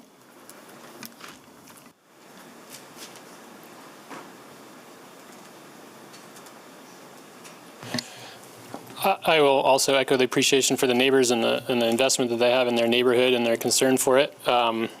Recognizing the density here is generally lower than the density in the rest of the neighborhood, I think makes a difference. The architecture, it's not great, but I think what it does in the sidewalk layout also is it does avoid some of those natural features, keeps the cost low for a homeowner, reduces, I think for adding sidewalks and parkways, we're increasing driveway lengths, increasing pervious surface on the site. It's not a deal breaker for me, but I think it's worth considering. The sidewalk situation, I'm not a huge fan of it, but given that it's a private neighborhood, the small community, I think it can work in my experience. And pushing the homes back off of the road further. And a site like this can have negative impacts as well, or additional impacts on natural features, whether they're previously man-made or not. And unfortunately, I think garages in the location that they are, I think that's where the market is. I think that's what homeowners want, is to be able to drive into their garage and go straight to their house without, not having to maintain a long driveway and that type of thing. I guess I'll just say that about the sidewalks. I wouldn't, I guess I would say I wouldn't stand in the way of the request to add the parkway, but I think it's worth considering the impacts that has and why it's been done the way it is. I think this is a design that's done frequently because it is cost effective at providing a lot of space for a homeowner at a high value. And that's just this is the way the market is these days, unfortunately. So, and I agree. I think one of the first slides we saw when we began our first discussion about the text amendments was, had a line in there from the housing study or something that said essentially all neighborhoods in our city must allow for and accept some change. And I think that's always hard, right? It's happened in all of our neighborhoods, but I think that this density is appropriate here on this site.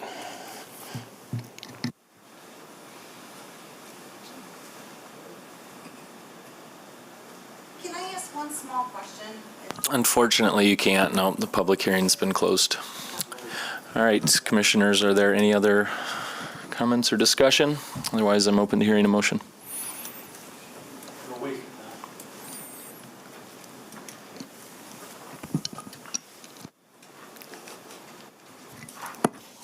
Here we go.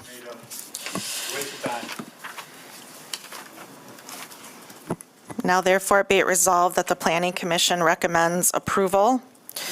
The request of Redstone Homes, Century Neighborhood, low-density residential zone district to... Get killed with blood on your hands.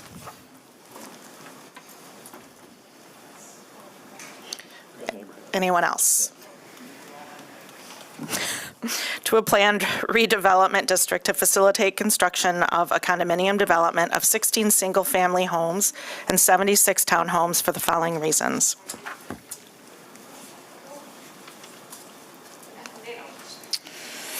The proposed use will meet the site plan review standards of section 5.12.08.e because all elements of the site design are harmoniously and efficiently organized in relation to topography, the size and type of lot, and character of the neighborhood and adjoining property. The use density of development and design of the proposed PRD are consistent with the master plan and purpose of the intent of the zoning ordinance because the proposed development will provide a residential use in a residential zone district. Support goals outlined in the master plan, Great Neighborhoods chapter that are supportive of the provision of housing types other than single-family detached residential, including GN3, provide a broad range of high-quality housing choices. GN3A, maintain and increase the number and variety of housing units. GN3B, allow for new housing products. And GN3C, allow for a range of housing types within all neighborhoods. And be within the desired density as recommended by the master plan future land use map. The proposed PRD will ensure efficient development on the property and will result in a logical and orderly development pattern in the neighborhood because setbacks of buildings from the perimeter of the site respect existing development, and proposed building setbacks along Bristol are consistent with the surrounding development. The proposed development will be compatible, harmonious, and appropriate with the existing or planned character and uses of the neighborhood, adjacent properties, and the natural environment because the proposed building design and materials meet the characteristics important in planned redevelopment districts. The development will result in an appropriate density for the site. The project maintains the neighborhood's unique character and reinforces its sense of place. The proposed density is consistent with surrounding land uses, and it allows for the reasonable use of a parcel that is unusually configured relative to the surrounding neighborhood. Potentially adverse effects arising from the proposed development on the neighborhood and adjacent properties will be minimized through adequate setbacks and transitions to nearby residential development, and appropriate building placement and orientation. The proposed development will not be detrimental, hazardous, or disturbing to existing or future adjacent uses or the public welfare by reason of excessive traffic or noise or visual clutter. Because the proposed low-density use is consistent with existing development in the vicinity, the townhomes will be largely located in an elevation below existing single-family development surrounding the site, and the proposed density is appropriate for the site and the neighborhood. Adequate connections for the pedestrians and vehicles are provided via the new private street, internal sidewalks and walking paths, and new public sidewalks on Bristol. The proposed development will retain as many natural features of the landscape as practicable because adequate green space and tree canopy will be maintained, and existing site topography and vegetation are incorporated into the proposed site design to the maximum extent practicable. Adequate public and private infrastructure and services already exist or will be provided at no additional public cost because the applicant will be responsible for the construction of any infrastructure improvements necessary to support the development. The proposed development will not be detrimental to the financial stability and economic welfare of the city because the scale and design of the proposed development will not place an excessive burden on services currently furnished or may be required by the city. The proposed development is anticipated to generate additional property tax revenue, and the development will provide a housing option for residents who wish to stay in their neighborhood but desire new housing stock or a different housing type. Wherever practicable, the proposed development will provide amenities, including but not limited to park and recreational facilities, urban open space, and non-vehicular connections that serve a public purpose, because the development will maintain a significant amount of green space and tree cover for the visual relief of nearby residents, and common walking paths and development pavilion will be provided. Be it further resolved that the following conditions of approval shall apply to this project.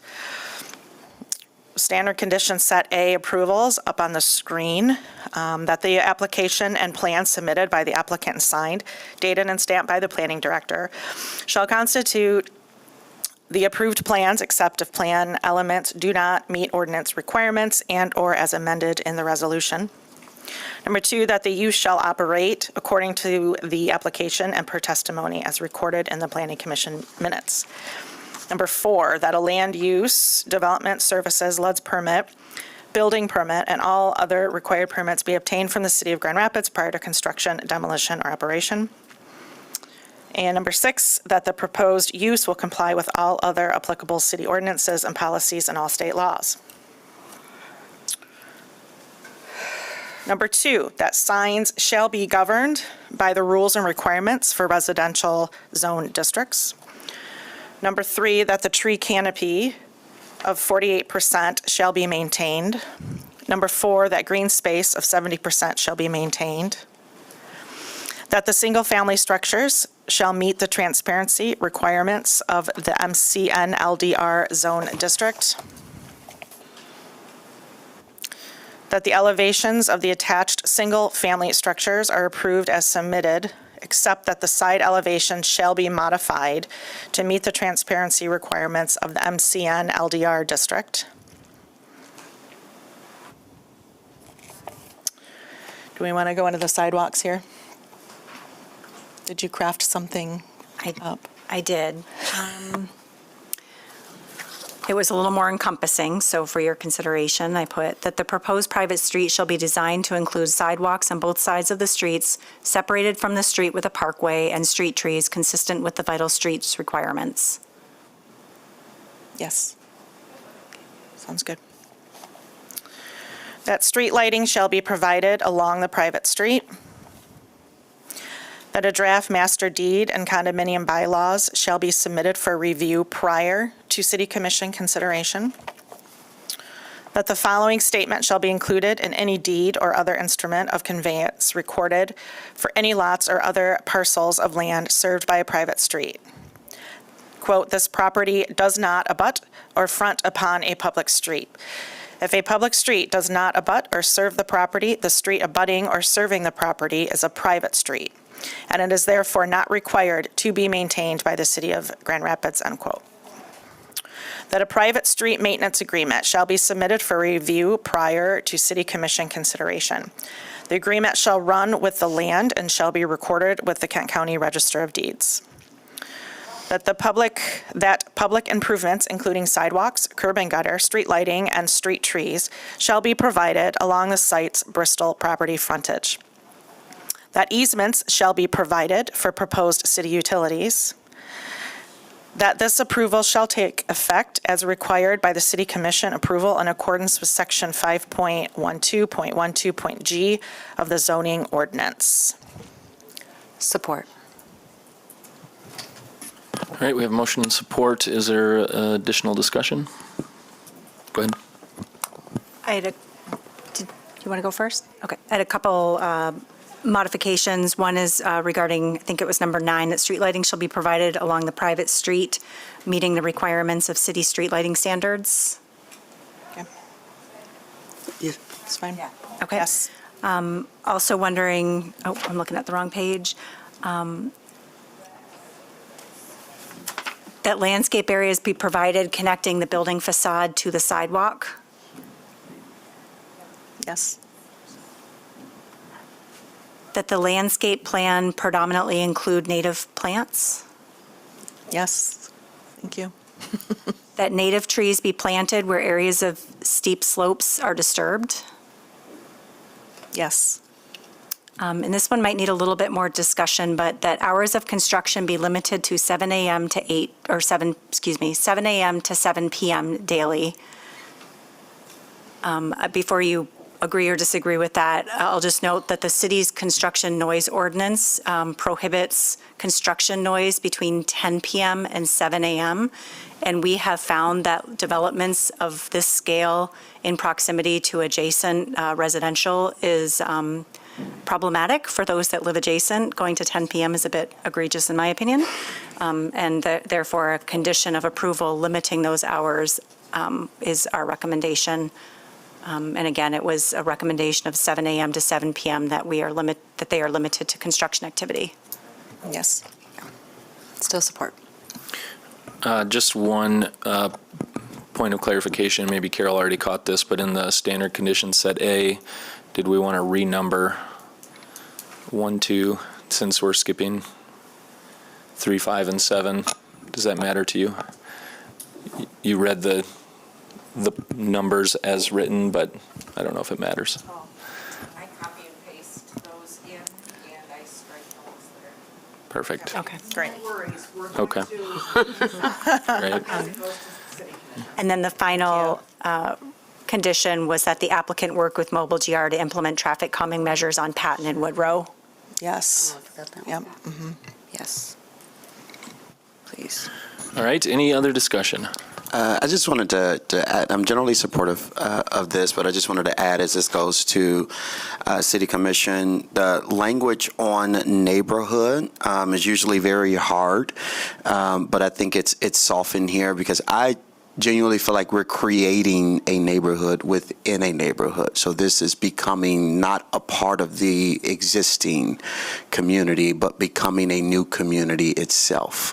So I just wanted that added to the record, just to soften that language on neighborhood just a little bit. Okay, if there's no other discussion, all those in favor of the motion say aye. Aye. Any opposed? All right, the motion passes. We're going to take a 5-minute break here before our next case.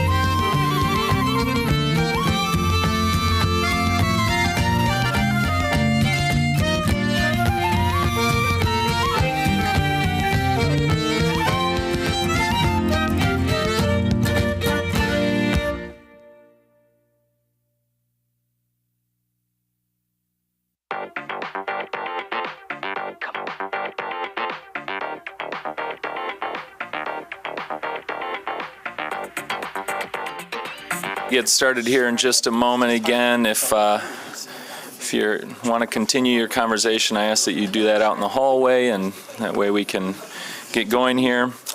Our next case will be 2000 Lake Michigan Drive Northwest, and Laura will take us through this.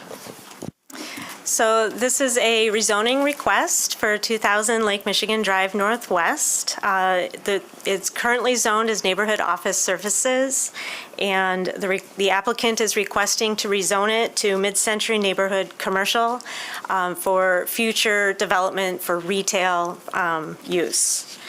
The property here shaded in green, you can see is to the north and to the south is neighborhood office services. It's medium-low density, medium-low residential to the east and commercial to the west.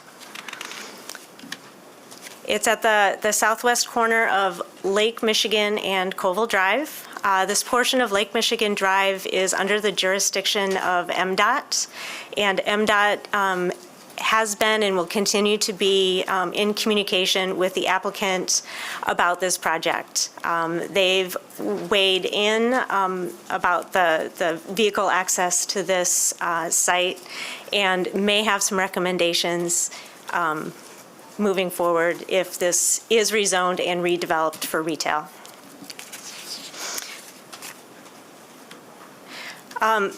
About the surrounding neighborhood, the NOS to the north, I don't believe there's any office currently utilizing this building.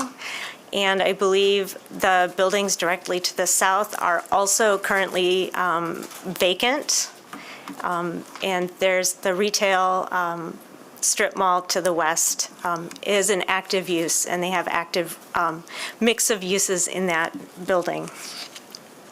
Some common characteristics of the neighborhood office services zone district is to provide a lower intensity, smaller scale use to provide neighborhood services to the surrounding, for the surrounding neighborhood, and to help provide a transition from commercial to residential properties. The intent of commercial zone district is to provide services for the neighborhood, usually higher intensity, more activity coming and going from the site. The 2002 future land use map identifies this area as a neighborhood center. And the intent of a neighborhood center is, to provide a whole variety of services to the neighborhood. The edge of a neighborhood center is intended to be a transition edge. The residential to the east is divided, by Colville and Lake Michigan Drive. As you know, this is a busy intersection, and the surrounding office uses, the building on this site has been vacant for some time now. Allowing the rezoning to commercial would, potentially activate this site and make it a site that's used.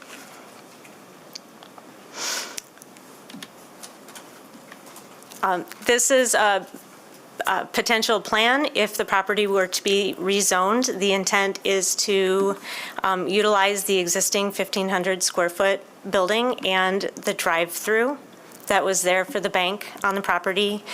For retail, to use a drive-through, it would need to come back to Planning Commission. An additional 2,500 square foot building is also proposed on the site. It's an irregular site, corner property, which means it has two front yards between the buildings and the streets. There are existing cross-access agreements that provide access from the site to the adjoining properties.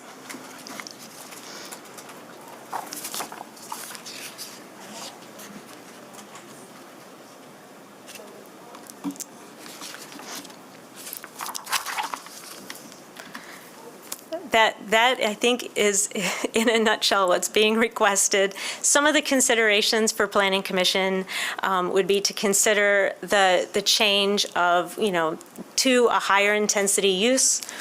if rezoned to commercial, there would be a much wider variety of uses permitted by right.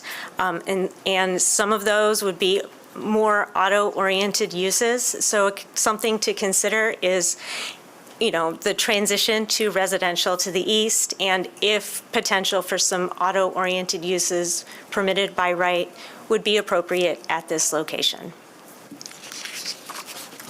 Does the Planning Commission have any questions for me? All right, thanks, Laura. Commissioners, any questions? I do. I'm just wondering about the kind of reasoning that this kind of whole swath here, these two properties on the south side of Lake Michigan and then the two up, like, they're all zoned MCN NOS, and so I just wanted to kind of get a feel for, I know that's before your time, but, yeah. But like, was it as a transition, is it because of the geometry of the road there that we wanted less intense uses, that kind of thing? You want to answer or do you want me to answer? I could use your help. Okay.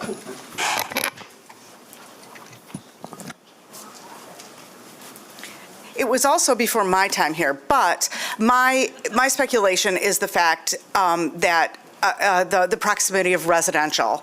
Everywhere around, we have residential and office and, residential to the south. So I think that is why that area was zoned NOS. So NOS is often sort of a transitional zone between residential and commercial. Other questions for staff? All right, then I'll ask the applicant up if there are other details you'd like to share with us about this request. I'm Jeffrey Hundley, one of the partners, and I don't have anything to add other than maybe a little more history. Is in the 70s, this was a gas station. And then when the bank purchased to go to the bank zoning, they went to the office zoning and kind of reverted back, and that's kind of how the events and as far as the second building we're showing, we don't know if we're going to do that or not, but being in this business, I always think it's better to show it versus getting it rezoned than coming back with a second building. And so I don't know if we'll build it with building costs, but it's something that we're considering. We come back and work with the Planning Commission to get that approved as well. And same with MDOT. There's 2 curb cuts right now. We've already offered to maybe better organize that, reduce it down to 1, wherever it works a little bit better. And the drive-through, we've had an interest from a coffee shop that's very, very close by that would like to have the drive-through. So, but we'll work and try to reuse the existing building. So, any questions, I'm happy to answer. All right, thanks. Any questions for the applicant? No? All right. Yeah, could you restate your name, please? Jeffrey Hundley, Hundley. All right, thank you. I'll open up a public hearing. If you're here today about this case on Lake Michigan Drive, please come forward, state your name, and share your brief thoughts with us.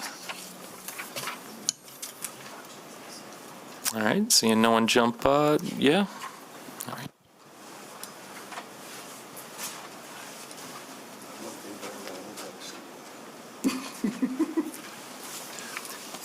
My name is Jim Shout, and all I can say is after sitting through the last request, how shall we say it, the notification and the personal attention of reaching out to neighbors, because I am actually the backdoor neighbor of this facility here, was much, much better than perhaps the previous effort. All right, thanks. Anyone else on this case? All right, I'll close the public hearing. Commissioners, any other questions for the applicant on this? Relatively straightforward.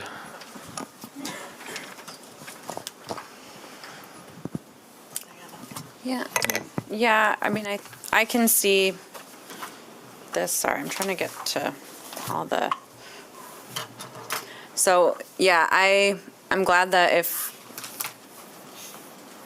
like, the actual use will have to come back if it's a drive-through, but in terms of the rezoning, I think it's appropriate. It's not itself near the residential, so keeping that MCN NOS to the south that does provide kind of that transition to, the transition to residential. I'm also encouraged that the applicant has been and will continue to talk to MDOT, because this is definitely a tricky intersection and a really busy intersection. And so, yeah, I wouldn't want to exacerbate the issue, but all that being said, I am in support and can make a motion if we need to. Yes, that'd be great. I'll just add, Ms. Bryan, did you want to add something? My only thing is that going to commercial in this site, I know it's supposed to make it so it can be more auto-oriented. I can't imagine this site or the neighboring sites being any more auto-oriented. So there's certainly not a concern there. I know it's not what we're here about. Being a neighborhood center organization, I would love to see some more density or more use of that commercial designation should this be approved. Yeah, I was going to say, I think this center is underutilized. It could use something new and fresh, a little more activity. So I'm also comfortable with this. Okay. Now therefore be it resolved that the Planning Commission recommends approval of the request of 2000 Lake Michigan Drive Northwest LLC, Bob Morse, to rezone 2000 Lake Michigan Drive Northwest from NOS Neighborhood Office Services to MCNC Mid-Century Neighborhood Commercial to facilitate future development for the following reasons. The proposed zone district will be consistent with the purpose and intent of the master plan and zoning ordinance, including the future land use map, because the 2002 master plan future land use map has designated this property as a village mixed-use center in which a variety of commercial uses are supportive. Commercial districts are established to reflect the goals and objectives of the master plan for a broad range of business, service, and commercial uses, and rezoning this property to MCNC would allow these uses by right or with special land use depending on the use. The proposed zone district will further the themes and objectives of the master plan as well as any relevant adopted area-specific plans, because objective SE7 of the strong economy section of the master plan encourages business investment while balancing economic growth with priorities for neighborhoods. Rezoning the property to allow for retail uses will add a greater variety of businesses to serve the neighborhood. The property to be rezoned can reasonably accommodate the requirements of the proposed zone district because the property will meet the minimum lot area and lot width requirements of the proposed zone district. The proposed zone district designation is compatible with the existing zone districts in the neighborhood because existing zone districts in the neighborhood include MCNC.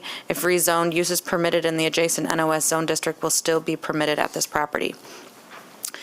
The physical, geological, hydrological, and other environmental features of this property to be rezoned are compatible with the full range of uses in the proposed zone district because there are no apparent environmental features on the property that would inhibit the full range of uses on the property if rezoned. The proposed zone district or neighborhood classification will not be detrimental to the financial stability and economic welfare of the city because the proposed zone change may encourage fuller utilization of the property as well as surrounding properties. The proposed zone district is consistent with the trend of development in the neighborhood because the existing neighborhood consists of MCNC zone properties.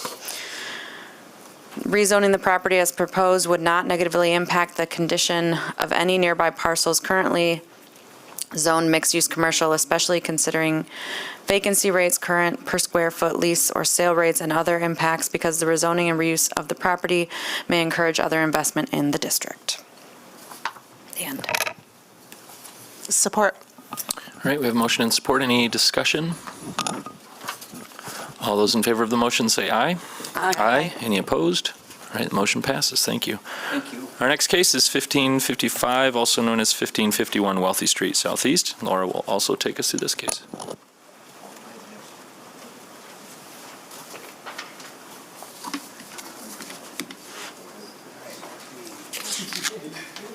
So this case is a request for a ground floor dental office in the TN-TBA zone district along Wealthy Street.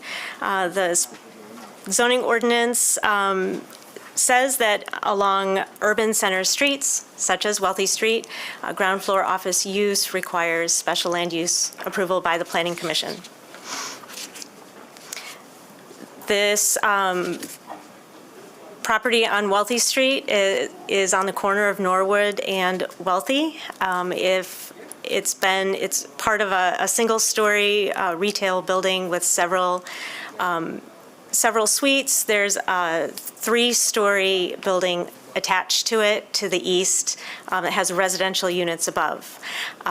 It's the corner unit that the proposed dental office will occupy is the westernmost unit that faces Wealthy and Norwood Street.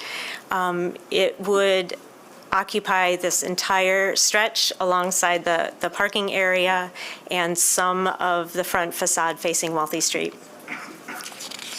The future land use map has identified this area as a commercial neighborhood center. And the intent is, as I said earlier, to provide a variety of uses that serve the neighborhood and the surrounding neighborhoods. This area actually, I don't believe has a dental office like this. It would be potentially within walking distance of a lot of people in the neighborhood. The property is improved with a parking area to the west of the building, and there's some parking behind it.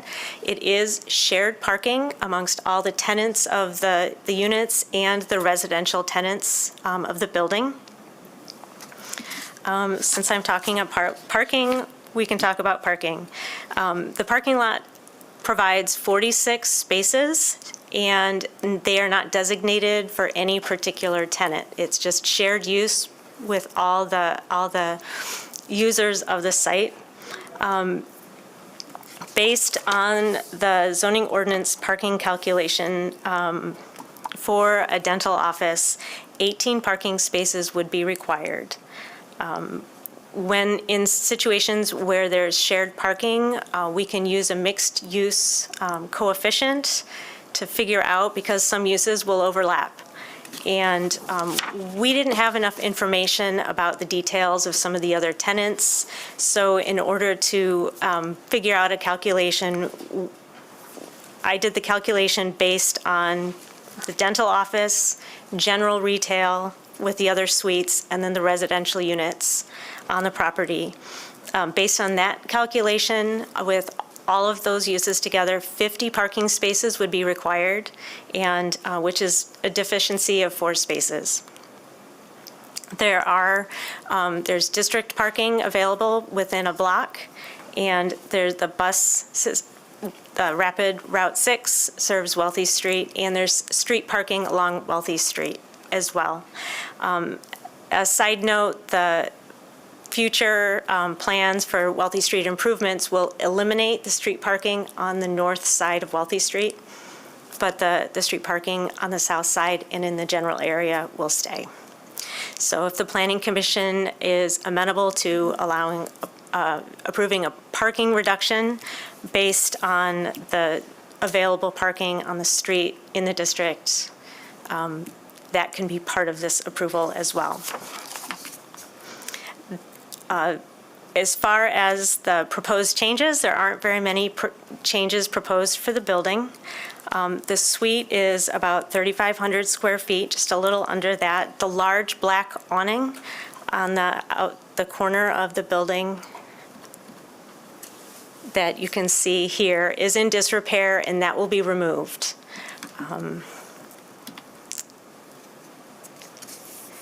There are if we look at the floor plan, you can see the reception area will be at that front entrance and along the street facade with the windows there along Wealthy Street.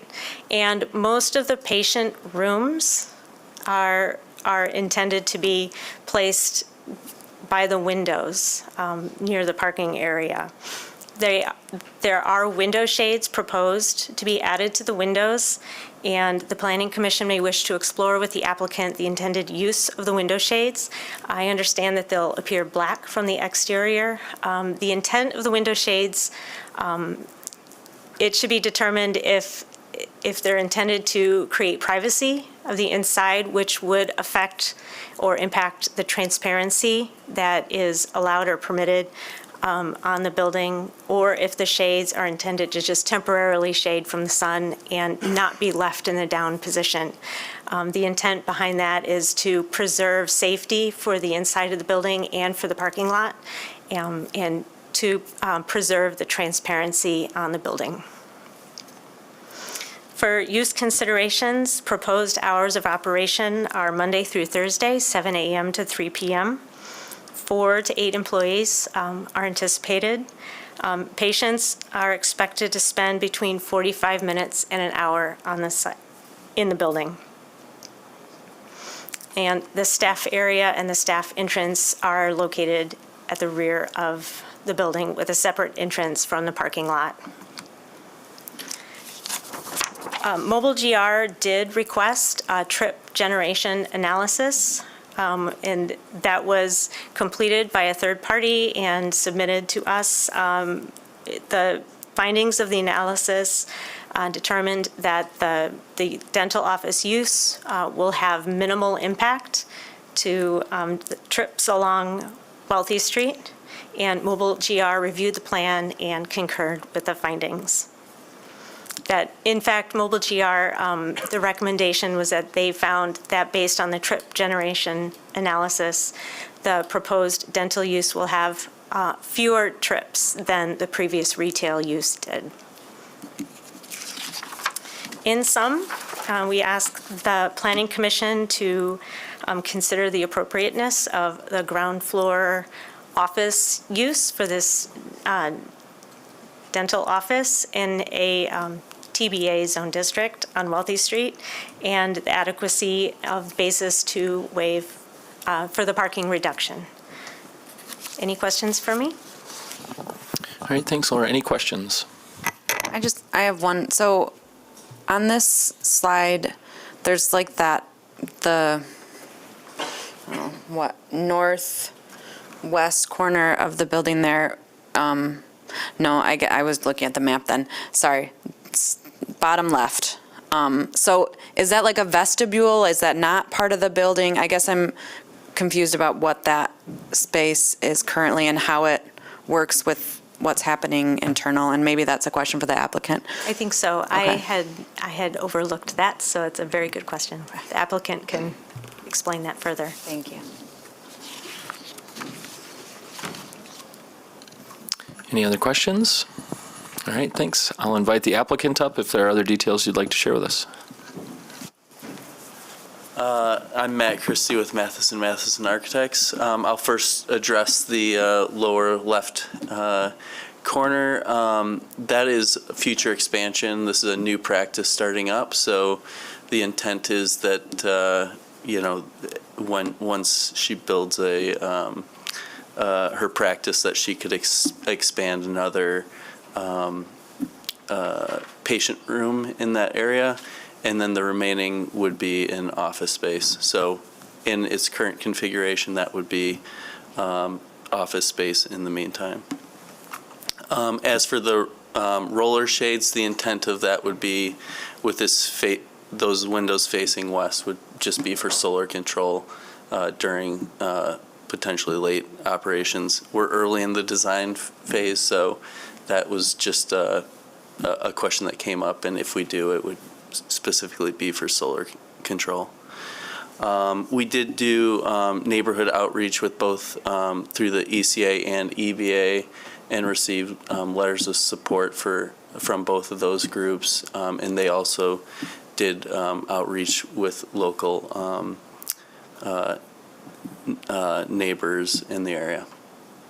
So I will turn it over to Dr. Massey to speak just to her practice and her impact in the neighborhood.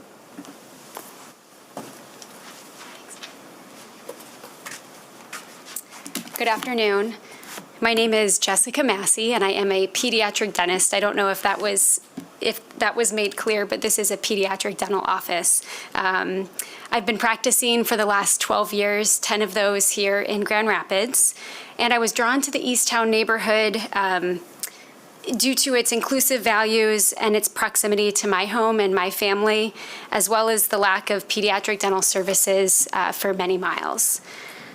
This project will provide a needed service to infants, children, and adolescents in Easttown and surrounding communities.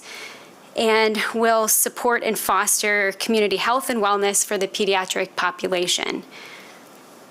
My intention is to proactively engage and collaborate with the neighborhood and maintain a positive relationship with the community as well as the local businesses. I hope to draw a workforce, patient base, and leadership from within the neighborhood as much as possible. Lastly, with the help of Matt and Matheson Architects, we are committed to facade improvements that will increase the neighborhood walkability and beauty of the neighborhood. And in conclusion, I'm looking to occupy a space that has been vacant for over a year, significantly improving the facade of the building and providing a needed health service to the community and beyond. I've signed a 10-year lease with 2 5-year extensions, and I hope this business will be a cornerstone to the already thriving business corridor in Easttown. Thank you. All right, thank you. Commissioners, any questions for the applicant? Do you want to maybe mention the use of the blinds in the patient rooms, and is your intention to keep those closed? That was purely for solar control. Okay. If we do even have them, that was a question that came up, and if we did, that would be the reason. All right. While you're up there, on that note, do you have any intention of having anything on the south side along the street in the lobby? I don't see any need for that, no. Okay, and then since they would be for solar control, would you be looking at opaque shades or like a 5% or 10%? Mecco perforated shade. Okay. Yeah, so you'd still have vision out in that Yep. case, yeah. But Thank you.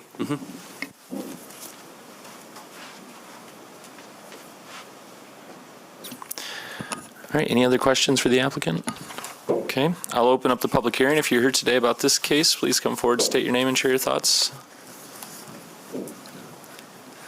All right, I'll close the public hearing. Commissioners, thoughts on this?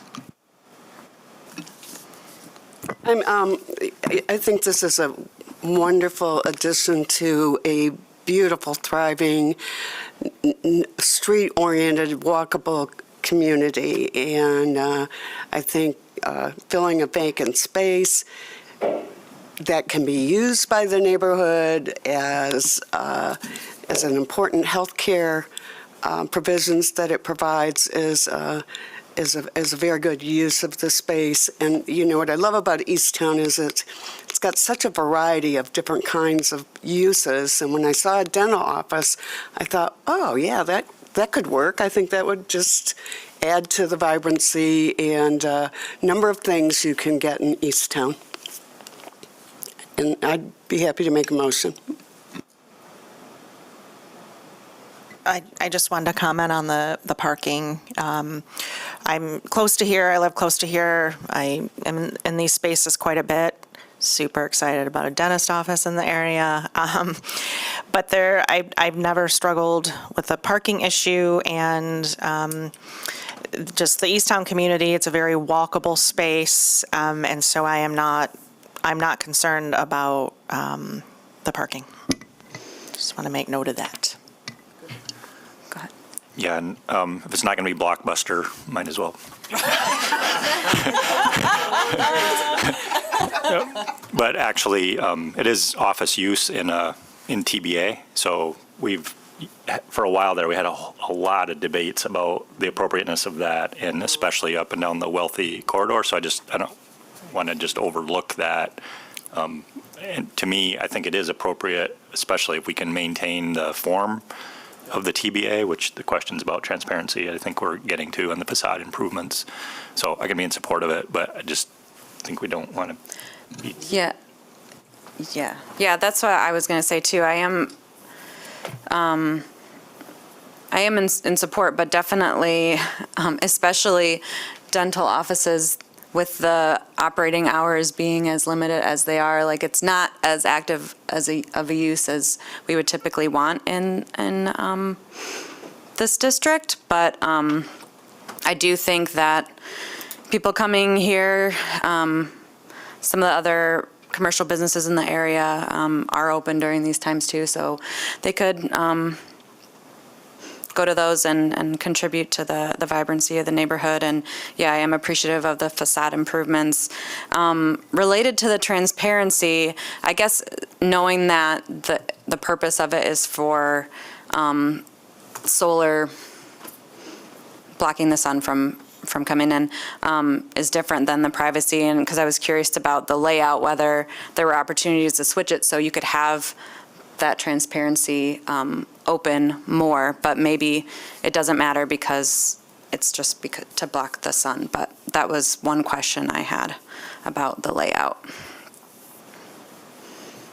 Or up for discussion, I guess.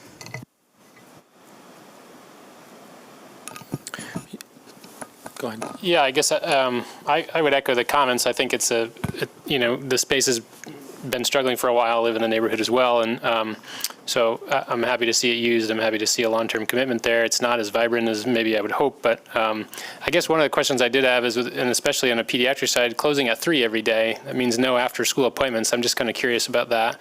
Can comment on that. So the idea is that if we open up a little bit earlier and have before school appointments, that would benefit the working families where it's a little bit more difficult to take kids out of school.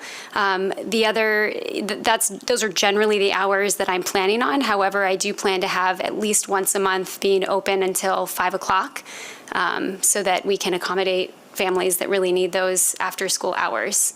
But in general, working with children, if you can see them earlier in the day, they tend to behave better than a 4:30 appointment for a 3-year-old. So that's just, yeah.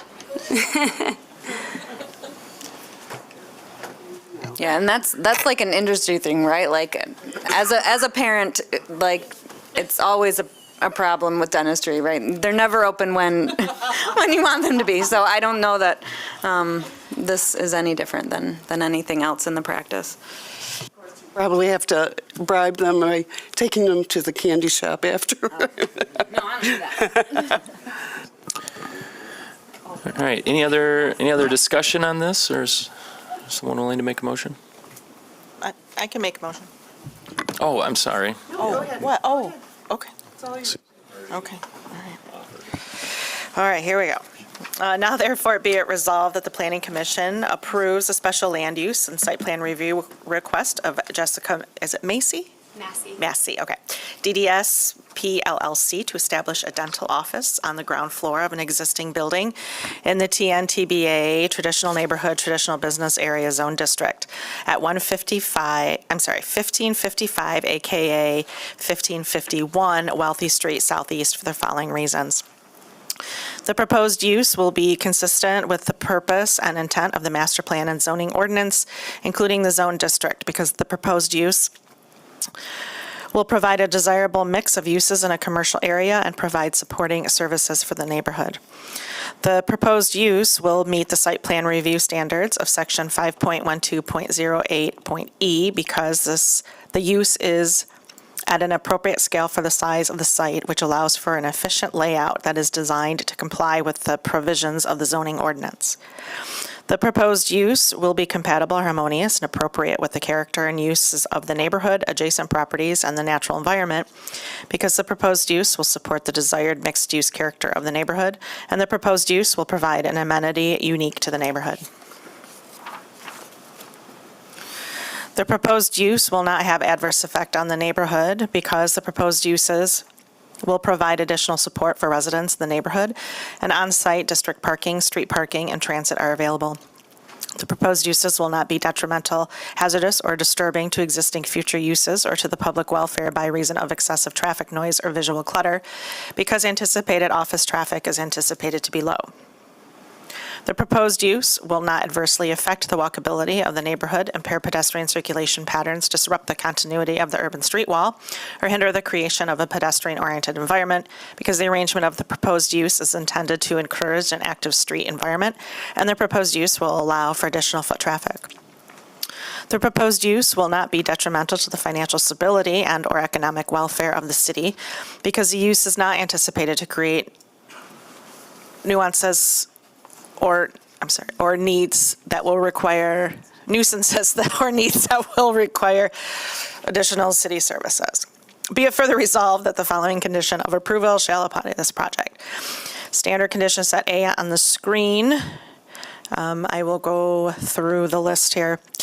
That the application and plans submitted by the applicant and signed, dated, and stamped by the planning director shall constitute the approved plans except if plan elements do not meet ordinance requirements and/or amended in this resolution. All right, 2 is up there. 3, that the approval does not include any proposed signs, and any future signs shall be subject to the requirements of Article 15 of the ordinance and permits received prior to installation. We have 4 up there. 5, that the expansion of the approved special land use requires an additional special land use review and approval by the Planning Commission. 6 is on the screen, that this approval, 7, that this approval shall take effect 16 calendar days after the date of the Planning Commission's decision. And number 2, that the window treatment shall be used to shade the interior as needed, maintaining visibility of the active uses within the building and the parking area as much as practicable in order to meet zoning ordinance transparency requirements per section 5.6.08.h. I'm done. Support. All right, we have a motion and support. Any discussion? All those in favor of the motion say aye. Aye. Any opposed? All right, motion passes. Thank you. Our next case is 3300 Burton Street Southeast.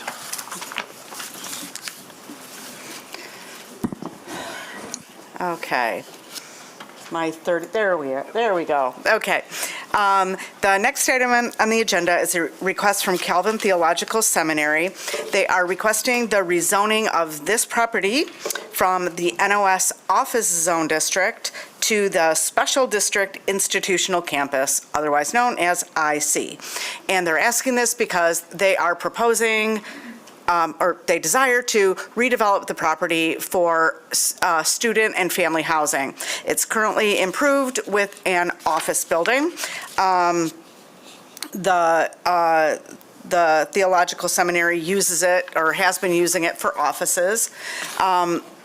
We do have the seminary across the street, as well as Calvin University. So across the street, across Burton to the north, we have Calvin University, and that is zoned institutional campus. The applicant is asking to extend that zoning down to their property. To the west is zoned LDR, low-density residential. It is not being used as low-density residential. There is, I think, a house on there, and there's a some other kind of structure, and it's used as a ministry center. We do have an office to the south and then office development to the east. Raybrook, the Raybrook development is further west and south. The NOS district that exists here, it kind of goes around this PRD, which is also office. This zone district does require a minimum of 2 acres. This lot is 1.96 or 97, 1.96 acres. This site on its own is slightly undersized.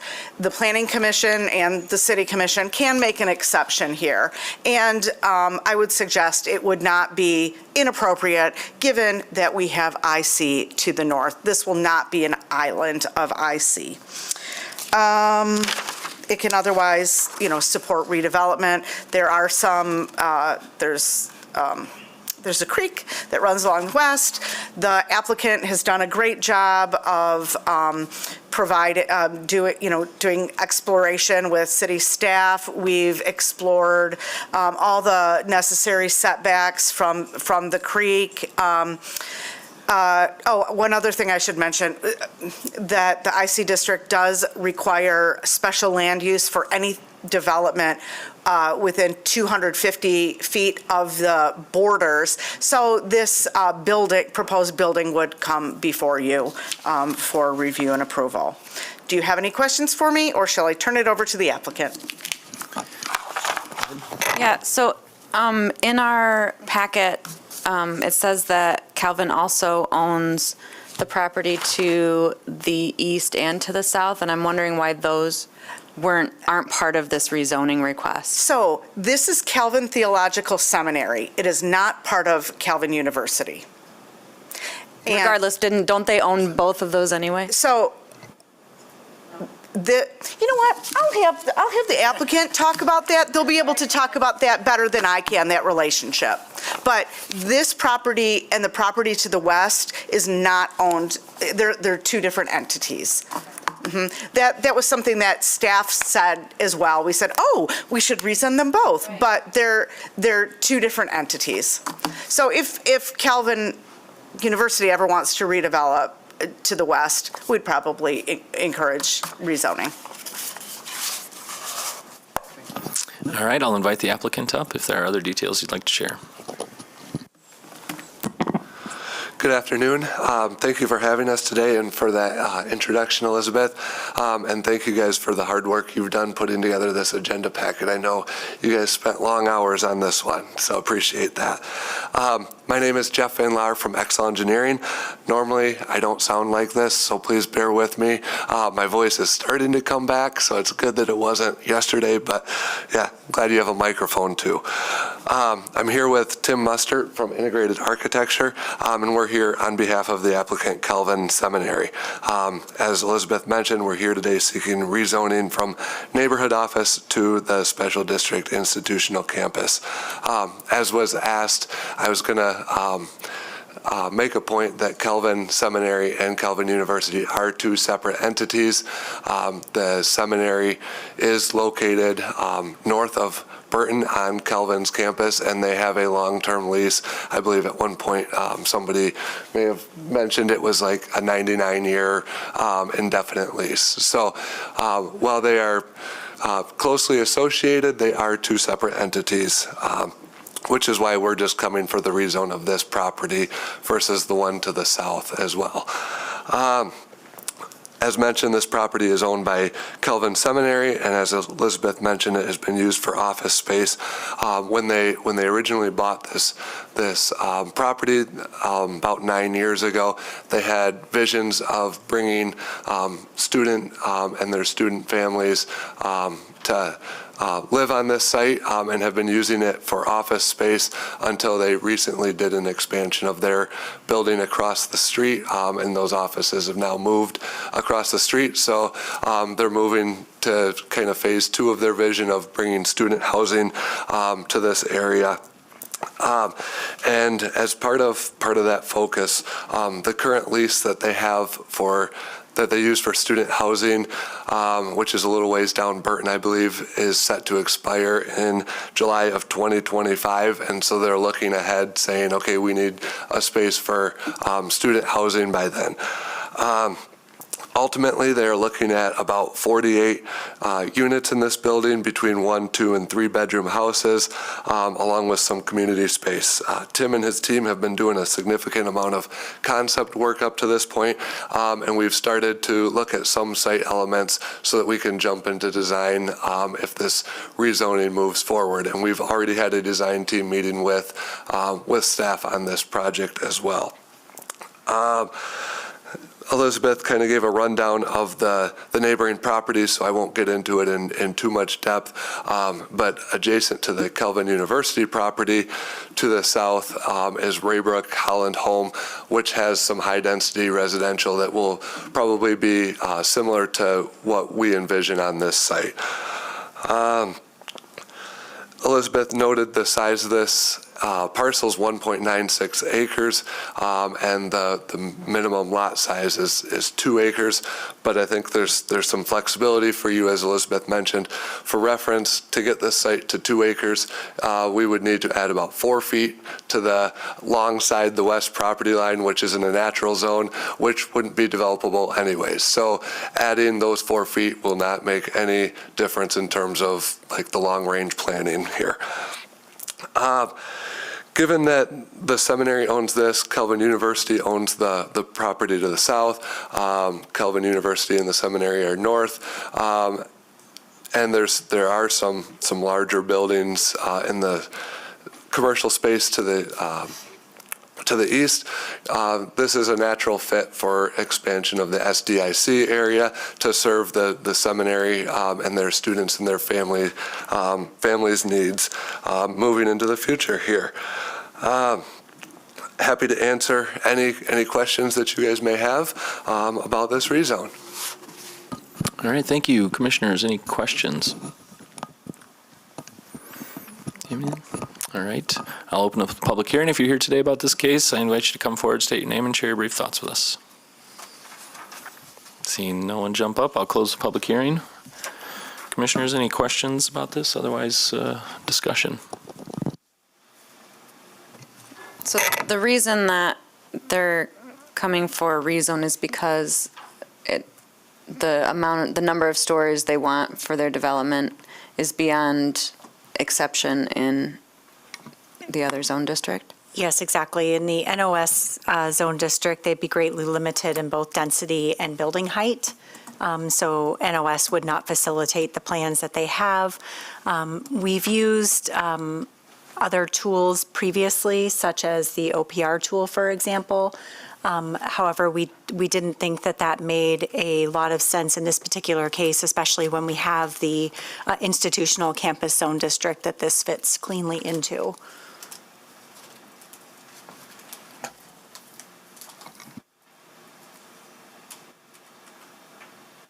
Any other discussion? I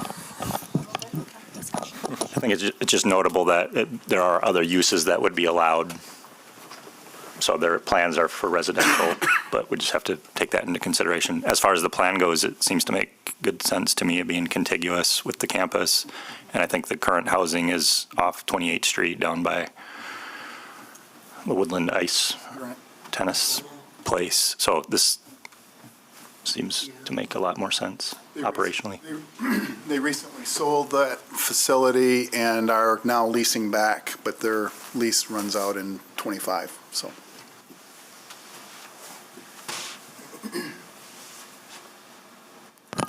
Yeah, this makes sense to me. I think All right. it's unique in nature and it's adjacent to the existing use. So. Yeah.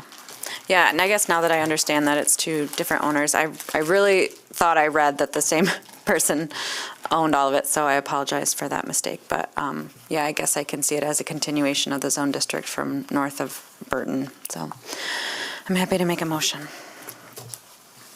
Therefore, be it resolved that the Planning Commission recommends approval of the request of Calvin Theological Seminary, Margaret Wenda, to rezone 3300 Burton Street Southeast from NOS Neighborhood Office Services Zone District to the SDIC Special District Institutional Campus Zone District to facilitate future development for the following reasons.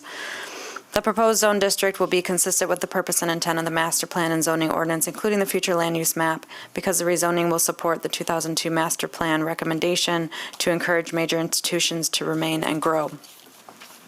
The proposed zone district will further the themes and objectives of the master plan as well as any relevant adopted area-specific plans, because the 2002 master plan indicates that that institutions such as colleges and universities are critical economic resources as well as important job generators in and of themselves. Chapter 5, a strong economy. The property to be rezoned can reasonably accommodate the requirements of the proposed zone district because the property will meet the minimum requirements of the proposed zone district for development.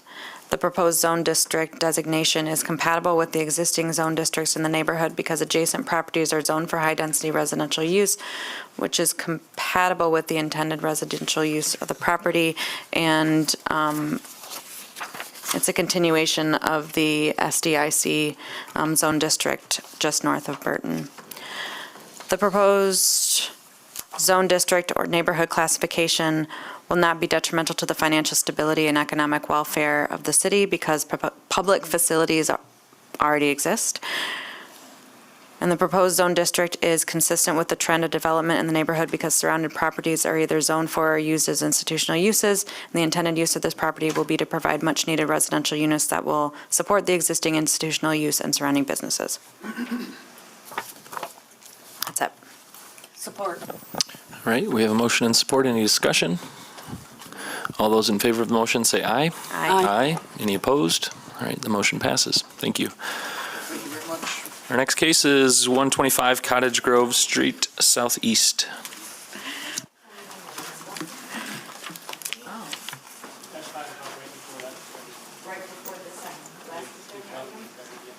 Ah, you again.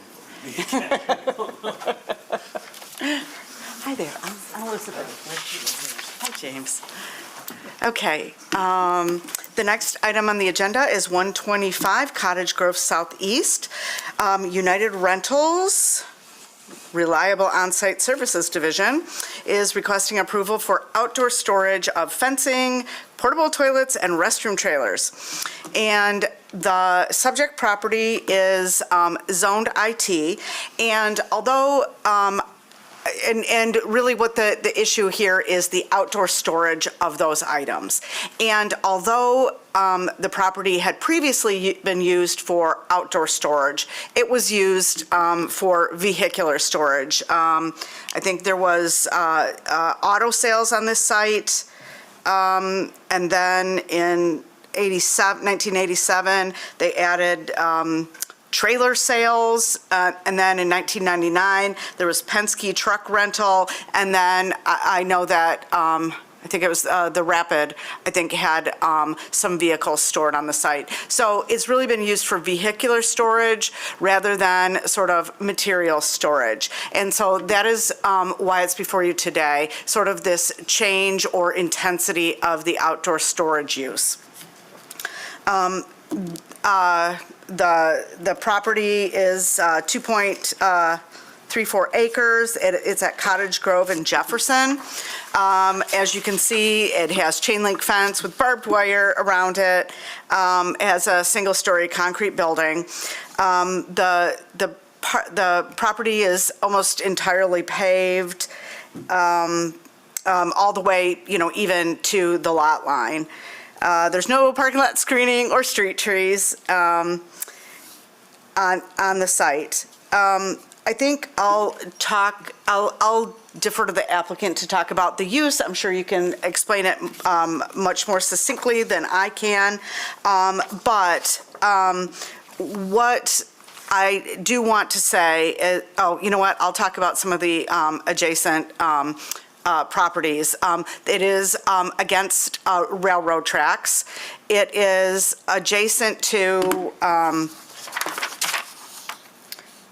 the west is city-owned property, which is future public green space.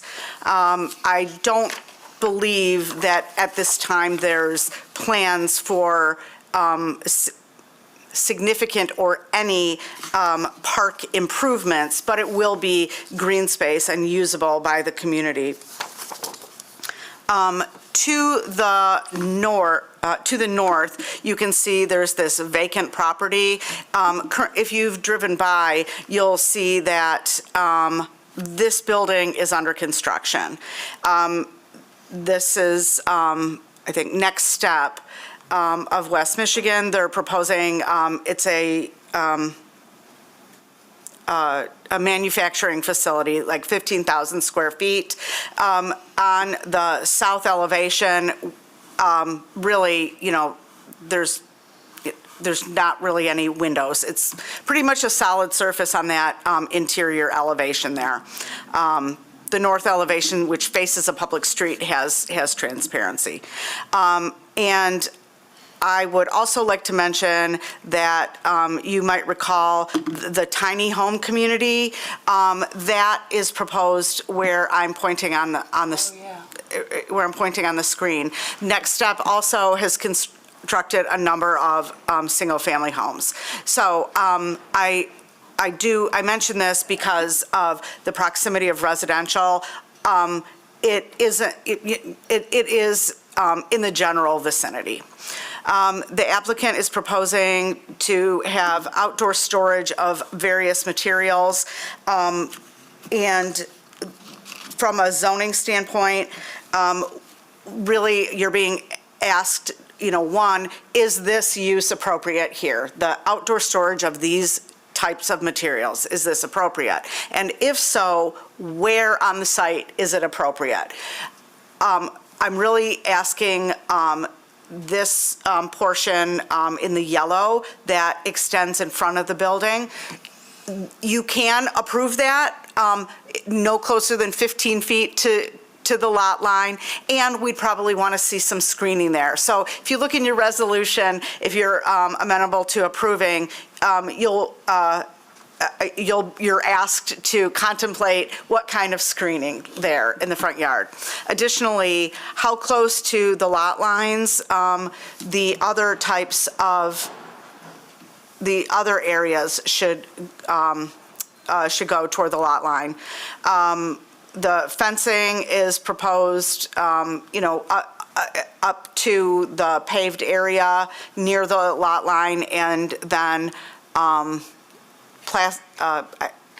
guess these are probably porta potties, are toward the north lot line on the paved area. As I mentioned previously, there's no, there's chain link fence around the property. There's no solid screening. So the Planning Commission should consider what kind of screening is appropriate and where.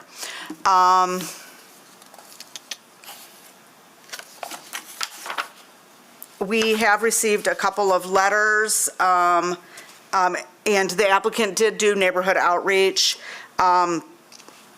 There were concerns about screening and the impact of waste management on adjacent commercial and nearby residential properties.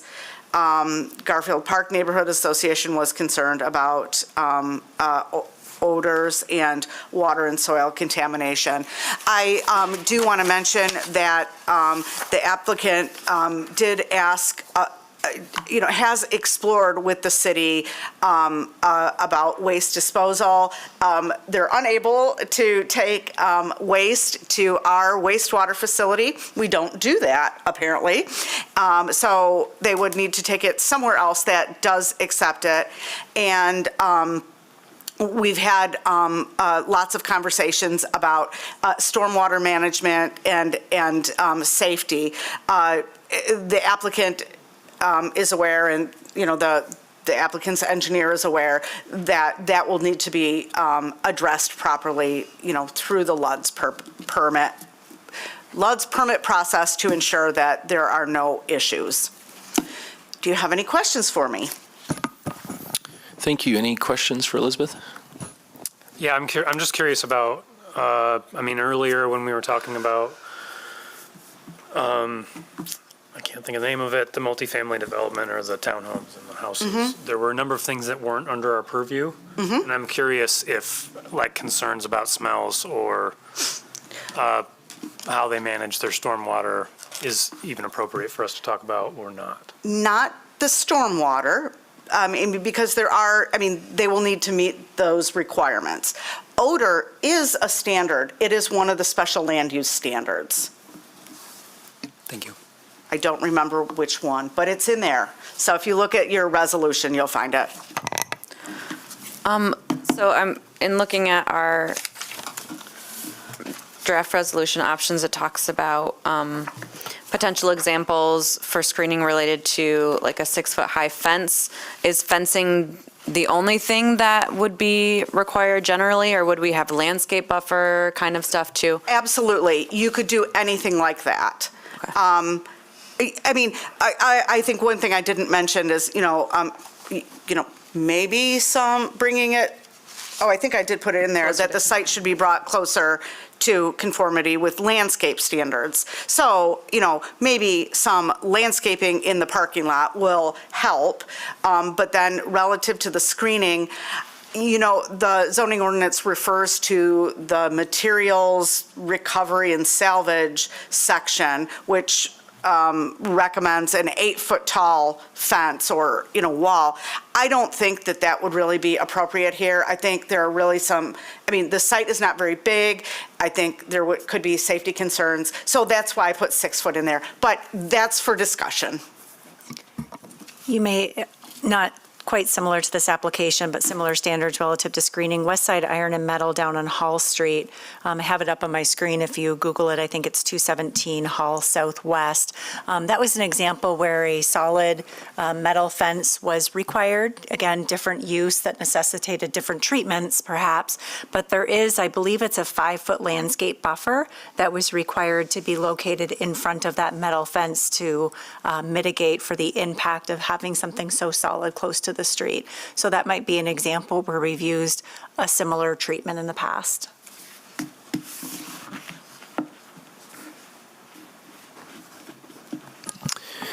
Any other questions for staff? All right, thanks, Elizabeth. I'll invite the applicant up if there are other things you'd like to share with us. Thanks. Good afternoon. My name is James Reeve, and I'm the branch manager of the proposed operation at 125 Cottage Grove Southeast. So a little bit of background about reliable on-site services within United. That's just another vertical that United Rentals has.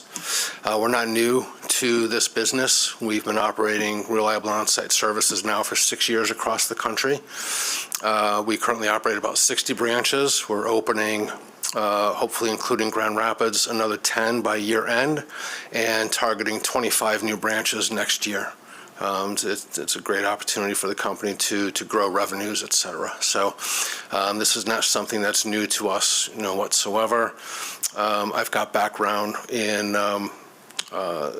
dealing with environmental issues. I ran a True Green branch for 6 years down in Kalamazoo, and there are literally thousands of gallons of fertilizer and waste stored inside the True Green branches. I've had to manage those, and I was also regional manager for AmeriGas Propane. So the net of it is, well, number one, it's been a long afternoon, so feel free to share any jokes you have about portable sanitation. I've heard it all. But reliable on-site and United in general are very committed to this project. We're very committed to the neighborhood, and I just welcome your questions. I guess what drew you to this particular site when you were looking around? That's a great question. So they brought me on board in July to go through this process with you all and to staff and operate the, my understanding is that they reviewed several sites within the city, and for logistical purposes, the building itself and the land is perfect for what we do, being that it was in fact a Grand Rapids Public Transportation building. It's perfectly set up for our vehicles and for our trailers. By the way, I definitely want to go over the odor thing with you folks, but in the outside storage, most of it is nice and flat. The east side is not flat at all. The property slopes away from the building and in from Jefferson, so I envision this rather large skating rink in the winter months. It's non-functional for storage, but it's perfect with plowing and salting for employee parking. But overall, it's close to the highways, which lends itself to easy access for the drivers to get out and run their routes. And the building and land are fairly ideal. Would you mind going over the odor mitigation? Sure. So, first of all, I empathize with concerns you folks have, and certainly empathize with concerns that were raised in communications, right? My wife asked me 2 questions when I started talking to these folks about coming over to work, and the first one is, you really considering this? And when I took the position, she said, do we have to tell the kids? And so I'm just here to tell you the portable sanitation, whole world of it, and cleaning out these units, whether they're just a plastic porta-john as you know them, or luxury trailers for entertainers at concerts, it's not what you think it is. The pumps and the vacuums on the trucks are so strong, and I've spent 2 full days as a driver helper. One day in Detroit on a truck, running and servicing a full route, and also in Pittsburgh. So I can tell you I've done about 100 of these things, and it's not what you think. The vacuums are so strong that you approach the opening and you start working from the top down, right? And there's a long metal tube that attaches to a hose that goes up into the holding tank. And when you remove the tube from the receptacle, there's nothing there. There's nothing dripping, there's nothing hanging, there's nothing there. And so what I can also tell you about the odor is that, is it pleasant? Well, I mean, no, it's not pleasant. But in the yard, the material never sees the light of day. As a matter of fact, we park our trucks inside of our facilities. So where the trucks are, my office space will be 70 or 80 feet away, as well as my dispatcher, as well as my inside sales rep. It's just the odor is a concern until you understand how we actually operate, right? What other can I go further into odor? Are your trucks, do they clean them before they bring them back on site? Or are they cleaned on site? Great question. Nothing comes back to the yard that's not been cleaned. Okay. Everything comes back clean. It has to. It's from a practical perspective. We can't take all that weight onto the trucks. So everything comes back clean. And there's an equipment associate that cleans them even further, hoses them down even more to make sure that they're perfect, or as perfect as possible to go out for the next rental contract. And then is there a collection system on site that collects that waste that might be exposed to the air that might contribute to odors?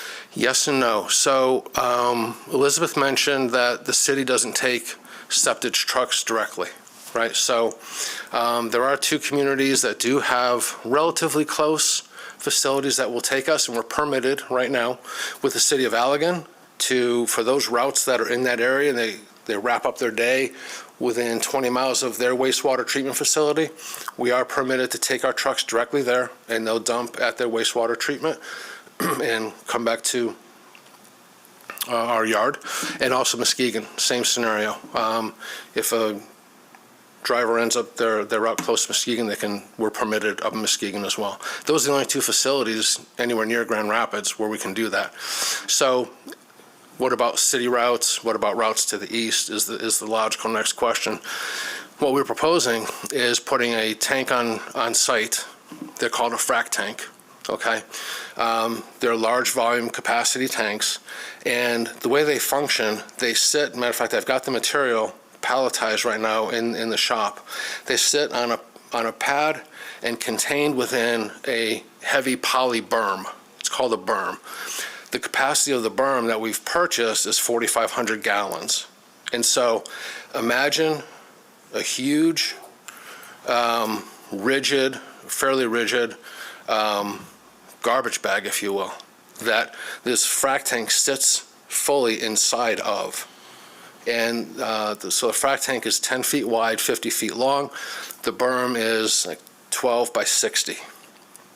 So the frac tank is sitting wholly within this berm, and from a functional standpoint, the driver comes back in at the end of the day, they take the hose, they attach it to the lower unit of the truck, they attach it to an intake valve on this frac tank, they reverse the pump and hit the PTO, which engages all the mechanisms, and all the waste that's in our holding tank goes through the hose directly in the frac tank. It never sees the light of day. The waste goes from one container on the truck into another container on the frac tank. Now, a key point is the volume capacity of the berm is about 4,500 gallons. I have a contract in place now with Robinson Septic out of Sparta. When we get to 4,000 gallons on that gauge, they'll come down with their truck, they'll pump it out for us, and they'll take it to Muskegon. So we have the waste management, waste control portion, we believe, pretty well in hand.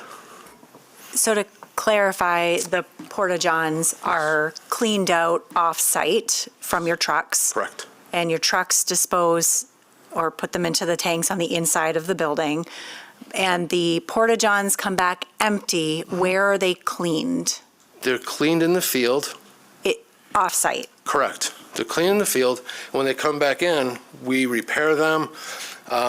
If there's graffiti on them, we use a special spray to get the graffiti off. Staying focused on odors for a moment, Yes, though, okay. so that the porta-johns are not stored uncleaned. Is that an accurate correct. statement? 100%. Okay. So the only can I call it dirty? The only dirty thing that comes back is the actual truck that has sucked the material out of the Porta-John that comes to the site and is going inside the building. Right, Okay. right.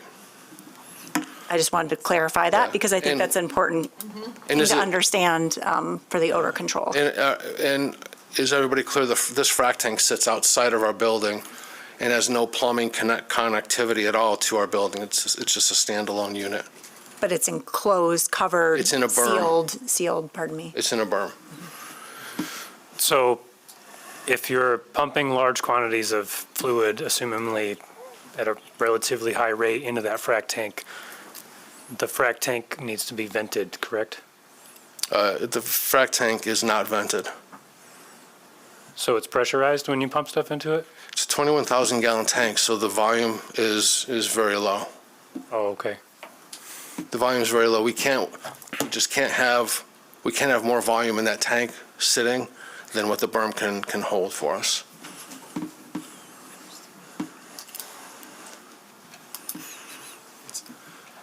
The berm is for spill containment. Correct. What's the berm made of? It's a heavy poly material, 40 milliliters thick, and it's supported by metal ribs, if you will. So it'll get rolled out, unfolded, and then we'll insert these metal ribs for rigidity purposes. I was going to say, it's right here, oops. Was that it? It's this, right? Yeah. Isn't Yeah. it right here? Yeah. Okay. So, Thanks for catching that. I didn't know. So is pretty common. So the one thing about this photo that I don't like about it for our purposes today, the frac tank is the green tank you see on the left. The tank on the right, that's some construction customer's tank. I don't have any idea what that tank does, who owns it, or anything else. The frac tank that would be on Cottage Grove is this green piece of equipment. Okay. Any other questions for the applicant at this time? I guess, how amenable are you to adding screening and bringing the site closer to compliance with landscaping, et cetera? Screening 100%, landscaping, we're amenable to it. And we've got a lot of money sunk into the project. The bottom line is we're amenable to whatever requirements you would impose. But specifically for landscaping, I could see definitely putting landscaping along the frontage of Cottage Grove. And where it would actually grow, along Jefferson. But you've got really nice frontage on Cottage Grove, Jefferson, maybe not so much. And again, I would, Unless you remove concrete between the sidewalk and, yeah, that's not ours. I guess we would if you, I don't believe that's ours, is it? yeah, in the park, what would be the parking lot area? Parking lot's all asphalt. Yeah, so I if mean, you yeah, removed 5 feet of yeah. concrete or asphalt adjacent the sidewalk Yes. around the perimeter of Cottage Grove and Jefferson, Yes. that's feasible. It's feasible, and we'd be amenable to that. Great. All right, thank you. I'll have you take a seat. I'll open up the public hearing. If you're here today about this case, please come forward, state your name, and share your brief thoughts with us. Okay, I'll close the public hearing. Commissioners, staff, any questions? I don't have any questions, but I think that the screening of this, especially from Jefferson and Cottage Grove, is critical. I think the current way that this is constructed exposes the visibility to this far too much, and it should be unacceptable. So I would encourage the Planning Commission to add a condition for screening. Excuse me, Mr. Chair, I need to leave. Thank you. And what height are we talking for the screening? The 6 foot? 6 foot solid fence. Yeah. Yeah, I think a 6-foot solid fence should be sufficient, given what is being screened, with the opportunity for landscaping to kind of mitigate for the solid fence. Right. I guess, like, in looking at some of the other standards in our packet as far as like allowing storage closer than 25 feet to the lot line or in the front yard, as long as it's 15 feet away. I would be amenable to being more flexible on those things if there was more landscape and screening in this plan, for sure. So, especially on Cottage Grove and I guess both of those frontages on Cottage Grove and Jefferson, I would like to see not only a solid fence, but also landscaping. I'm good with that. Any other discussion? I do want to address odor real quick, just from personal experience. Strangely, I did a lot of Porta-John facilities along the West Coast, and I am familiar with this sort of operation, and the odor is significantly reduced these days. You really don't smell it anymore. So I just want to make note of that in my experience. I think, candidly, I'm struggling with it. I think the lack of outreach, I think the letter from the Neighborhood Association indicating that, even though potentially not the applicant's fault, the recognition of the neighborhood and some of what it's been through in the past, and the disenfranchisement that's already happened there with other industries, and the Boys and Girls Club with little kids outside right across the street every day. I'll be honest, I'm not comfortable in my own ability to understand well enough some of the science here in a 15-minute presentation and conversation as to what the impact of this could be. I guess that's me. It could be fine. I just think I do wonder about more opportunity to meet with the Neighborhood Association and help them understand the operations, what the odor situation might be, particularly with the playground right across the street where you've got kindergartners almost every day after school. And just knowing this neighborhood and what's happened here in the past, I'm just concerned about that. So I don't know, I guess it may be my preference to table now for some of that to be worked through until I just don't feel my own comfort level with the science, the industry, and everything else, other than what the applicant has mentioned, to really say, yeah, this is going to be great. It won't have any impact. I definitely would want to see screening and landscaping put in. I would suggest 6 foot for particularly the restroom trailers. They are well over 6 foot high because you got probably 3 or 4 steps up to get in, and then you got a 8-foot restroom, and so I'm not sure 6 foot is really adequate. Although I guess not sure that the top end of the trailer needs to be screened, but it's something to think about with those too. So I think those are my concerns with this, and it's not that I think it's a terrible idea. I just feel honestly inadequate in my own ability to evaluate it at this point.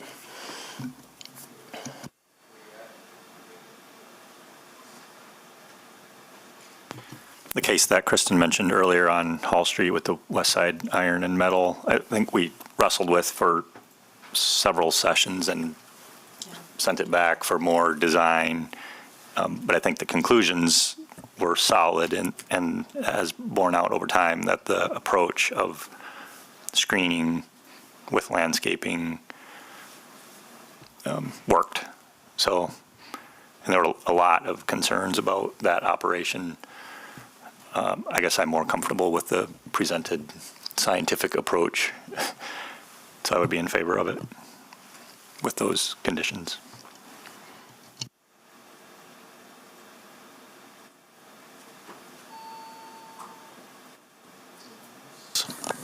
Want to weigh in? So I think I'm struggling with this one a little bit because there are a number of things where they just flat out don't meet the zoning requirements from screening or front yard storage, other things. So I would be much more willing to support this if that's what we were presented with.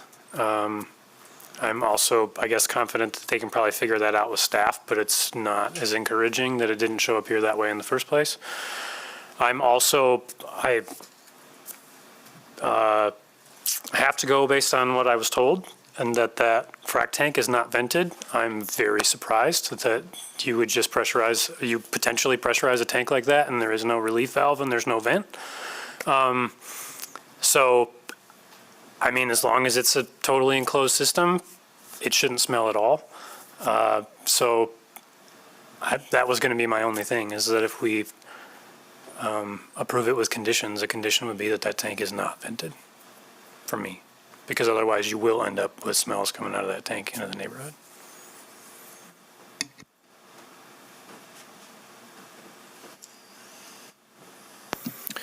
All right, anyone else? Laurel?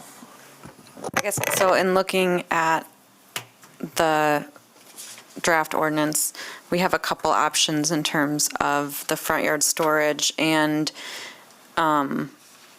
whether it's permitted at all or with screening. And I guess if we chose that it's not permitted, would then screening still be required on Cottage Grove?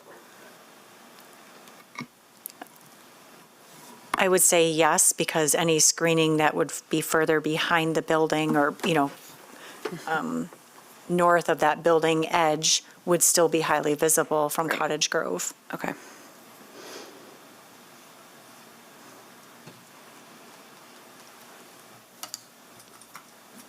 I guess, how do other commissioners feel about that particular point?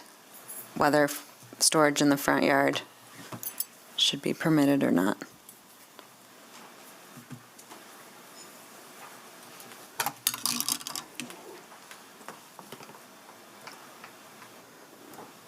I mean, I do struggle with, what are we considering the front yard? It's all the way up to the building line, right? Yeah, a front yard is defined, there's two front yards along Jefferson and Cottage Grove, and it's defined Right. as the area between the street, the public right-of-way, and the building facade. I'm not sure if there's any way to, that's a lot of storage. Can you cram all the storage in the back of the yard? You could set a setback requirement as well to say that it can be no closer than, 25 feet, utilizing the minimum setback requirement of the zone district as well. Mm-hmm. I'll note that that particular area is directly across the street from the playground. Right, that's what I was thinking. Yeah. That's why I was, yeah. So if you were comfortable with had it it- somewhat in the front yard, because the building does sit further back and it is a corner lot, which tends to make things a little bit more challenging, you could say that the no storage within 25 feet of the Cottage Grove and Jefferson rights-of-way, and that a minimum screening, minimum 6-foot-tall solid fence with a 5-foot landscape screening along the perimeter of both Jefferson and Cottage Grove be installed.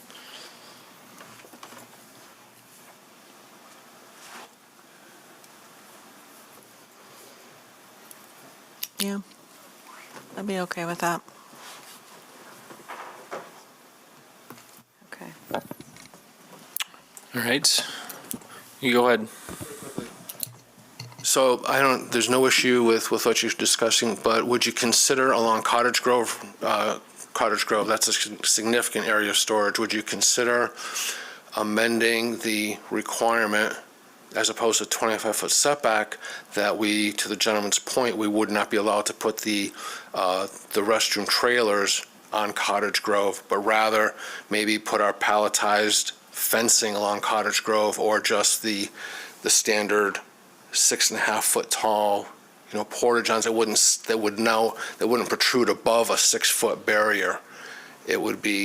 I would just ask you to kindly consider that. Yeah, that's an option too. You could say no closer than 15 feet, which is the standard requirement, and that no material greater than 6 feet in height be stored forward of the building on Cottage Grove and Jefferson.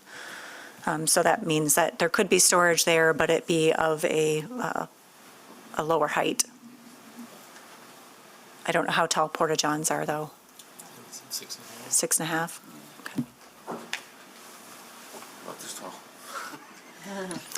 Okay. If we're comfortable with that, would someone be willing to make a motion? I can do it, that's fine. All right. Okay. Will you craft that. Thank you so much. Okay. Make sure I'm on the right one. Now therefore be it resolved that the Planning Commission approves the special land use and site plan review request of United Rentals Reliable On-Site Services Division James Reeve for outdoor storage of fencing, portable toilets, and restroom trailers in association with a rental service company at 125 Cottage Grove Street Southeast for the following reasons. The proposed use will be consistent with the purpose and intent of the master plan and zoning ordinance, including the zone district, because the proposed use will allow for the reasonable use of an existing industrial zone property, contribute to a desired range of industrial uses in an industrial zone district. The proposed use will meet the site plan review standards of section 5.12.8.e because the site will be developed so as to not impede the normal and orderly development or improvement of surrounding property for uses permitted by the zoning ordinance. The site had previously been used for outdoor storage, and the change in materials stored may continue to be stored in the same manner. The proposed use will be compatible, harmonious, and appropriate with the character and uses of the neighborhood, adjacent properties, and the natural environment because the proposed use will be consistent with the industrial character of the property, and appropriate screening will be incorporated into the site, providing reasonable protection of adjacent land. The proposed use will not have potentially adverse effects on the neighborhood because appropriate screening and landscape buffers will be provided that ensure the proposed use is adequately buffered from surrounding public and private property. The proposed use will not be detrimental, hazardous, or disturbing to existing or future uses or to the public welfare by reason of excessive traffic, noise, odor, or visual clutter because excessive noise, glare, odor, or visual clutter is not anticipated. The proposed use will not adversely affect the walkability of the neighborhood, impair pedestrian circulation patterns, disrupt the continuity of the urban street wall, or hinder the creation of a pedestrian-oriented environment because landscaping and screening improvements will improve the street wall. The proposed use will retain as many natural features of the landscape as practicable because the site contains no natural features, and natural features will be added to the site as part of this approval, or conditions of this approval.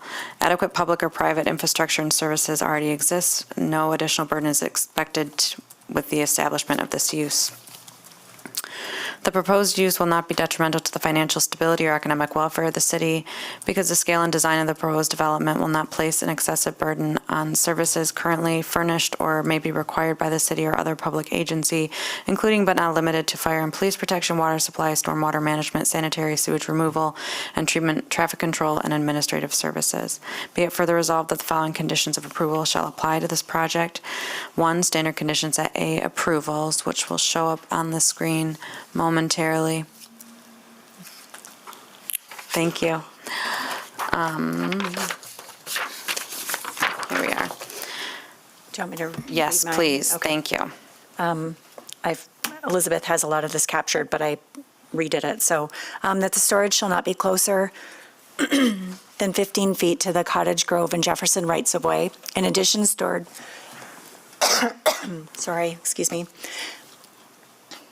the storage shall not be closer than 15 feet to the Cottage Grove and Jefferson rights-of-way. In addition, stored materials forward of the building between the existing building and the right-of-way shall not exceed 7 feet in height. That a 5-foot landscape buffer be added along the entire frontage of the Jefferson and Cottage Grove right-of-way, except where curb cuts exist. And that the outdoor storage area shall be screened along the outside perimeter of the storage area with a 6-foot tall solid fence. Yes, yep. Also that the barbed wire shall be removed from the chain link fence, and that the site be brought closer to conformity with the current parking lot landscaping and screening standard. I guess, do I need to include that? No, I think I already covered that with my 5-foot landscape buffer. Then strike 5. That's it.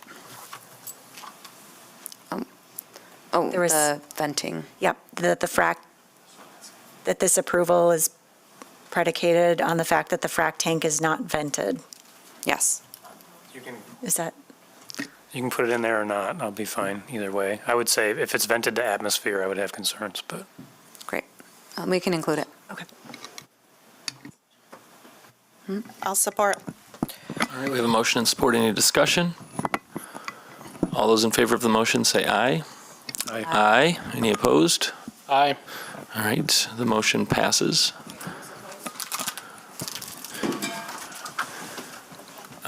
Quick temperature check here. I really do need to go pick up a child. I want to make sure that we still have quorum if I excuse myself. Are we planning to go back? I was planning on it, if nothing else, a quick conversation, because we only have one more meeting in December. We'll go fast. So fast. So it's up to the Planning Commission. If I can put something together for you, we can take public comment, I can put something together, and you can react to it during the hearing in December. Does anyone need to arm wrestle me to get excused first?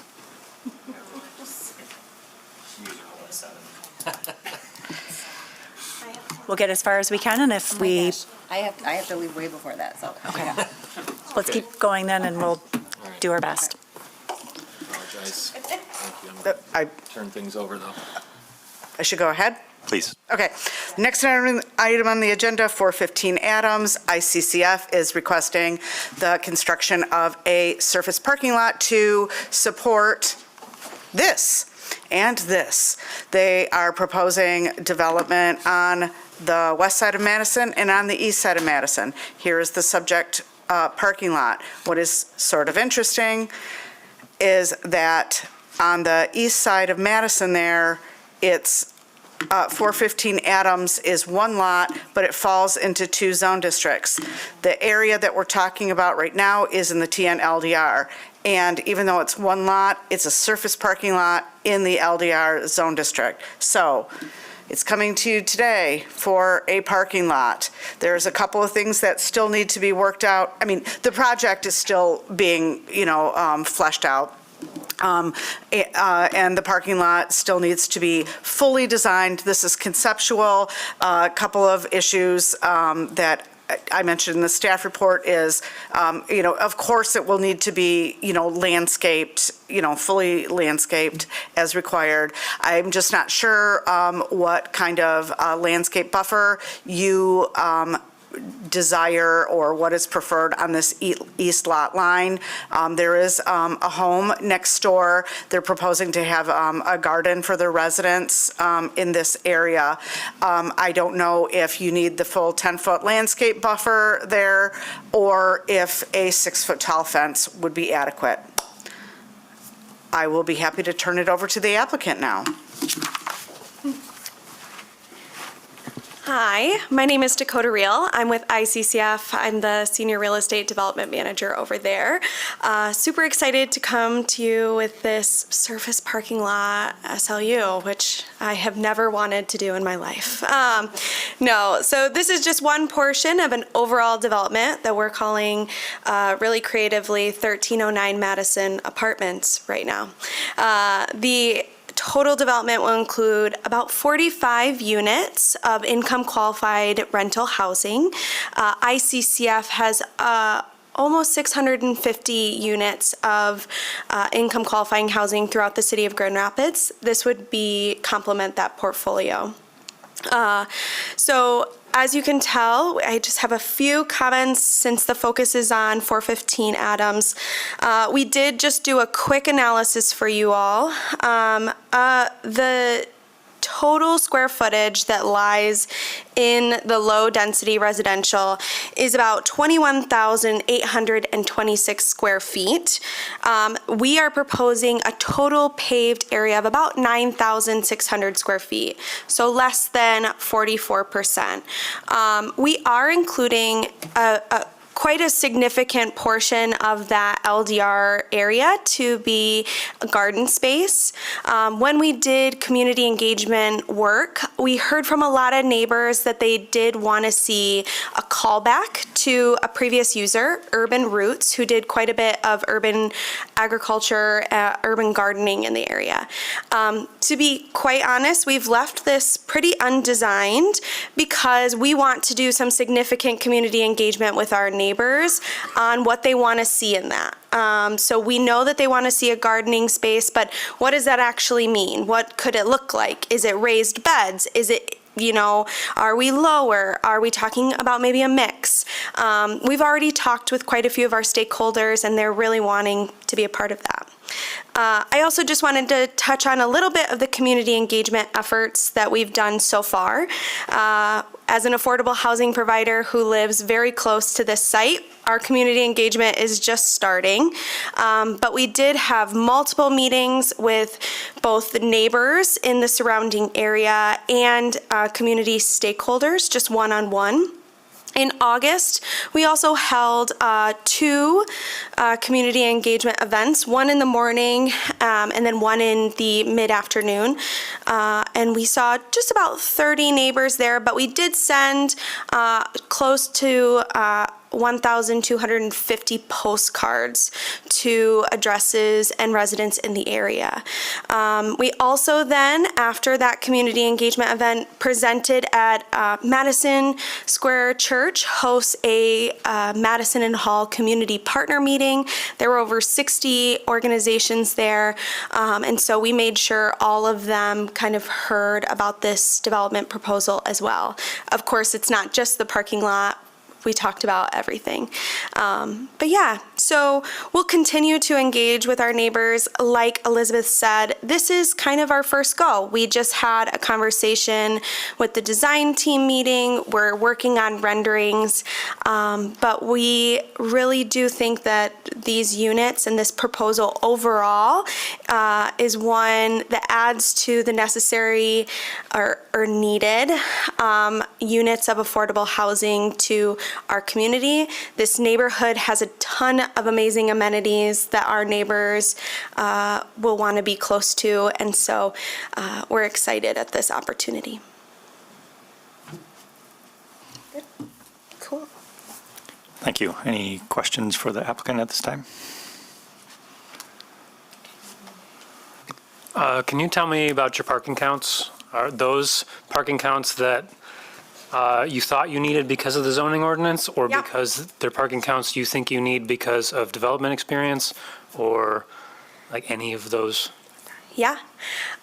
So I did the full parking calculation based on all uses. So we are proposing 45 units of affordable housing ranging from 1 to 2 bedroom. So that's about 1.25 per. Then there's a really fun calculation I included about office and community space. Currently, the city allows for us, after we do our total parking calculation, to multiply that number by 75% for affordable housing. That has our total, for the total development, at 37 parking spaces, which means that we are proposing, or wait. I think it was 39. Overall, we would be asking for the administrative departure of about 2 parking spaces. In our development experience with this type of income qualifying housing, we want to try and reduce as much parking as possible. Our neighbors do not utilize parking lots at the same rate as maybe other uses. And so this is kind of the max of what we'd love to offer, just based on our experience. But also, I think we're getting pretty close to the parking requirement. So if there weren't any parking requirements, how many parking spaces would you have? I feel like this is a trick question. Truthfully, less than this even. A great example is over at Steeple View Apartments at 525 Eastern. We did provide the parking requirements for the size of building. I looked yesterday, and there were less than 8 cars in a parking lot with 40 units, 40 parking spots. Yeah. So, I mean, this is, we do want to provide parking behind both buildings, and one of our reasons for that is because 20% of these units will be fully ADA, and so if we can kind of prevent our neighbors who utilize wheelchairs from crossing the street, even though the crosswalks are there and we appreciate them, we'd just like to limit that that amount of traveling for them. So we do want at least parking behind both buildings, if that answers your question. Yeah, it does. Thank you. Okay. So right now on this, I know you said it's pretty unplanned, but you have trees along the alley and then on Adams, but nothing really along the property line abutting the residents over there. And so Yeah. I'm wondering, if we require both vegetative or fencing, just to make sure that light pollution doesn't impact that neighbor. Yeah, so in our SLU application, in one of the questions, and I apologize that it isn't shown here, we are at least saying a minimum of a 6-foot fence. We left it sort of blank because one of our visions we'd like to share with neighbors is to have some raised garden beds kind of up against that buffer space. So then there's the fence with a little bit of the raised gardens for some of our neighbors. We absolutely are willing to accommodate to any type of buffer requirements you want. That's part of why we have almost 61 feet proposed between the parking lot and the residential home. And there really shouldn't be any light spill because the ordinance requires full cutoff fixtures with maximum foot candles of 10 feet and less than 1 foot at the property line. Oh, I just meant the headlights. Oh, I'm sorry. I knew what you were talking about. Yeah. There will be a buffer. We just haven't exactly, we'd love to explore that a little bit with neighbors. If we have to provide something based on your feedback, we will absolutely incorporate that. Any other questions for the applicant? All right, thank you very much. Thanks. We'll open up the public hearing. If anyone would like to come up and speak on this case, now's the time. And we'll close the public hearing and turn to commissioner discussion. I just have a question for staff, I guess, is if this is, assuming that this approval would be contingent upon the development of the housing, correct? Like it's not, we're not just approving a parking lot here and then the housing may never come? Yes, because that is how the application's been presented, that the parking lot is necessary because of the development. So we would not issue permits to construct a parking lot without having the same permits in place for the building. Great, thank you.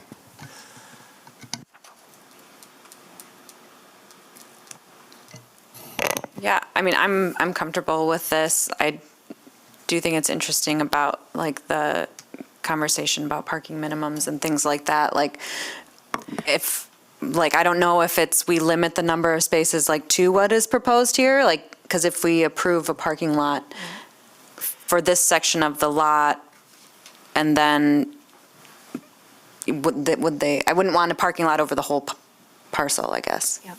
I mean, what we could do is, so we have to be careful with how this was noticed. So certainly a revised application could be brought forward, but if the planning commission is comfortable, you could give us the ability to say that this would be the maximum number of spaces, but the spaces, the parking size could be further reduced utilizing the administrative departure standards so that there's at least 50% provided if they earn that reduction. Does that make sense? Yeah. Starting to get tired, so I feel like my words are challenged. No, it's all good. But it says that this is the maximum, but that you're giving discretion to staff to build less if that's something that ICCF can earn through those waivers.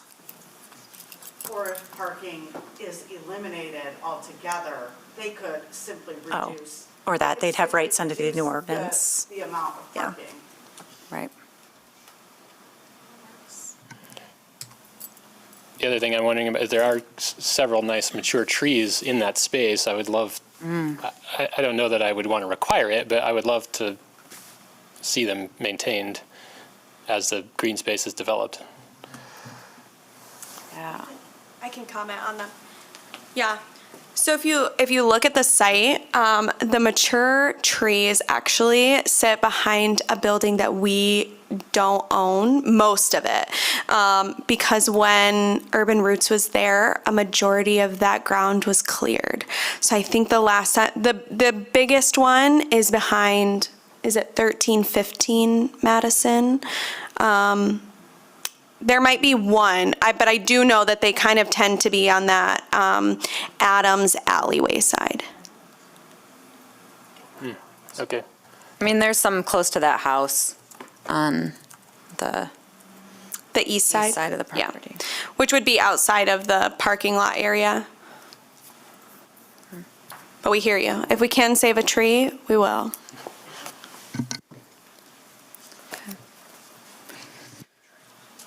Great. All right. I will make a motion. I can do it. Oh, I can do okay. it. My eye. Now therefore be it resolved that the Planning Commission approves a special land use site plan review request of the residential zone district at 415 Adams Street Southeast to support a proposed multifamily development on the adjoining property for the following reasons. I feel like I missed a sentence there. The proposed use will be consistent with the purpose and intent of the master plan zoning ordinance, including the zone district, because the parking lot supports the purpose and intent of the adjacent TN LDR zone district to accommodate vehicles at an appropriate level while still emphasizing the importance of pedestrians and public transportation in the built environment. The proposed use will meet the site plan review standards of section 5.12.08.e because the parking lot will be designed to meet all standards. The proposed use will be compatible, harmonious, and appropriate with the character and uses of the neighborhood, adjacent properties, and natural environment because the proposed improvements are intended to support a residential use. Potentially adverse effects arising from the proposed use on the neighborhood and adjacent properties will be minimized through adequate parking lot screening and landscaping. The proposed use will not be detrimental, hazardous, or disturbing to existing or future uses or to the public welfare because the proposed use is not anticipated to result in excessive noise, glare, or visual clutter. The proposed use will not adversely affect the walkability of the neighborhood, impair pedestrian circulation pattern, disrupt the continuity of the urban street wall, or otherwise hinder the creation of a pedestrian-oriented environment because the proposed improvements will help reestablish the street wall. The proposed use will not be detrimental to the financial stability or economic welfare of the city because the proposed use will allow development on adjacent underutilized land. Be it further resolved that the following conditions of approval shall apply to this project. Standard condition set A on your screen. And 2, that green site elements, green space and tree canopy, and parking lot landscape requirements, including screening, buffering, and interior landscaping, shall be provided consistent with the standards of Article 5 and Article 11. And another condition for your consideration, that no more than 25 parking spaces are constructed within the proposed lot, but that the Planning Commission supports the use of off-street parking reductions provided that at least 50% of the required parking be provided for the overall development unless otherwise approved by the Planning Commission. Sounds great. And that existing trees shall be saved to the extent possible. Yes. And what about the landscape buffer next to the residential? The way I wrote it, it requires them to put the full landscape buffer in there. And I don't know if that's what you want. Yeah. Yeah, yeah. Yep, support. Motion and support. Any further discussion? I guess my only question about the parking would be, is it half of the parking for the whole development, both buildings and the parking, or is it just for this site? I was thinking it would, I guess, both, but I was looking at this as an overall development, so if, That would be good, because then they can eliminate the 15 spaces if they want to and call it a day. yeah, and decide where they should go. I would have to quickly navigate. I don't remember how many parking, 37 spaces. So I'm suggesting that 25 of which are being constructed in this lot. And I'm saying that you could go down to at least half. So what's that, 19 spaces for the development would need to be somewhere within the Perfect. parcels that they control. Thank you. So whether they reduce at this lot or elsewhere, that's something they can decide. Thank you. Did your motion suggestion capture that the way you just explained it? Well, I think so, because I said 50% of the required, provided that at least 50% of the required parking be provided for the overall development. Okay, yes. Good. Okay. Any further discussion? All those in favor say aye. Aye. Any opposed, same sign? Passes. Thank you. Okay. Now we will resume our planning commission discussion. So I think, you know, in the interest of time, getting to public comment, I think is critical, but I could really use your direction on a couple of items. One is, are you comfortable reducing or eliminating parking? And is it within the TN district only, which I think is what we were putting forward. And I was also putting forward only for residential uses and for, I think it was residential uses, or residential developments of 6 or less units. So that was kind of my starting point for your consideration. So this particular conversation would not have facilitated parking elimination for the development we just talked about, for example. Now, that's something that Planning Commission can consider. That's just not where I went for a starting point for you. Any feedback for Kristen? I am comfortable with it as proposed, and I would be comfortable with it raising that 6 to something else. I don't know what that is, 12, 15, maybe 20, but not, you know, not in perpetuity, you know, not no cap, but I think I would be comfortable with slightly more. We already have no parking in the downtown districts, right? So then the TN kind of. So in the TN LDR, anything greater than 6 units, so 7 plus, would require special land use. So we could look at making that parking waiver part of your consideration, if you'd like, versus kind of that by right. So it just part of your review. Right now, it's tied. You can waive parking in its entirety, but they have to earn that, and it pushes them to earn it, right, with the proximity of the bus and the transit and the on-street parking, et cetera. So we could loosen that up a little bit for residential developments if you'd like to make it more permissive for you to consider whether parking is necessary. Yeah, I'm comfortable with that. I'm comfortable with that too. Yeah, and increasing the waiver distance for transit too. Although I will say in all of this, and I am definitely in support of reducing parking requirements, I think that we need to make sure that the city is working really closely with the Rapid and with like state and federal legislatures to make sure that, to make sure that enough operating revenue is available to increase transit. Like right now, the Rapid is pretty limited in the revenue streams they're allowed to use to operate. And while there's been a lot of new grants related to capital, so like buying buses, building facilities, nothing really has been done to change the amount that they actually have to run the buses and to increase service. You need that operating revenue. And so I guess I would just encourage our leaders to be working on that in concert with our transit provider.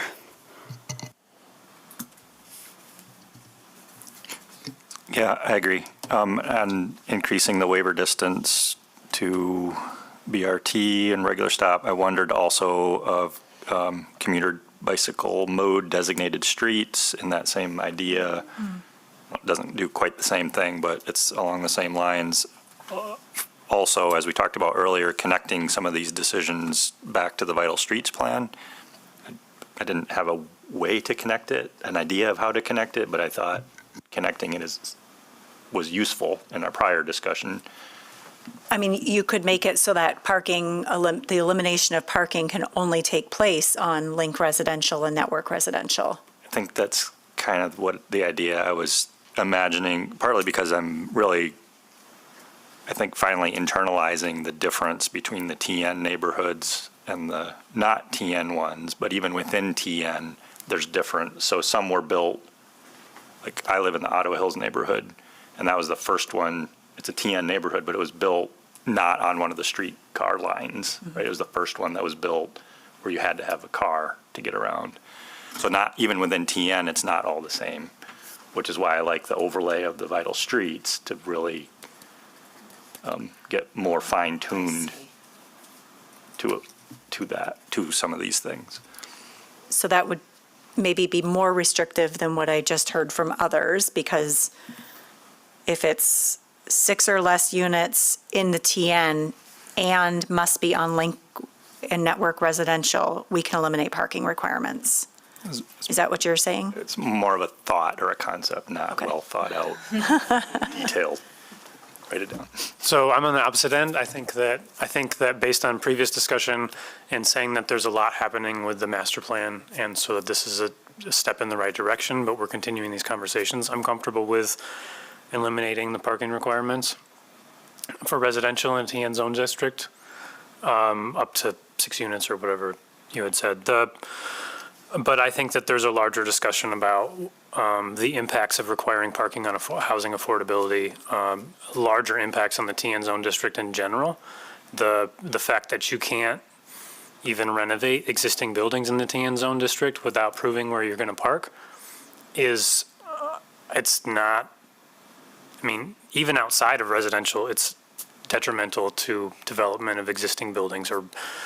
So I think that there's a much larger conversation about the impacts of parking in the TN zone district, but I'm fine with having that as part of a master plan So you discussion. may be happy to know that next week at our community master plan engagement session, one of the big ideas on the board is to eliminate parking requirements in the city of Grand Rapids. And so what is the reaction under what conditions? And so starting to get feedback on exactly that topic. Perfect. And if I could, I didn't quite finish my illustration. Sorry if I can go back. So there are other neighborhoods in TN where there's no even room for garages. Like, so it's, you weren't ever expected to own a car when you lived in some of those neighborhoods. And then there's other ones where there's alleys behind with garages behind. So there's just a lot more nuance than TN versus MON versus MCN. That's all. Yeah. And if it all goes away as a requirement, then Yeah. there's no nuance needed. I think that, again, the incremental approach, this is a starting point. We can react, we can see, we can understand and build upon that in future decisions, whether that's through the master plan implementation or sooner. I would also add that, we eliminated parking requirements in the city center zone district in, I think it was 2015. Maybe 2016 was the implementation. We have not had a single development go in without parking. So, I think the idea of eliminating parking is a little overwhelming to some people. But I look at this as just saying that this is, the city taking a step out of that requirement. So we're not imposing a requirement. It can still be built. And right now, market-driven forces are requiring it to be built. Some financing is requiring it to be built. And so it's really, to me, just the city not imposing an additional layer of what's being required. But it's not that it can't be required. Or sorry, it's not that it can't be built. Pardon me. Well, I guess for me, like our last public hearing was a really good example. I know it doesn't apply with what we're talking about today, but they're providing more parking than they would provide just because they think that's what we want to hear and they think that's what the zoning ordinance is requiring. And that's hopefully what I was trying to get to. I wasn't trying to ask trick questions. It was just trying to get to an understanding of how much parking would they build if the parking requirements didn't exist. Because there's no way we should be building empty parking lots or forcing people to build parking lots that they know are going to be empty. Well, we can either eliminate or further reduce the requirements for affordable housing projects specifically. Currently, it is a waiver, a bonus, that I think it goes down to half automatically. So I can bring together a proposal for you for that if you'd like. I guess, I'm sorry, I think I was a little misunderstood. I was just trying to use that as an example of why eliminating parking requirements, they still would have showed up with parking because they said they needed some and wanted some, but it wouldn't have been as much paved surface lot as they showed up with.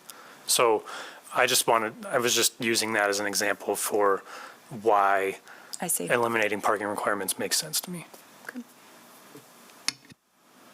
Yeah, I mean, the only pushback on eliminating it is always, in any of these situations, it is the adverse effect. So the cost to bear the parking, as long as the development, what we really want is the development to take on that cost and not put that cost on to others, right? The public or other nearby property owners. So when we're in the city center, it all works because it's the same rules. But when you're on the edge, and I talked to somebody the other day who parks in Heritage Hill and then walks into their office downtown because they don't want to pay for parking downtown, and they can park in Heritage Hill. Like that can happen and will happen. Yep.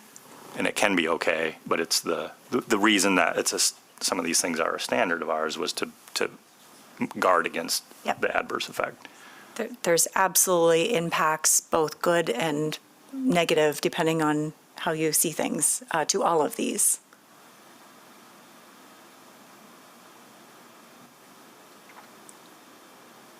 Okay. I'm still processing.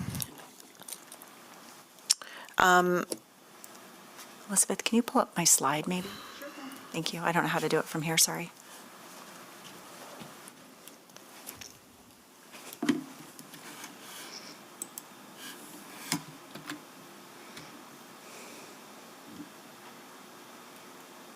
Oh, painful reminders right there.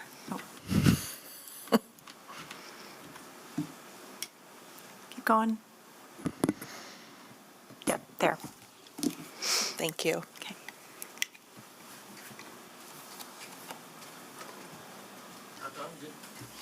All right, any further discussion? I think I have my marching orders. I will connect with Josh and Laurel in your different capacity if you have recommendations for those transit increases that might be helpful based on your expertise, or anyone for that matter, but, okay? All right. Thank you. Well, that concludes our discussion, and now we'll have our open public comment period. For anyone who'd like to come up and share your thoughts with us for 3 minutes or less. Thank you. My name is Doug Meeks. I live in Heritage Hill. I know that you're all exhausted. I'm exhausted as well. I've sat here. You guys have had a lot of things to discuss today. I just kind of briefly wanted to talk about the zoning changes that I know that you guys are talking about. I wanted to specifically, I was trying to determine what about them was bothersome to me. And I came down to the same thing over and over again. You guys are talking about by right, allowing certain things to happen by right without having any community engagement. And I think that kind of silences voices in our neighborhoods. And our neighborhoods are so important to those of us who live in them. So and I don't know if that's something that, I know that when looking at what you guys are trying to do is you don't want to overwhelm Ms. Turkelson and Ms. Zeller, who are stellar. They're wonderful to work with. They're great. I have the utmost respect for both of them. I've had the opportunity to work with them. But I'm concerned that some of these things by right that you're asking for stifle the neighborhood's involvement. And I think we had a great example today here where you had a bunch of neighbors that were here today to discuss this project that was going on Bristol. And I think too often when people are coming into neighborhoods to build, they don't give the neighbors the appropriate respect that they deserve as being future neighbors, and they don't get notice. And some of the people that were here today didn't have notice of what was going on in their backyard. And so I know that Ms. Turkelson and you guys as a board changed the accessory dwelling language to send out letters that if you wanted to discuss this, that you would put it on the agenda. And I think that that's an important thing to consider when moving forward with a lot of these zoning changes. Because I think it's important that the community have an outlet. And it might be not the best or most beneficial for the board to sit here and listen to that outlet, but I think it's super important for our communities and our neighborhoods in general. As a resident of Heritage Hill, I love Heritage Hill. We joke about how as preservation or trying to preserve the neighborhood, we have an irrational love with our houses, and I think that there's some truth to that.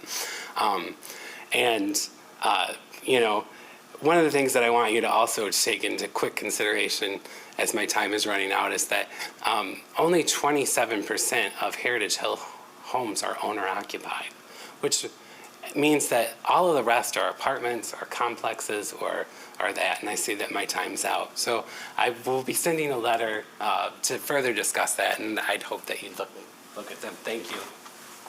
Thank you. Anyone else? All right. We'll close the public comment period. Anything else for the commission? Just watch for some emails about next week. I'll be providing some information, and you may recall that Thursday evening we have a guest speaker coming in for the engagement session, Shane Phillips, who's author of The Affordable City. We are looking to put together a session for the Planning Commission and Board of Zoning Appeals to have a smaller, I don't want to call it a workshop, but a smaller discussion. So we'll be noticing that as, I guess, a workshop technically, in that you're not making decisions, but I'll be inviting you to that. And that will be on Thursday? That'll be on Thursday, yeah. Okay. Yep. And we're adjourned. Thank you.